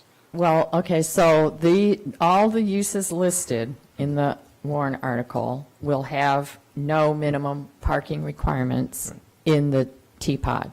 So before we had medical in there, now it's coming out. So that means that the medical marijuana would be subject to the Minimums. same parking requirements they currently are. Nothing would change about that. It keeps the Okay. status quo. Okay, I think it's a good thing. okay, so why don't you make a motion? I move that we accept that medical marijuana, Is it, okay, why don't you make a motion, Manny? So I would, I'm tired. I would move that we strike the following text, 20 through 21 inclusive, and replace it with 20, comma, 21A, comma. No, 20A. 20A. 20A and 21. Right. all right. I'm Can- glad you did it, because I knew I would have messed it up. Before we do that, can I have an up and down vote on the original language? And if it fails, then I'm happy to vote in favor of the amended language. I don't want to vote against the amended language unnecessarily. So if we could just have an up or down on the original language without the change that Select Person Franco just mentioned. And if that fails, then I'm happy to vote in favor of it after. Original language? Well, so just a clarification, Linda, do we need to cross out the and by and replace it with or in? Yes, in the bottom, yes, the section 6.02 sentence, Yep. that, and by type of use or location is what it's supposed to say. So let me just clarify Yes. my motion. So it's to strike that text and replace it as I described previously, and then to strike the text in 6.02 with strike and by and replace it with the word or. Right. So then that's the underlying motion. Raul's got a motion by substitution, which is the original text.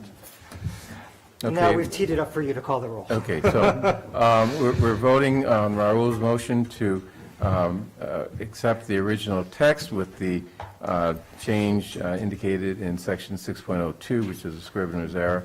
All in favor, Mr. Franco? No. Ms. Heller? No. Ms. Hamilton? Aye. Mr. Fernandez? Aye. And Chair votes no. Now, I move for the language also with the change in section 6.02, but with replacing the words 20 through 21 with the words 20, comma, 20A, comma, 21. All in favor, Mr. Franco? Aye. Ms. Heller? Aye. Ms. Hamilton? Aye. Mr. Fernandez? Aye. And chair votes aye. Okay. Thank you, Thank thank you. you.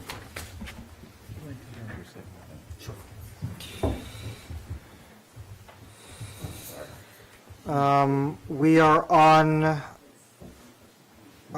we voted Article 18, so we're on Article 19 now, accessory dwelling units. So Article 19, you should have received an email from me yesterday that outlined the position of petitioner. He also is here and has supplementary information for the board if they would like to have that presentation. Do people feel like they've got a good sense of what's going on with this article? No? Okay. Why don't you give us some supplementary information, Roger, and you can see the clock, so you can decide the pace at which you want to proceed. I would suggest the short version. What was it that Neil used to say? Don't snatch victory. Yeah, No, don't snatch defeat. victory from the, don't snatch victory from the jaws of defeat, or defeat from the jaws of victory. That's the. I can't do math right now.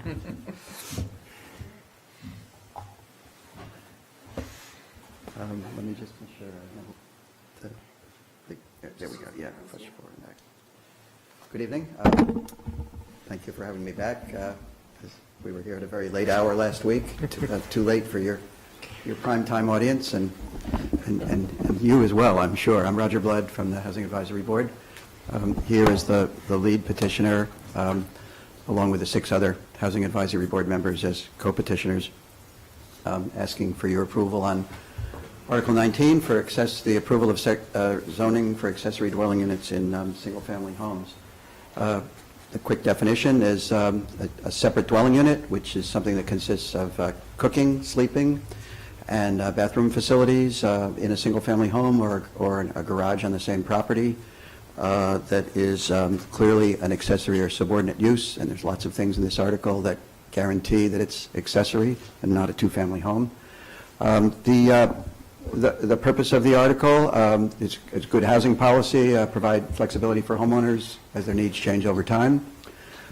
increase diversity of housing choices in the town, provide a non-subsidized form of housing that's generally less costly and more affordable than similar units in multifamily buildings, and to add some housing units to Brookline's total housing stock with a minimal adverse effect on neighborhoods.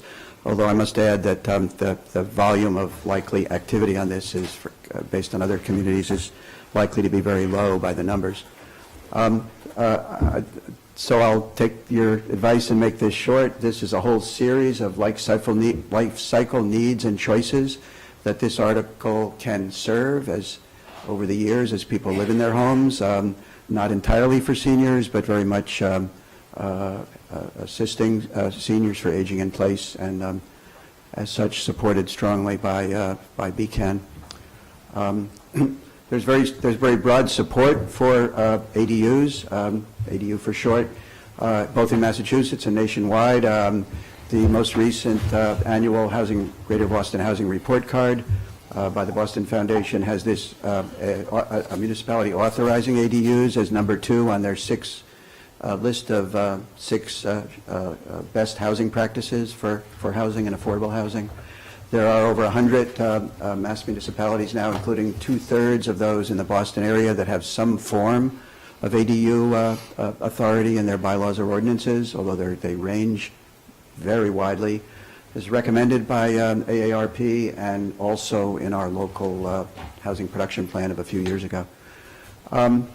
The article has been really carefully structured to reflect the residential character of neighborhoods and to assure some folks that worry that this is just kind of a backdoor to making everything a two-family. There's maximum square footages. There's a special provision in here, which is supported by the Commission for the Disabled, that allows a bit larger unit if a household has a member with a disability or long-term illness and needs an in-home caregiver. There's strict rules about owner occupancy, really strict. Also strict on short-term rentals. Airbnb is a minimum of 6 months. The purpose of this is for real housing and not for transient housing. And then there's various provisions to assure that the exterior of the property will not be radically changed from its single-family character. Planning Board was very interested in limiting the ability to game the system and get FAR expansions, and so there was an extremely strict set of caps put in this that that developers will be unlikely to find attractive. Also regarding developers and an effort to close possible loopholes, there's a 5-year look back to assure that the article really is to serve homeowners and their needs and not developers' financial incentives. Can't be converted to condo. No additional parking required. Annual recertification, recording at the registry. Through the town assessor, this is an easy addendum to make the list easy to find on the town website. The building commissioner doesn't officially support warrant articles, but he has worked very closely with us, and while the HAB's incentives have been housing policy, the building commissioner here, as well as elsewhere, notably in Newton, see this type of authorization as a means to legalize existing illegal and potentially unsafe units and inspect them and bring them out from the shadows. So hopefully that was short enough. I have a question. Why would somebody be against this? They worry about packing with college kids, for one thing. They worry about more traffic or parking, but that's really not an issue. They worry about kind of a backdoor use of these ADUs for packing with school children that might be really living in other areas. I don't really think there are good reasons to be against it, but it's been really designed carefully to address what people might be concerned about, and it probably erring on the side of caution where it probably isn't going to produce very much, and then we'll have a look at it and see how it's What working. provisions do you have to deal with those issues? Say again? What provisions do you have to deal with those issues of packing it with students or? Well, the maximum size of the there's a couple of comprehensive studies of ADUs in different communities, and the size of the unit is ranges all over the board. We are way down on the low side with a 750-foot square, habitable square foot. That's the equivalent of one bedroom. Newton, for example, starts at 1,000, and with special permits goes up to 1,250. The average is around 900 of the ones that were surveyed. So that's the single most important restriction. The way we're guaranteeing owner occupancy, the limits on occupancy, I think, are the second most effective things in that regard. Does this require two-thirds? Because Yeah. it's It's zoning. zoning, so it will, and 10 years ago, it fell 4 votes short of two-thirds. This resembles but does not copy all of the features from the last one, and it also borrows a lot from what Newton has adopted. So the governor's housing choice plan would change the voting requirement to 50%. Do you have any information on where that's going? Well, first of all, our plan for a number of years now was waiting until that came so that this would be a lot easier. I swore never to go 4 votes short of two-thirds again. It's kind of it's an irrelevant question Yes. because it probably wouldn't apply to our town meeting vote, but I was just curious. In case we don't I've make been it. asking about it. Representative Honan, of course, we speak occasionally across the border, who chairs the key committee there, among others, and they feel like it's promising, but it just always seems to be just an inch short, and we're thinking it'll be this year, but I'm not sure. So the planning board had 3 suggested amendments. Can you just clarify whether those amendments are incorporated into the language Sure. that's before the board, or what actually are we voting on here? Yes, and you remember from late last week, I felt, and I'm sure you agreed, we didn't want to try wordsmithing on the fly here. The version you have now is completely reconciled, and it was not a serious issues in the first place. There were 3 things the planning board wanted to do. 2 of them was a lot of language they wanted to take out that they felt was too much about how design criteria should work, and they know all that if it gets to them. There's some by right, limited by right in here where it wouldn't necessarily go to the planning board. It might be done by the staff. And the other, they wanted the 950 without any really tough condition on it. The advisory committee felt on both of those excessive languages that they were not excessive, and it would not have passed the subcommittee if that language were taken out. So there was an agreement, and the third planning board amendment was a slight addition, which they felt very strongly about, and it had to do with what I mentioned about being sure to plug every hole on the maximum FAR. And while it may be redundant, they wanted to hammer that nail in tight. Got it. There's one slight addition. Some of you may know Kat Anderson. After all the other votes were taken, she described a personal experience she had where the utility company required separate meters on a unit, and this was going to prohibit separate meters. So we've added, without any dissent, and the advisory committee may need to vote this formally, but they're fine with it. It's added, it says, unless the utility company requires. Can I ask, Melissa, in our books here, is the most recent version in the front or in the back of that tab? I'm not sure how they organize the books, but what I can do is re-forward to the board the email that Roger sent yesterday so that it's at the top of your inbox. If you have access to your Outlook drive, you'd be able to get it there. Okay, is that going to tell us what the... It's in the back. At the It's back? in the back, okay. It's in the back.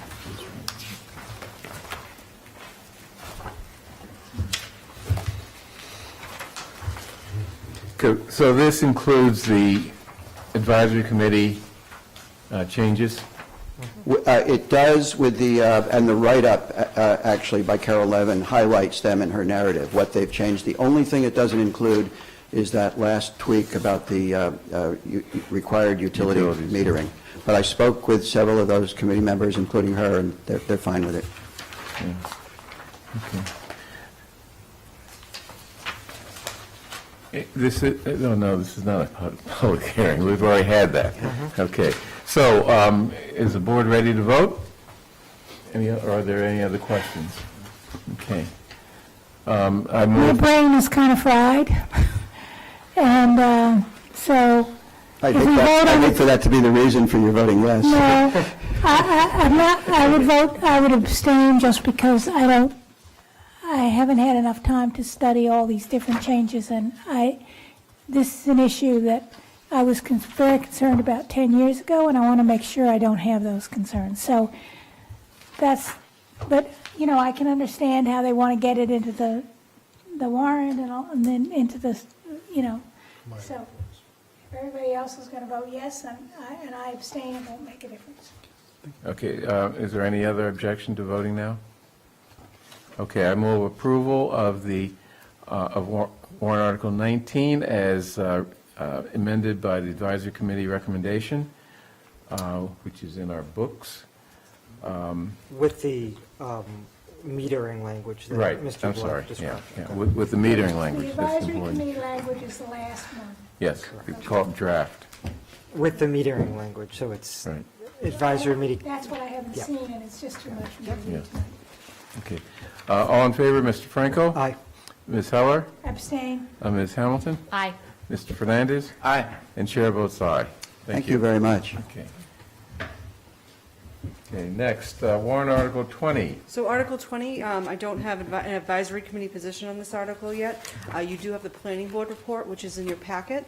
I believe the planning board supported the amended version that was presented by the petitioner at the public hearing. Okay.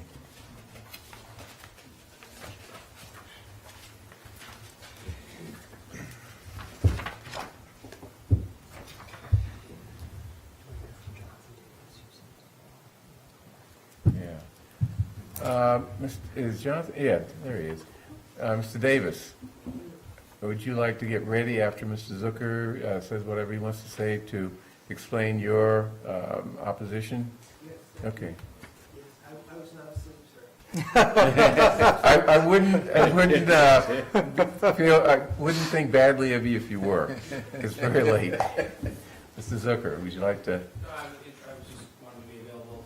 Okay. Bobby Zucker, Greg Jordan, in case you have any questions for me. But we not only did the planning board approve, the housing advisory board is favorably inclined, but wanted to hear from the planning board. The EDAB voted in favor of it, subject to a pilot agreement on a particular lot.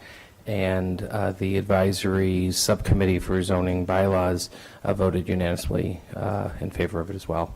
Just as a reminder, and I'm happy to answer more questions or respond to the public if that's... Okay. I'm willing to listen to Mr. Davis.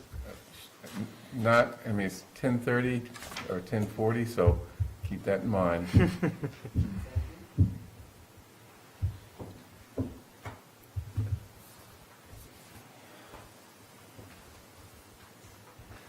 Thank you very much. I'm Jonathan Davis, Town Meeting Member, Precinct 10. Thank you for giving me an opportunity to speak.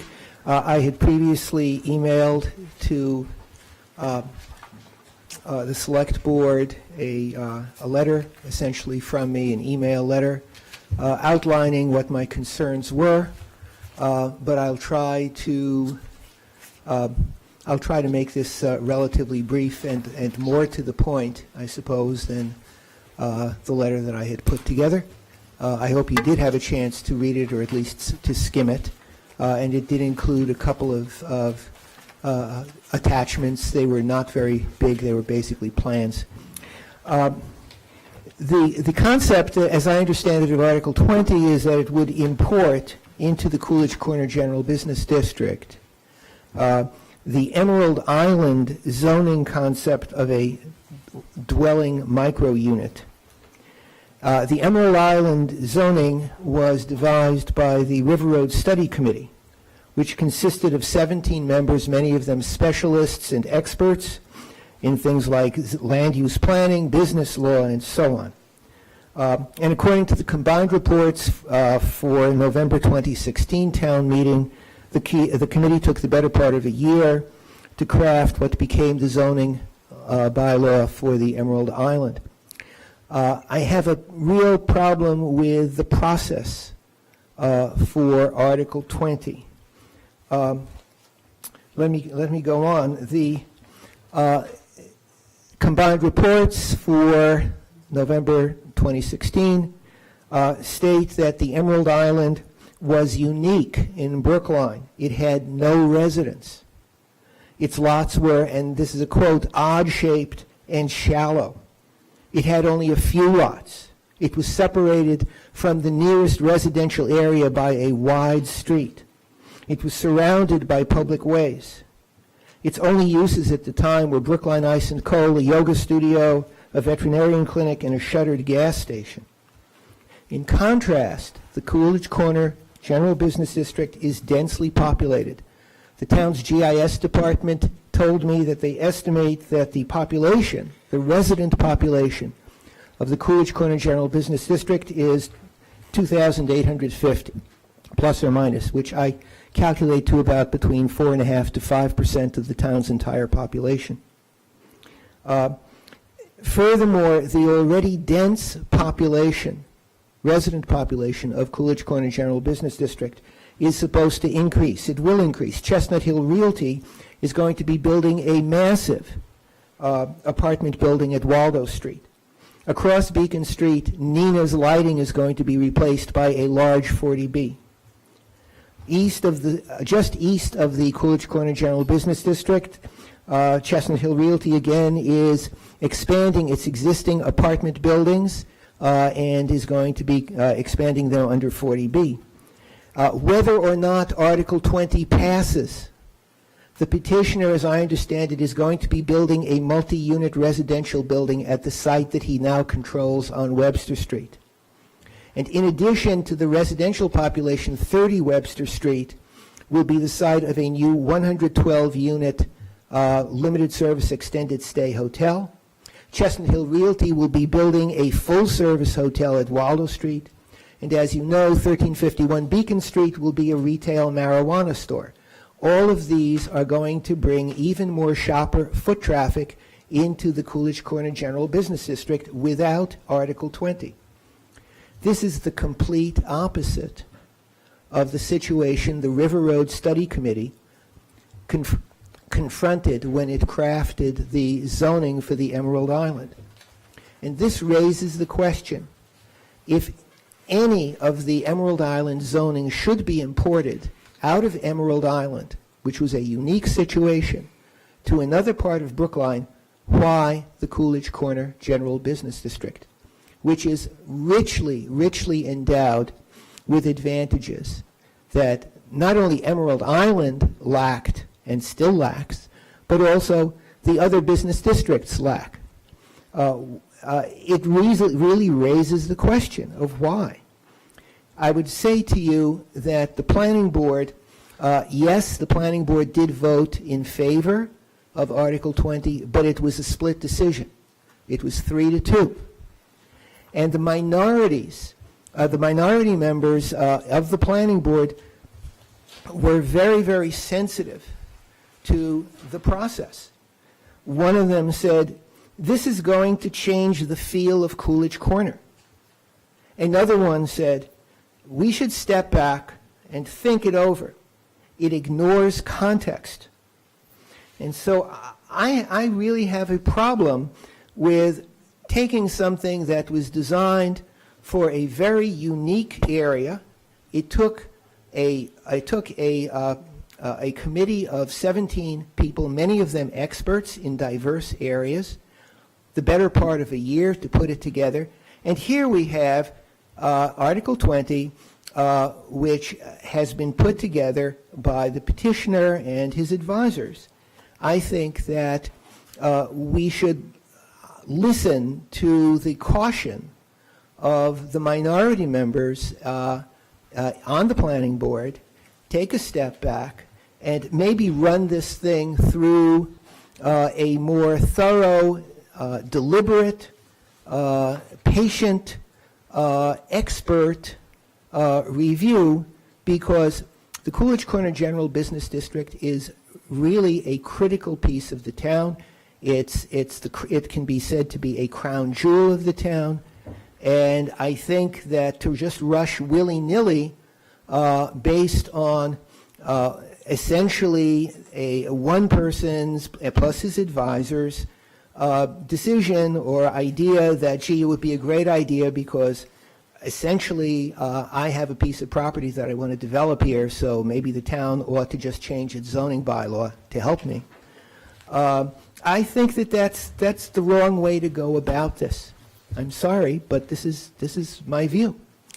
The other point is I think there has been some confusion as to whether the Emerald Island zoning prohibits the construction of units, residential units of 500 square feet or less in other parts of the town. I have a very long discussion of why I think that is completely false. I hope that you had a chance to look at it, but I think that it is totally false. I do think that dwelling units of 500 square feet or less are completely permissible elsewhere in the town, even permissible actually in the Emerald Island. The difference is that in the Emerald Island, it also includes zero parking. Whereas dwelling units that are established otherwise in the town, even in the Coolidge Corner General Business District, have to follow regular zoning, which actually in this case would be the T-pod zoning. Okay, that's all I have to say. I hope I came in 10 minutes. If not, you have permission to go over. So thank you. Mr. Zucker, do you have any response? Please be brief. Yes. I will try. First, I would love to get a copy of that letter as well, as I'm not prepped on some of Jonathan's, Mr. Davis's new concerns or new approach. I understand that he believes that Coolidge Corner is too densely populated, and we don't need more. I don't quite understand his density of 2,850 people.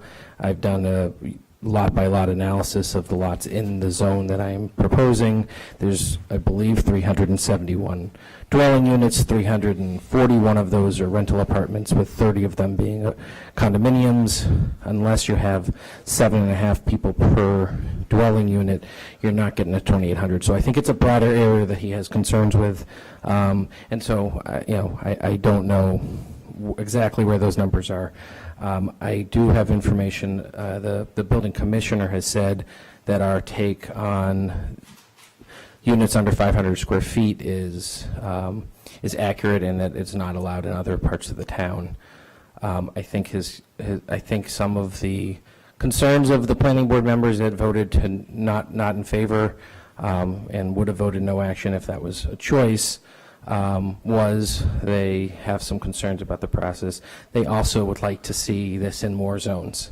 I think the question is, do we think Coolidge Corner a appropriate place for micro units for people who are to provide choice, to provide diversity in housing, to provide a lower cost new construction, or those are the reasons they fit fairly well with some of the other approaches that the ADUs are taking. We need housing choice. We need different size apartments, and so those are those are the reasons to vote for this. It seems to me that Coolidge Corner is a place where you would, with the businesses in the area, could benefit from having additional population there. I know Kara had some comment on the building commissioner's comments. I don't know if you want to hear from her. Sure. My name is Kara Bruton, Economic Development Director. I'm just here to repeat a conversation that Dan Bennett has had with planning staff as well as the petitioner multiple times, and that is that the micro units as a principal use, meaning a building that's majority smaller units would not be allowed anywhere except for Emerald Isle. Could we have, under our existing zoning, a building that has a couple smaller units, but a majority larger units? Yes. So there's a difference between principal use and any units being of a certain size, but that's all I have to say. We also heard from one of your advisors last week that this use had been allowed prior to the Emerald Isle, and because it was called out, it therefore prohibited all other areas within town to be able to build these when it existed before. Correct. Okay. Wait, is that consistent with what Kara just said? Yes. So, okay. I'm ready to vote. Okay, I have two things to say. First of all, micro-units have a place in any town's housing stock. If any place is appropriate for micro-units, it's Coolidge Corner. You know, it's near great transportation systems, and you know, it's something that people who want to have a minimum type lifestyle would find attractive. Other side is that you're talking about attracting people who are students or very transient people, and you know, I have a little concerned about possibility that micro units will be replacing regular apartments and therefore excluding or pushing out families as well as you know, others who for whom a micro unit is not appropriate. So I'm not sure how I'm going to vote on this, but. Well, let me say, those are my look, can I concerns. say something else? You know, I live in Coolidge Corner, and Coolidge Corner is the densest area in town. And just walk around the streets and see the traffic. So I don't agree that putting a building with is going to add, I mean, micro units are going to add a lot more people than a regular apartment building will, because you can fit so many more people in these smaller units. I mean, each unit may only have one, but, you know, if you build an apartment building with, you know, 2 or 3 bedrooms, and you can get far fewer of them than micro units. So, and I'm concerned about the effect on Coolidge Corner. I agree with Jonathan Davis that we don't know. There's going to be a significant effect from the Beacon Street project, the Waldo Durgan project, the other we have lots of 40Bs going up. They're going to be finished soon. And yeah, they're a little bit down on Harvard Street, but they're there, and they're going to be using Coolidge Corner too. So I'm concerned about it. I think that and I am concerned about the development of more multi-story buildings, and what that's going to do to Coolidge Corner is going to change the character of the area. So I'm happy to refer it to a study committee, or, you know, so that people could flesh out the issues. But I think, other than that, I can't support it. So let me take the comments in order, first from the chair, and then I'll respond to Select Person Heller, at least from what's on my mind right now. So I think the River Road Special District passed in 2016, and this is the first time that this has really come up at the town meeting level, which indicates to me that there hasn't been a whole lot of pressure to develop these types of units, and I don't think that families are going to get displaced. And I'll just reference the comments of Select Person Fernandez earlier in the meeting that this is a way of providing housing options and affordability, and I think it's an important part of the mix of types of housing units we have here in Brookline. And to respond to Select Person Heller's comments, this is a conversation about use. It doesn't take the place of some of the other building envelope restrictions we have in place. The minimum, the heights and other such things continue to exist. So I don't think this is opening the door to, skyscraper buildings coming into Coolidge Corner. Any other comments? I think I just have a different take on density. I don't really see us bursting at the seams in the way that some people have made it seem like we are. I tend to agree with that. I mean, going back to we had the chair of the Economic Development Advisory Board earlier who was appealing to us, and I've heard him say this before about development, commercial as well as residential development, the need to do this. If we're, if that argument is to hold, then I've said this before, we need to have a grown-up conversation about what development looks like. I also live in Coolidge Corner. We see a great deal of traffic. I would imagine mainly because we're a thoroughfare. People are passing through Coolidge Corner on the way to work, on the way to wherever it is they're going. I don't see it as a result of the residents who are living in Coolidge Corner. This would actually put up a building where potentially we would have limited to no parking, so it wouldn't impact that. It would support our small businesses in the area on a regular, consistent basis. I see no reason not to support this. Any other comments? Someone want to make a motion? I will make the motion. Ms. Heller, I'm sorry, Ms. Hamilton, please make your motion. Favorable action on, is it warrant Article 20? Any other motions? I Yes. would recommend that you support the amended language that the petitioner presented, which is different from what the original warrant language was. Okay, I will take that friendly amendment. Okay, or make it your amendment, or your motion. Okay. Any other motions? Okay.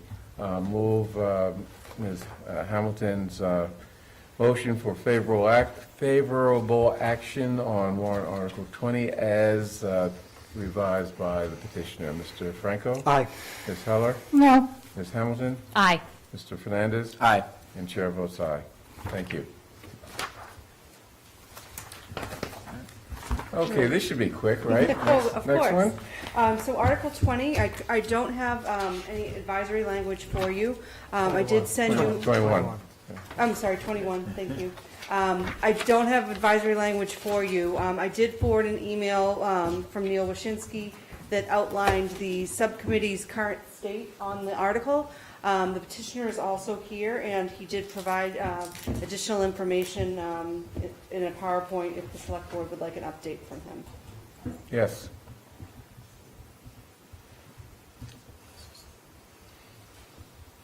I don't mean to be snide, but, the warrant article calls for a huge reliance on electricity at the same time that California is on fire because of electricity and high-tension wire. Just comment on that.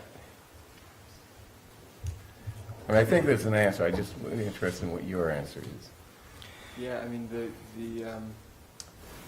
if the entire California, I guess I'm responding to this on the fly, but I wonder I'm imagining if the entire California economy had gotten off of gas and switched to electricity, I don't think that would alter the risk of fire because they have all the same transmission lines, plus or minus. Their problem in California is they've got thousands of miles of transmission lines that are not maintained. That's their problem. They need to maintain. And I apologize for putting you on the spot, but it's in the news, and I just thought it would be I mean, they have billions of dollars of maintenance to do. Yeah. And we have to do that here on both our electrical systems and our gas systems if we're going to keep them. Yeah. This is warrant Article 21. It's a prohibition on new fossil fuel infrastructure. Are we going to go through this all again, or are we just going to hear what's different? No, there's only 4 slides. Okay. It's just about the updates. Just about the updates. As a co-petitioner, go for the short version, please. It's just about the updates. But I did want to say that this has been a very unique and positive, very collaborative experience of working on this bylaw. A lot of work has gone into this, dozens of community members, and I especially appreciate the leadership of this board, not just the 3 co-petitioners, but this entire board, in supporting the new approach to climate that this town is taking. It's extremely positive, and it couldn't have happened without this leadership. In particular, this leadership empowering staff to provide their expertise for policy development. Extremely, extremely powerful here. But also I want to point out that there's a lot of other co-petitioners, including legal, architectural, and engineering expertise, so I'm speaking for the whole team here. You guys are familiar with this bylaw. It applies under new construction and significant rehabilitations. It does not ever require anything to be ripped out. It only applies to new fossil fuel piping that carries fossil fuels inside the pipe being put in. There are exemptions for emergency generators, restaurant cooking, and large building central hot water heating systems. And then a very active area of development, something that's still under discussion, is what would happen for waivers and appeals. So right now, if you go to the building commissioner and you need a building permit, and it's denied for a reason of zoning, it would go to the zoning board of appeals. That's where your appeal would go. If you were denied for a reason of building code, it would go to the state BBRS for an appeal. But if it was under this, if it was under the rejected, if your building permit was rejected because of a Brookline bylaw, then you'd have to go to court, unless the bylaw provides for a specific appeal mechanism. And so we also want to put in a waiver because we anticipate that there may possibly be areas where our research didn't extend and unexpected consequences. So thanks to a lot of input, including especially from Advisory Planning and Regulation, led by Neil Wyszynski, chaired by Steve Keynes, we have a proposal, which is that this board would establish a new committee that would have the job of granting waivers under Warrant Article 21 and granting appeals, considering appeals. And so very interested in your thoughts on that concept. And we should have language on that very soon because the Planning and Regulation Committee is having a meeting tomorrow. Who would be on this committee? It would require a significant expertise in terms of affordable housing for affordable housing projects that come under consideration. So economics of affordable housing, commercial development for economic development of the town for commercial projects, and also mechanical, electrical, and plumbing engineering for feasibility and cost. Well, at least we know who we're targeting for recruitment. Okay, any questions? We've already had our hearing. So this, I do have a couple more slides, just to tell you what the votes were from the other committees, if you'd like to hear. Sure. So Preservation Commission endorsed, Housing Advisory Board endorsed, the Commission for Diversity, Inclusion, and Community Relations endorsed, Climate Action Brookline endorsed, Green Caucus endorsed, and then the Chamber recommended referral, but that was on the basis of a lack of a waiver process, which is being incorporated. They haven't reconsidered it since then.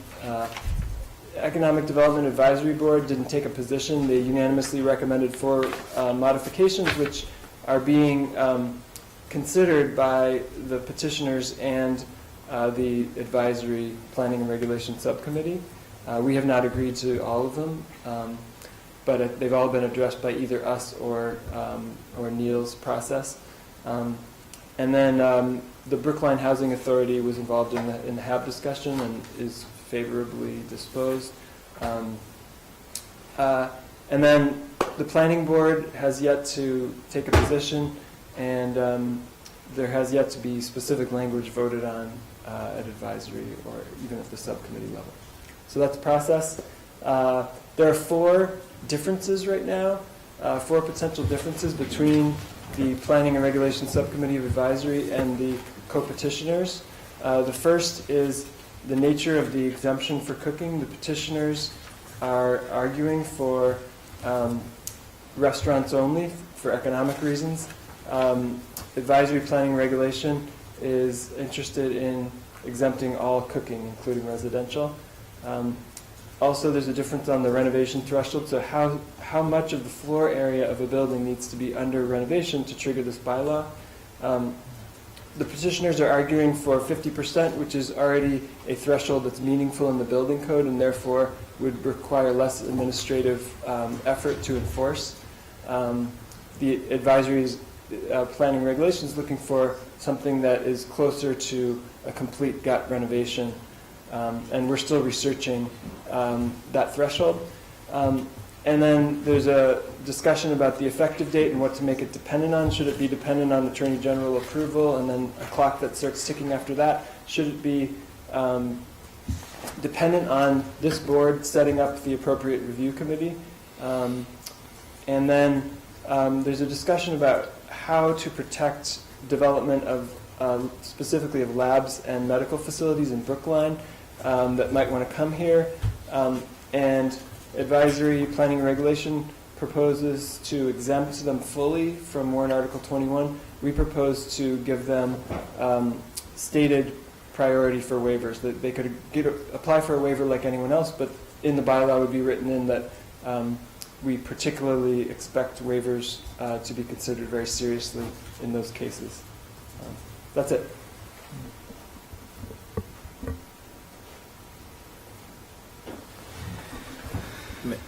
Mr. Chair, can I have 30 seconds? Sure. Neil Wyszynski. Mr. Former Chair. Town meeting member, Precinct 5. And as this has been, as Jesse said, this has been a great collaborative process, and we're almost there. It looks like we may have some areas of disagreement, and even with the areas of disagreement, with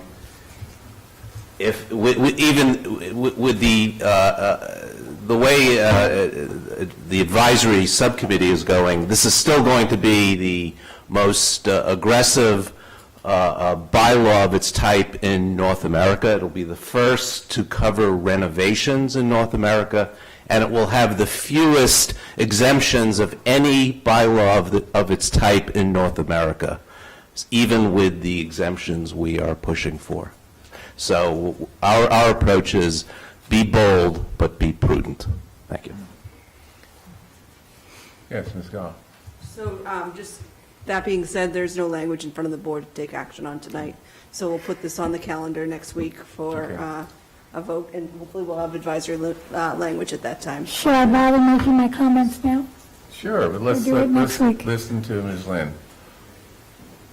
So if the board was to weigh in on anything, we really do need to know if you have any objections to the waiver process that was described to you just a moment ago by Jesse, which would include you guys being the authority that would set up this technical review board.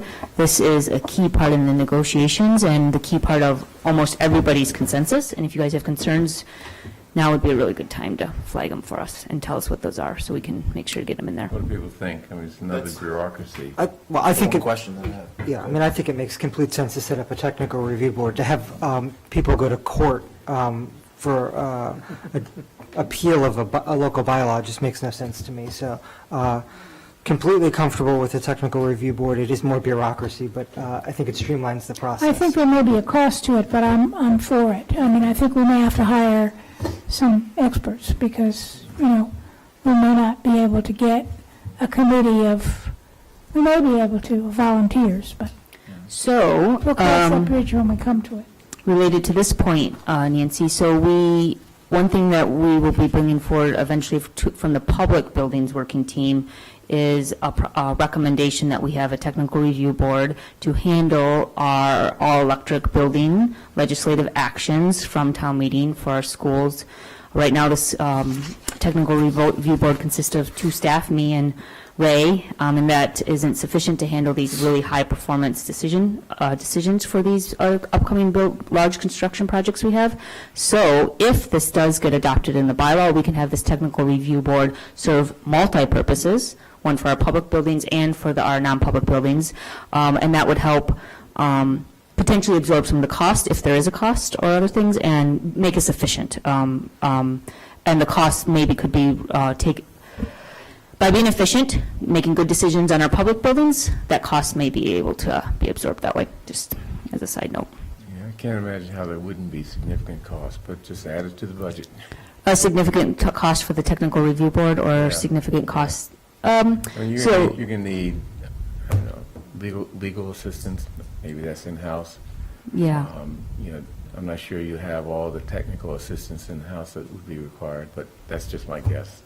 So right now, those decisions are being made on our public buildings, but they're not being made in a way that's serving the town's best interests. So, so if we do need these pieces, maybe the point is we can overlap and use some of this cost to help deal with the bylaw if adopted by town meeting, potentially. And the other space is, I do think, based on the expertise I've seen in Brookline, that we will, with a little bit of recruiting, be able to get people that are willing to serve on a high-performance green building committee, because we have enormous amount of expertise on building experts in Brookline. It's extraordinary.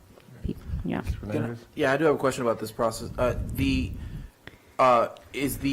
there a set of, here's my concern. Yep. Is why wouldn't you appeal with this, right? And so is there a set of existing guidelines that we use as an appeals process for, I don't know, for something else in town, construction or otherwise, that we'd say that these are the scenarios in which you could potentially appeal a waiver of this particular bylaw, or is that just leaving it to the technical review committee to figure out what those would be? I think without having other staff here to correct me if I'm wrong, I believe the answer is that we are basing it off of other bylaws, and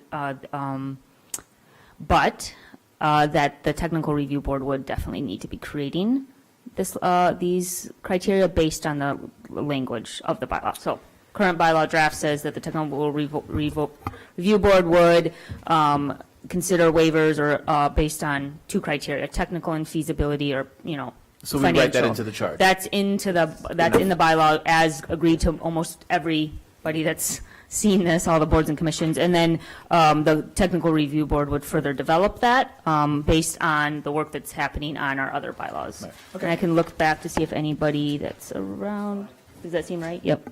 They're Good enough. nodding. Thank you. Yep. Any other I comments? just, Ms. Howard? I know that there were some, various people pushing different exemptions. Let me talk about the cooking, because I've had the experience of changing from gas to induction. And I have to tell you that induction is great. It's quick.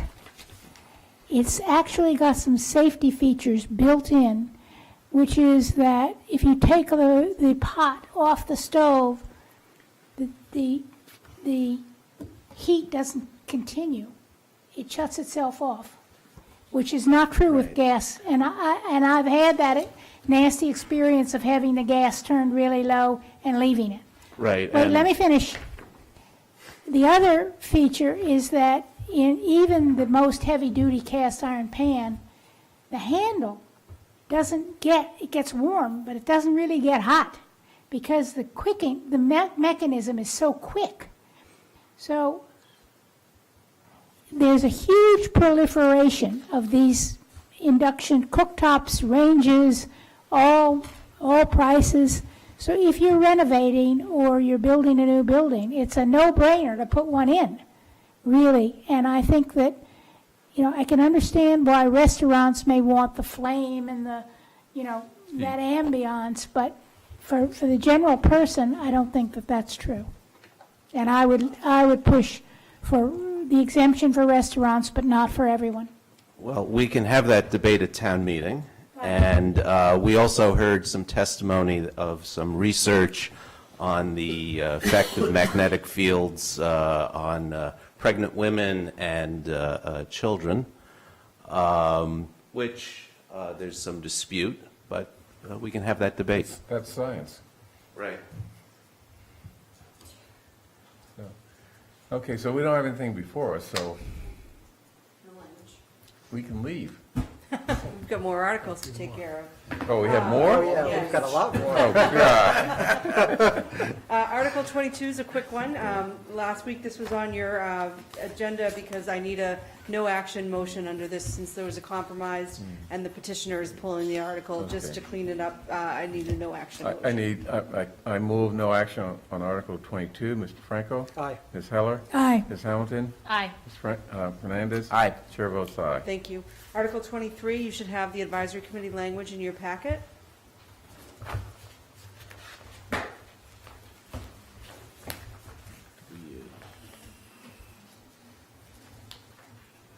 This essentially treats leaves the same way that snow is treated, in that you can't put it out in the street and not clean it up. Okay, that's fairly straightforward. Any question or comment on No, that? I'm supportive. I move approve favorable action on warrant Article 23. Mr. Franco? Aye. Ms. Heller? Aye. Ms. Hamilton? Aye. Ms. Fernandez? Aye. Chair votes aye. Article 25, I was just informed that the advisory committee has referred this to a moderators committee. I believe the petitioner is still moving it, but that's the update that I have as of right now. So They didn't move it, they didn't refer it to the surveillance committee? Nope. And I don't have the language in terms of what they just voted it tonight after debating it for several hours, so. Well, we referred it to the surveillance committee. So, We didn't take a vote on it, is that correct? no, but didn't we? We talked about it, we but I don't talked think about you it, actually yeah. moved it. And I'd Ms. be in favor Hamilton's of going to that. put together a charge for that. No, that was the community policing app. Oh, okay. Right. Okay. Yeah, this one we didn't. This is, Okay, so- you're the chair of the surveillance committee, so. I knew we got something referred to us. It's one of those. I would like to vote favorable action on this one, or to move. Okay, what do other people think? I'd like to see what the advisory committee is just referring, huh? Well, they're referring it to a separate committee. I don't see the point of that. I think we should refer it to the surveillance committee. And it could be folded into the policies on. Yeah, and the surveillance committee is actually going to be meeting tomorrow morning, 9 o'clock, to come up with a recommendation. I think we should wait for that. Okay. Okay. So let's put it on the calendar for next week. Sounds good. Okay. Article 29, you already dealt with earlier this evening. Article 30, the advisory committee referred Article 30 to DICR because they were interested in having a plan actually specified. If we were going to be creating a bylaw on a community engagement plan, they thought that the bylaw should actually include the plan. So they're referring it to DICR for them to report back on the plan and then also the cost of implementing such a plan. Okay, so what do we want to do? Refer it. Okay. You have the clean version of the advisory committee. I'm sorry, jumping ahead.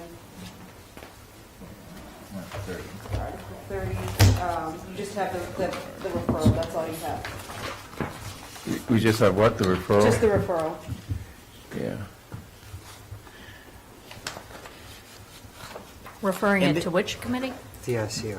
Yeah. And what is the purpose of the referral to DICR? Because the bylaw proposal didn't actually have a community engagement plan specified in the actual language of the proposal.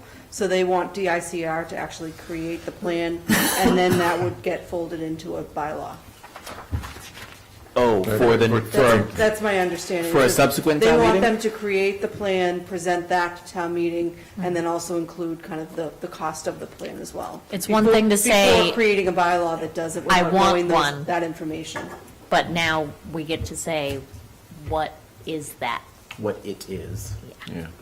So I move referral to DICR. Any other motions? Do you have any knowledge of whether or not they even want this referred to them, or does it not matter? Sometimes it doesn't. DICR If they want to do this work. They did provide a recommendation, they did support the article, as originally filed. The article itself, yeah. But we're asking them to do some significant work to actually develop a community Yeah. Yeah. Okay. We're asking them to do a lot. We're asking a lot of people, a lot of committees. That's true, that's true. You know. I just wonder with referrals sometimes whether or not, whether or not we actually get their buy-in to actually do it. On that commission. Well, I certainly can't, I'm the non-voting member, but I can't speak for the Pester them to commission, yeah. do something. Well, so I would support a referral motion with a report to the annual town meeting about progress made. I think I want to keep a close eye on this. So- Okay, yeah. Or, It's fine. what do you mean, referral, a report to the, shouldn't they report to us on a regular basis? I mean, because the idea is that they would have a bylaw for the annual town meeting. Well, I would hope, but to Raul's point, this is a lot of work, and they've got a lot going on, and I just want to know where it stands. I don't want it to get, I want to keep it on the top of people's minds. Right. So maybe a referral to the commission with instructions to either, have a warrant article at the annual town meeting or a report on how far they've gotten. Correct. Okay. Got that? Yeah. I know, that's fair. Okay. I move approval, I move a referral to warrant article 30 to DSCR with the instruction to either present a warrant article at the annual town meeting or a report as to where they are in the process. All in favor, Mr. Franco? Aye. Ms. Heller? Aye. Ms. Hamilton? Aye. Ms. Fernandez? Aye. Chair votes aye. Article 31, you have the advisory committee language in your packet. You have the warrant article cleaned up, and then you also have the notations from the advisory committee meeting that showed where the changes are, and the petitioner is also here.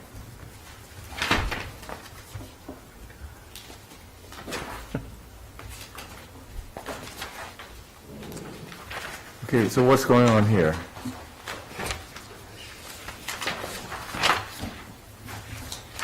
Focus just on changes. Our third corresponding co-petitioner, Susan Helms Daly, is taking a break for the evening after having been here for most of your meeting. Sorry. So, Scott Englander, town meeting member, precinct 6, Jules Milner-Bragi, precinct 12. and we'll be as quick as possible, because we think there's not a lot to discuss here. So, we have been before the advisory committee and CDICR and the transportation board, and All the advisory committees to the transportation board. right. And so where we stand is that there are, the advisory committee approved a version of, an amended version of the language, which we are, we can discuss the various points, but we're prepared to move forward with it. So our recommendation would be for the select board to act on that version. So. The principal changes in the document was to clarify one of the whereas clauses to add a phrase that is a little more precise about the historical timeline of Brookline's development. That's the much of. The rest of this, the changes fall into two categories. One is to mention budget priorities explicitly in the document. Mhm. The other is to clarify that it's how the select board should report back. And finally, I think that's adding the word consider when talking about staffing decisions. We had not included that because we had thought that the entire warrant article was to be viewed in that manner, but this makes it clearer, thanks to the advisory committee. So what was the whereas clause? Is that the Brookline historically developed clause? Yes, the changes. It said, whereas Brookline historically developed with a pattern of land use and public ways that are amenable to the use of public transit, walking, biking, et cetera. Okay. The change was whereas inserting much of Brookline. Much of, okay, so you're not including South Brookline? We very carefully worded this in an effort to talk about the idea that Brookline developed in an incremental manner. And so if you look at the historical arc, we were really actually trying to be inclusive of all of Brookline. The fact that much of South Brookline developed at a later time in its substantial development meant that different practices and common behaviors in terms of whether things were more auto-centric versus trolley-centric, we had intended to be inclusive, and we got some feedback from the Public Safety Subcommittee, particularly Elisa Jonas and Janice Kahn, that they really wanted us to say much of in this case. That was what they felt was more inclusive of South Brookline. And more accurate. Okay.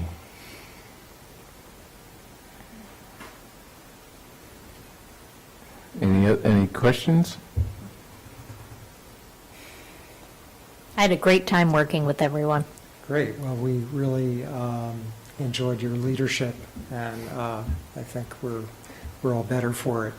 And you know, it's been a very collaborative effort. There are 11 co-petitioners and many more contributors than that, and so we've learned a lot and have benefited a lot from the process of getting feedback from all of the groups that we've been before, and we're not done yet. So Yeah.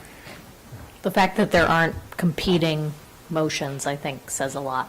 right, we especially appreciated going before the Commission on Diversity, Inclusion, and Community Relations last week, and got some really good feedback there. We were able to focus on the aspects of the challenges that we face as a community with regard to access and equity that this resolution addresses. And so that was a very good discussion. Okay, any other questions, comments? One thing I just wanted to flag in that vein is that the advisory committee is suggesting this amendment, which asks the select board to engage in inclusive process in responding to this, and then in interpreting this and responding to it. And so I think that we hope that that is consistent with a continuation of what's happened so far, and would welcome hopefully that's consistent with what you would like to do in responding and interpreting the article.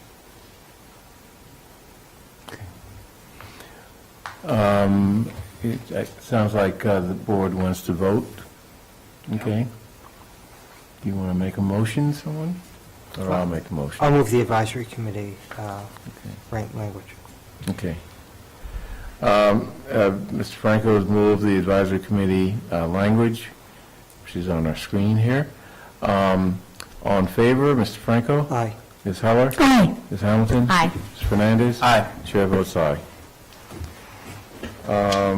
Thank you very much. Article 33, thank you. Thank you for Mr. staying. Gordon, you're still here. We'll take Article 33 and 34 together, because I think they're similar outcomes with the advisory committee. Advisory committee voted no action on both these articles. Still waiting for recommendations from the Committee on Town Organization and Structure. I believe that they've got another meeting scheduled on November 5th on this. So petitioner can explain kind of where he's at with his motion, and then we can go from there. No action? What? You're moving no action? No. Good evening. Neil Gordon, Precinct 1 Town Meeting member of the Advisory Committee. The Advisory Committee voted no action on both Articles 33 and 34. The Diversity Commission has moved favorable action in recommending yes vote on Articles 33 and 34. I've had 2 meetings with CTLNS and a third scheduled on the 5th.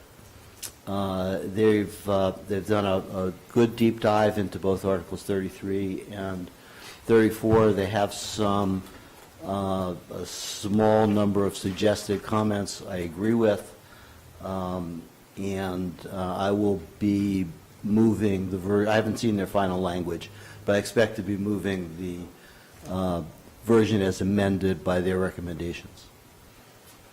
So where does that leave us? We have to wait for their, what do people want? Martin? The petitioner may be changing his article. Yeah, but minor. Right, with minor changes, and I'm happy to tell you what they are to the best of my Why don't you just recollection. give them to us for next meeting? I can save that for the next meeting, and then we'll Okay. have, Okay, that's fine. I'll have a red line. Okay, version. good. Okay, that's it for the warrant articles. We still have one more item on our agenda. So, yeah, I would request that we hold this and reschedule for the next meeting. There was a bit of an administrative snafu, so I think we need to just hold it, and I need to cross some Ts and dot some Is, and I apologize for scheduling something that wasn't quite ready for prime time, but hopefully we can get it done next meeting. Okay, thank you. Given that Sounds it's good to me. 11:30, I'm not objecting. No objection here either. Good night, everybody.